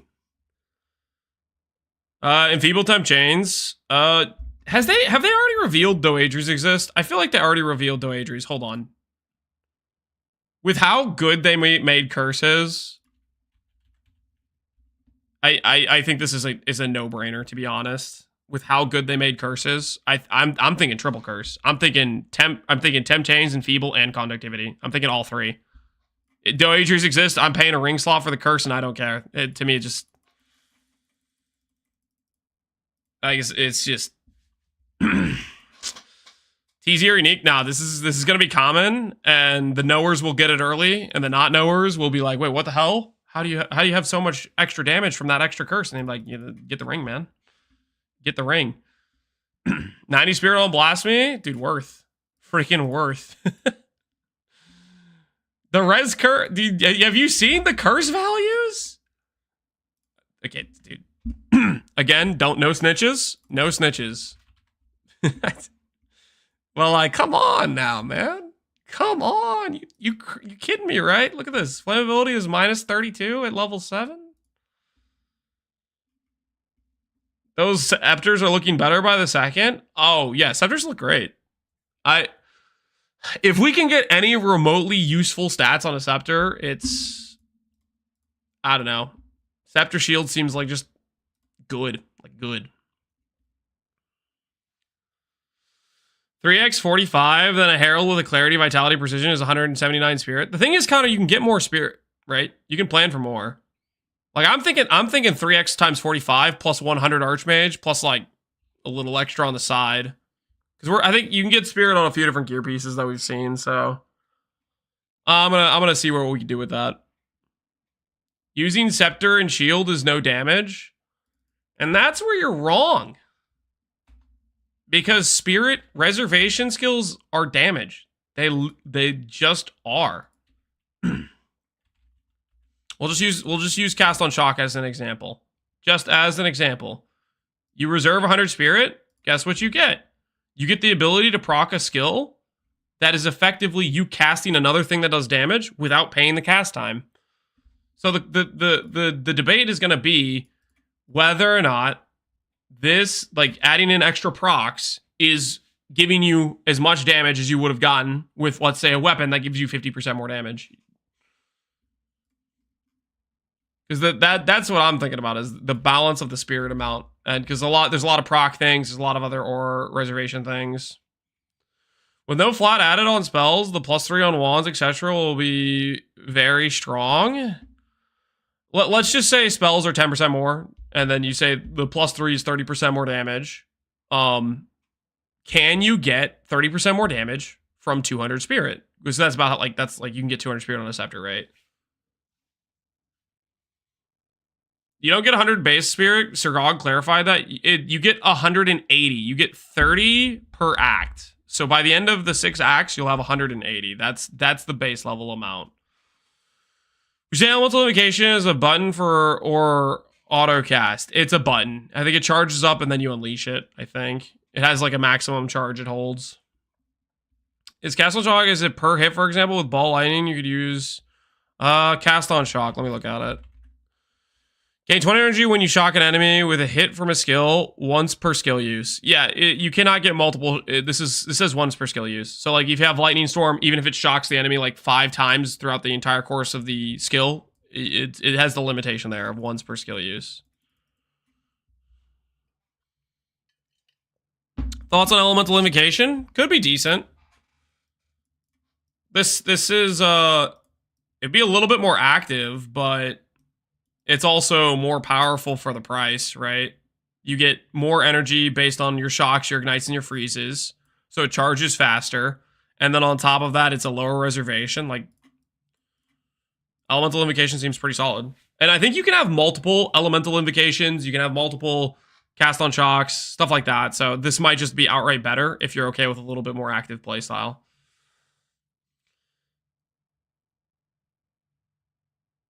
Skill wouldn't use, consider spell echo as a second use, probably.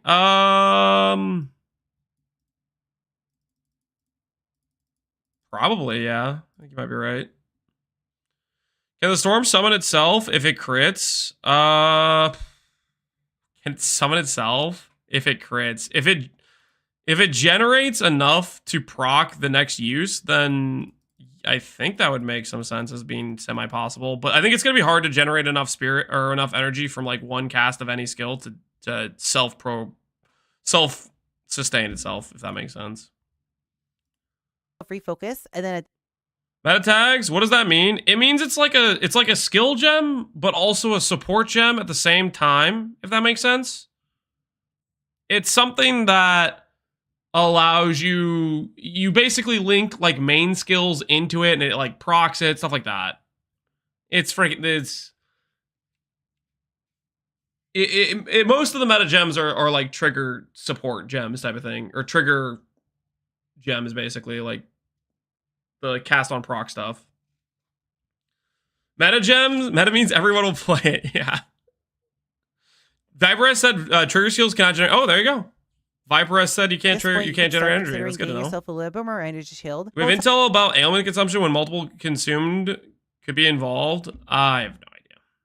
Talk about the defensive layers in this section after. What about for attacks? When does the iteration reset for an attack like Tempest Flurry? For an attack like Tempest Flurry, it has like 4. A lot of the monk skills have like a combination of like 5 or 4 movements type of thing. At least that's what it felt like when I was playtesting it. Like it would start out like this. The monk would go whoosh, and then it'd go whoosh, and then he would do like a backflip whoosh. You know, like he had like some combination of like, it was like 4 or 5 moves before he would like start the animation again or whatever. This passive tree section. Your main goal here is just to get to the top of the tree and pick up pure power. This is going to allow you to start scaling intelligence before you get Archmage as a way to increase your damage, and at the same time, electric amplification. I meant the Ascendency Storm. Oh, the cast on crit Ascendency Storm. Oh, I would think it probably doesn't trigger itself. Exposure effect, lightning pen. Yeah, the lightning pen stuff just is also going to give you a pretty nice DPS increase too. This node here might be +1 to lightning skill gems, and if it is, you should 100% pick this up, as that'll be a pretty big DPS increase. At around this point is probably when you're going to be able to swap over to Archmage. But if you haven't swapped over to Archmage and you want more damage, this lightning cluster on the right is probably going to be pretty good. Or if you want a little bit bigger of a health pool or want to feel a little bit tankier, you can potentially go back to Diamond at the start and pick up Essence Infusion, as the energy shield recharge rate here is absolutely crazy. You can also potentially pick up the energy shield node at the start, or to come over back to the top of the tree where you picked up pure power, and then pick up patient barrier, which is going to give you a very large extra amount of energy shield. Once you do swap over, you're definitely going to want to pick up this intelligence node, and you're going to want to get yourself arcane intensity as soon as you can. The left side is going to make it so your skill costs more mana, while I think the right side is going to make it so it costs less mana, and if you're having your sort of mana issues, you should 100% pick that up. From there, you should immediately go and get yourself Arcane Blossom for the massive amount of extra mana regeneration this gives. A lot of this stuff, I think this tree is just outdated. Like the 25% mana isn't real, the 8% mana isn't real. Okay. I think Ali will have a good time. Archmage Stormweaver, +1 to the Archmage Alliance. Ali's character's level 200. It's not level 200. She only named like 50 passives. That character was like level 40 she was talking about. She's got plenty of extra passives to go around. It'll be fine.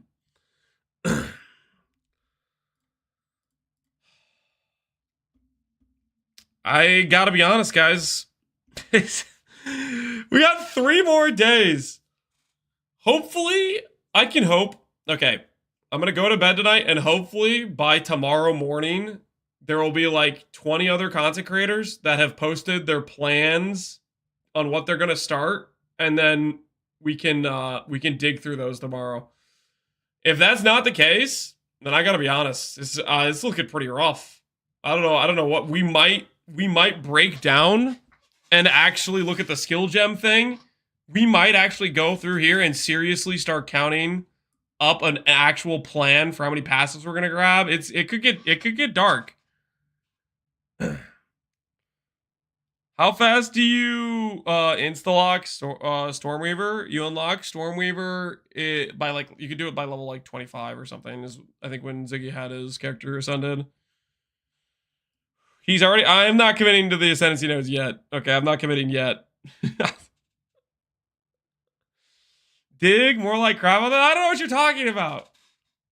I was saying mostly positive things, like Ali's going to succeed. This is a fantastic plan. Okay, I was being very positive. All right, I think we're gonna call it here though, because I want to hang out with my family before we put the kids to bed. And if I'm gonna do that, the time is now. You know what I mean? The time is now. Why is Captain Lance's kid streaming for him? What are you talking about? I'm not Captain Lance's kid. Yo, talking with Grimro? Hey, now this is the content I can get behind. So it comes out like Saturday at like 7 a.m. New Zealand time, or 6 a.m. New Zealand time. Ooh, they got a list of builds people are going to be playing. Crossbow, Waggle. Zaboob is going to play Blood Mage. He's going to dream that Eye of Winter works for crit. Damods is playing Monk with Spark.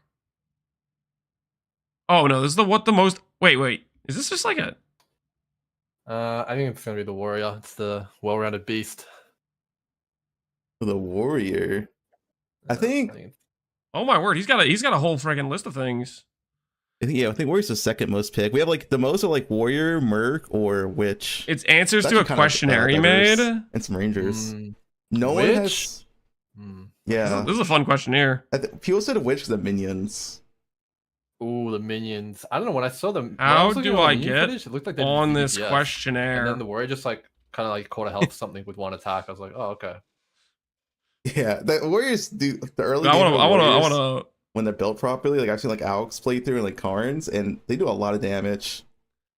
Yeah, I think the Warrior looks crazy. You're next, not invited. Chunky, right? Oh my word! Yep. This is Yeah, rigged. you're next, Lance. Don't worry about it. I didn't make the list. Hey, how long will it take Quinn to finish the campaign? Oh man, I mean, in hardcore. So Is Quinn starting hardcore? It will count whenever he goes back to hardcore. Like maybe he plays hardcore for a week, he quits, and then like a month later he goes back hardcore. I mean, is Grimmo back? I mean, he's logging in. Grimmo might be making some videos, guys. He's gonna be sure. Is this a Quinn trying to win, or is this a Quinn trying to stall? Quinn's always trying to stall. I feel like he's gonna mill because like he's not race anyone. All the hardcore players playing softcore. He's like all alone. Right, yeah. I mean, if he's milking, then I reckon it's an endless content window. I think 7 days. I reckon it's a week. All right. For reference, that mod said he believes in Quinn, and he said 1 month. Oh, okay. He believes 1 month, and that is that. I mean, if it was, I don't know. I think this is crazy, dog. Okay, what are they saying the most OP skill is? Rain of Arrows for Snap Owl, Hammer of the Gods for Connor. Tai Tai says whatever he plays. Sunder for... Wait, who? Dang it. I can't see the names anymore. I mean, you might be right, dude. I think it could take a while as well, but... I mean, surely he wants to see the end... I mean, actually, maybe he doesn't. Maybe he doesn't care about Endgame. I mean... All right, pause over here. Sunder... Waggles DD... DD doesn't exist, right? Or it does, but you can't generate corpses. Roa, man, there's a lot of Roa believers. A lot of Hammer of the God believers. Couple Eye of Winters. Rue is Sunder for now. Rue's playing Sunder, or he thinks Sunder's gonna be OP? Which one is it? How long will server issues last for? Not a lot of the confidence of the servers. How many hours for the world's first? 100. 150, 120, 120, 2-3 weeks. I think it's gonna be multiple weeks. I think it's gonna take a while. I feel like I bet they made it giga hard. You can shoot while walking now. Isn't Rain of Arrows gonna be really good? A lot of people think it's gonna be good. There's a lot of belief in the Rain of Arrows dream. I thought Rue was lightning.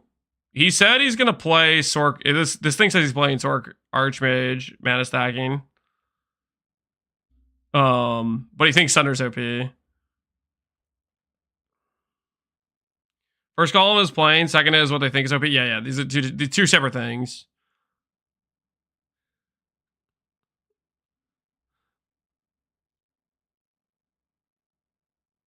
Minions of Witcher Sork on Bone Storm. Sork Storm. Dude, there's a lot of Sorks. People are logging in. Stormweaver, the objective correct option. Radar seems insane if you can get regular frenzy charges. Yeah, the amount of effectiveness it has and the potential amount of hits. But who knows? Rue's gonna milk Fusillade. That'll be something. I mean, all right. Anyways, we're gonna send you guys over to like, Fugbo stream. How fast is that gonna be? You know what I mean? Enjoy. Gun. Hopefully you guys had fun today. And until next time, I'll see you guys later. I mean, if you're zooming, if you're really trying to zoom, and yeah, tomorrow hopefully people have posted plans for builds they're gonna play. We'll see. All right, I'll catch you guys later. Have a good rest of your evenings. I wouldn't like. I'm not gonna be too hard on myself if I'm like getting to mess on day 2 though. Like I'm not gonna. Oh yeah, I mean, I'm just gonna. I want to full clear, not full clear, but